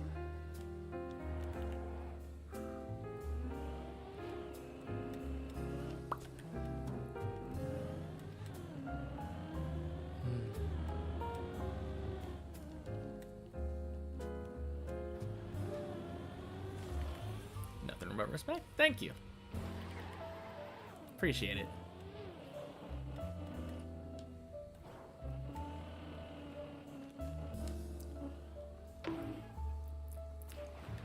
Alright, I haven't read all of your message complex, but happy Monday. I'm gonna guess the message is asking, if Deep Dip 3 comes out and I'm not done with Deep Dip 2, will I move over to Deep Dip 3, or will I keep playing Deep Dip 2 until I'm done? Alright. Time to actually read it. If Deep Dip 3 comes out before I finish this, will I drop Deep Dip 2 for Deep Dip 3 or continue and come back? Nice. I nailed it. No, it's fine. It's fine. Easy to predict question, but no, my goal is to finish Deep Dip 2 as my first map, not to finish the hardest tower map as my first map.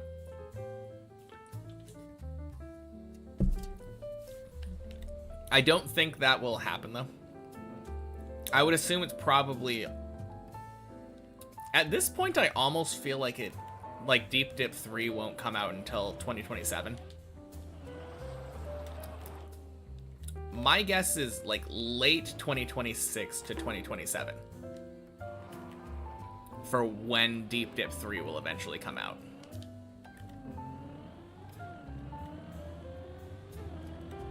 Chances are Deep Dip 3 will be easier than Deep Dip 2. I doubt that, CK. But happy Monday.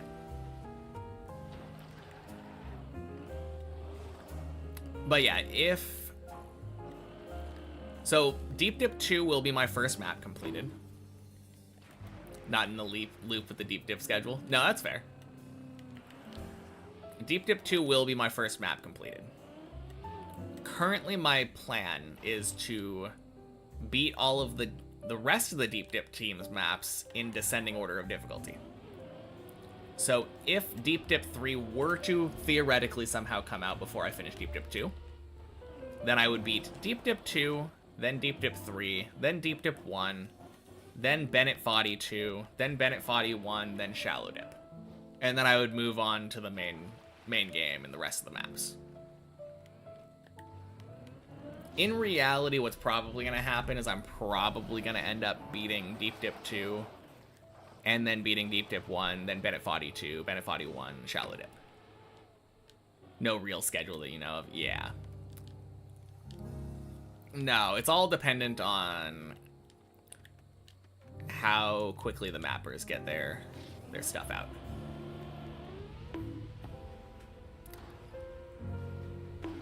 Okay. Fantastic.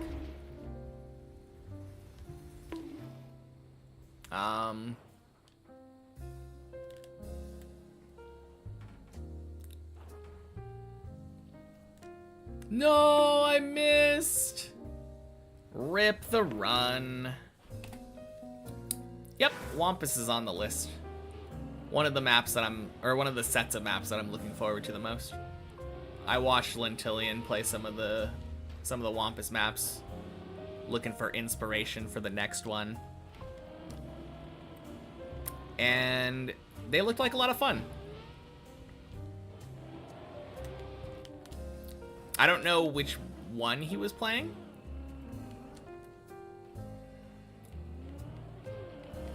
But I'm gonna end up eating my words. It looked easier. It looked easy. I remember watching it and being like, yeah, I could do that.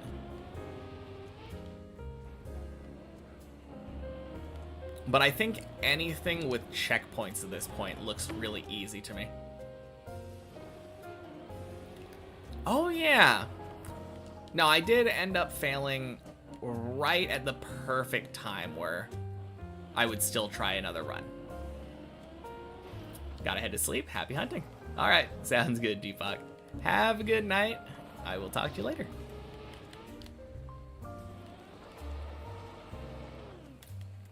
No, just early enough, though, Jorioffs, where I'm willing to throw in another one.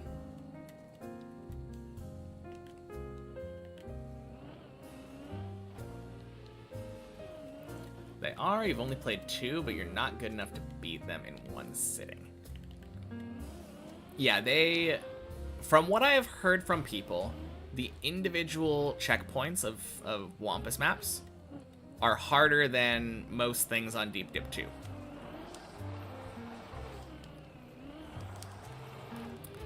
So, I think the main thing that makes it feel easy to me is, like, I'm just thinking, imagine being able to look at a jump or a set of jumps and just respawn as many times as you want. And try them as many times as you want and not lose any progress. Sounds like crazy stuff to me. I think it'll be a while before I actually, like, settle into the checkpoint mindset. But for now, yeah, checkpoints feel like easy mode. I'm excited, though. They look like a lot of fun.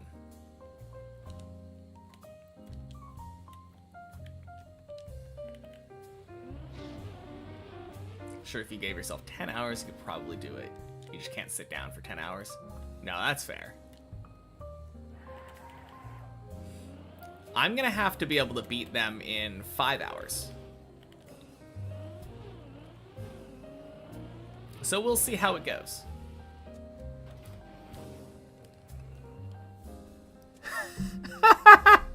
Such an unlucky bounce. Okay, one more. Going the other way is difficult from checkpoints to no checkpoints.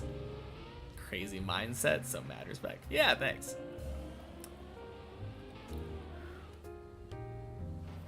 Oh, man. No, absolutely.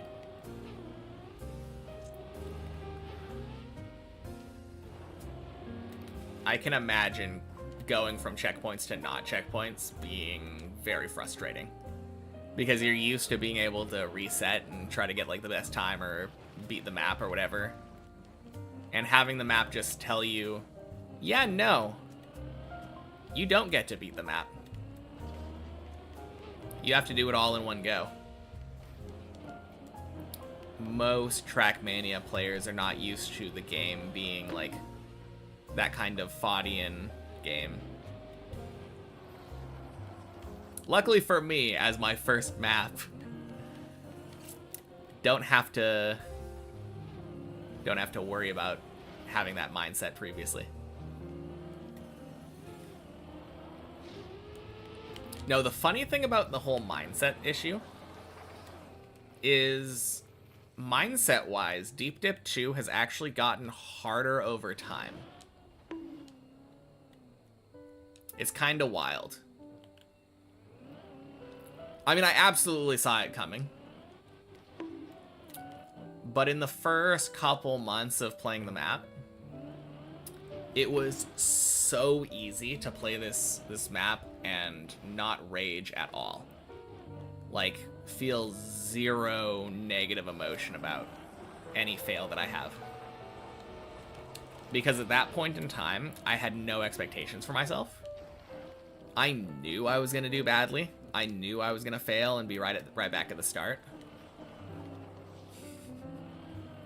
So when it did happen, I was like, oh, that's a funny fail. I would laugh it off, try again.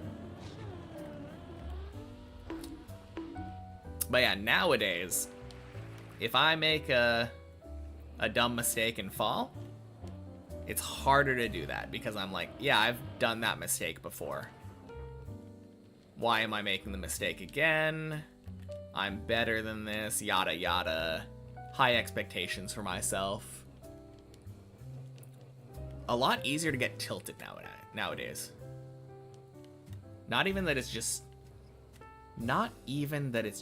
so demotivating to get your best PB and then having it to do it all again to get a chance at one jump further. That's the whole appeal. Yeah.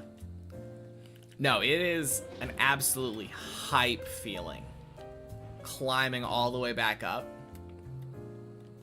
and nailing your PB and getting even further. Makes total sense the bar is high when you can get to 15. Yeah, it makes silly mistakes on like floor 4 significantly more tilting.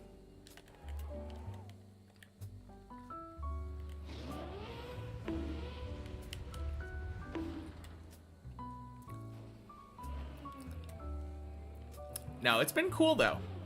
It's been really cool.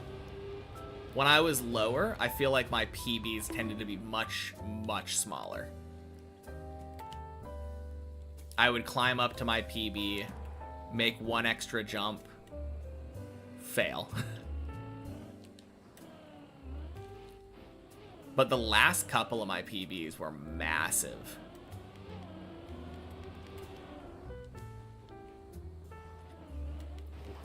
I PB'd from like near the end of 13, where the wall ride is on the middle of the hole, all the way to the end of 14. Basically PBing an entire floor's worth of jumps. That was my last PB, or second to last PB, I guess. The one before my current PB. And my current PB went from that spot, like end of 14, to almost all the way to the end of 15. It has been very, very cool.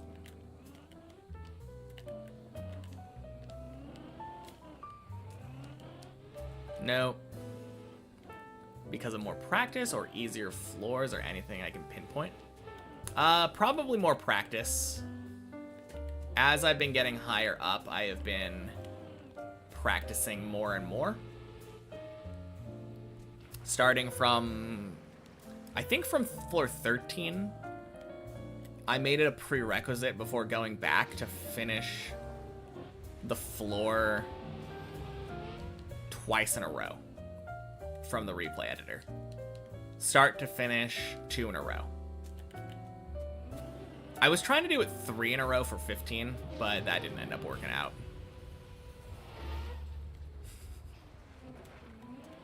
I ended up finishing 15 like 2.5 times in a row.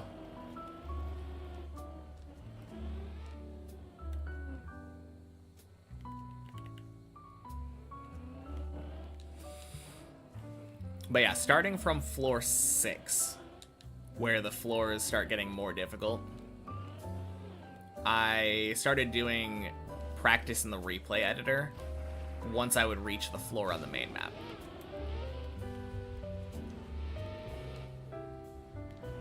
But yeah, I would say much higher quality practice. Also, I've just gotten better as a player. A combination of the two.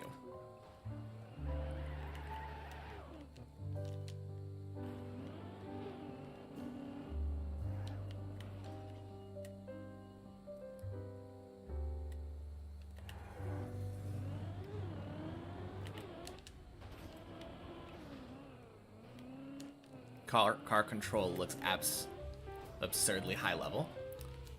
Really? Thank you.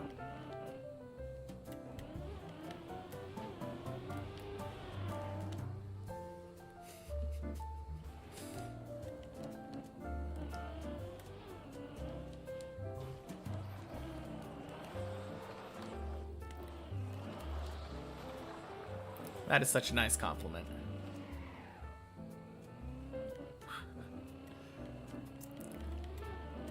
I think because I don't have much to compare myself to, I don't often think of myself very highly in comparison to other players.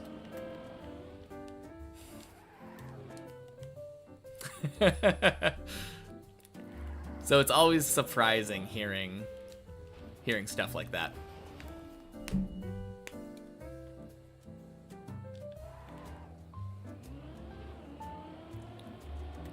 I mean, obviously an aspect of it is having insane muscle memory from playing the exact same map, like, over and over and over. Literally, like, 10,000 times at this point. But on the other hand, I'm not necessarily doing every jump exactly the same every time. There is a lot of reaction involved.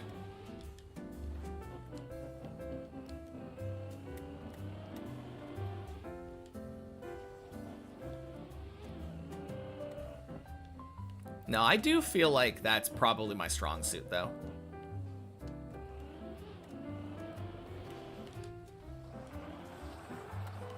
Not Task Jugaloo.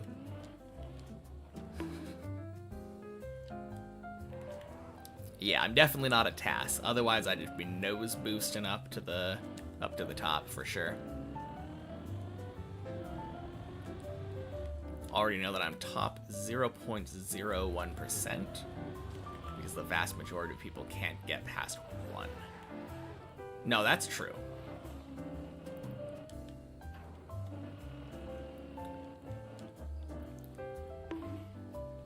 I am currently, I believe, top 19 in the world height-wise. Or distance into the tower-wise, I guess. Height-wise? Yeah, it's both. Out of at least tens of thousands. That was weird. I got a massive slowdown going down the hill.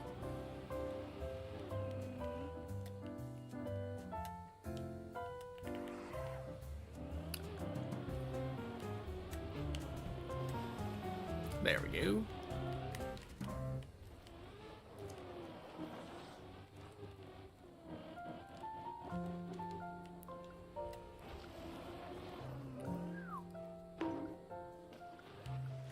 The problem, though, is that I don't really equate deep dip skill to necessarily, like, overall skill as a player.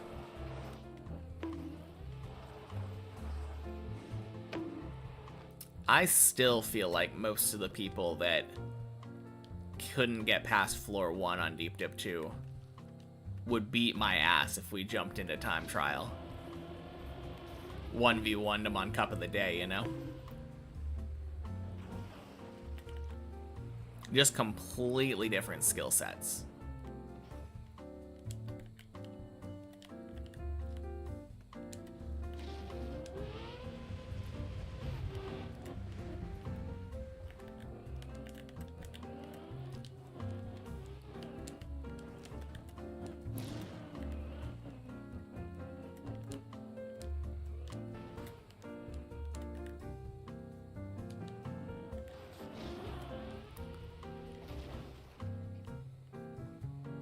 Nice. Floor 6.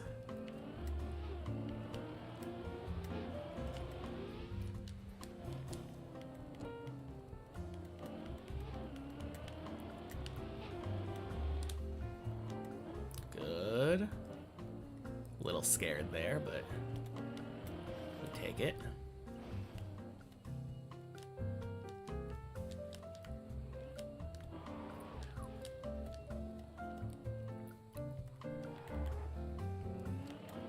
I think I have a great foundation, though, so if I hopped onto time trial, be able to find those hundreds that a normal player couldn't after a bit of practice. After a bit of practice, of course, yeah. No, for sure. I do think that I will become very good once I'm actually able to practice normal maps. It'll just be a matter of learning things like drifting. Oh, man. That always gets to me. Spent 2,300 hours playing this game. Still don't know how to drift. Fuck. Okay. GG.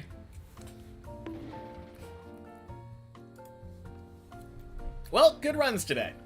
Or at least good, like, singular run.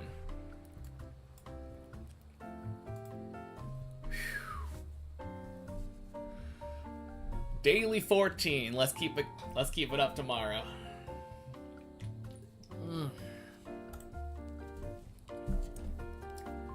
But yeah, thanks for everyone who hung out with me today. It was a good day. Thanks for the stream. Yeah, thank you for hanging out, Conflex. Nice chatting with ya. Oh. Who are we going to? Ooh, Sano's live.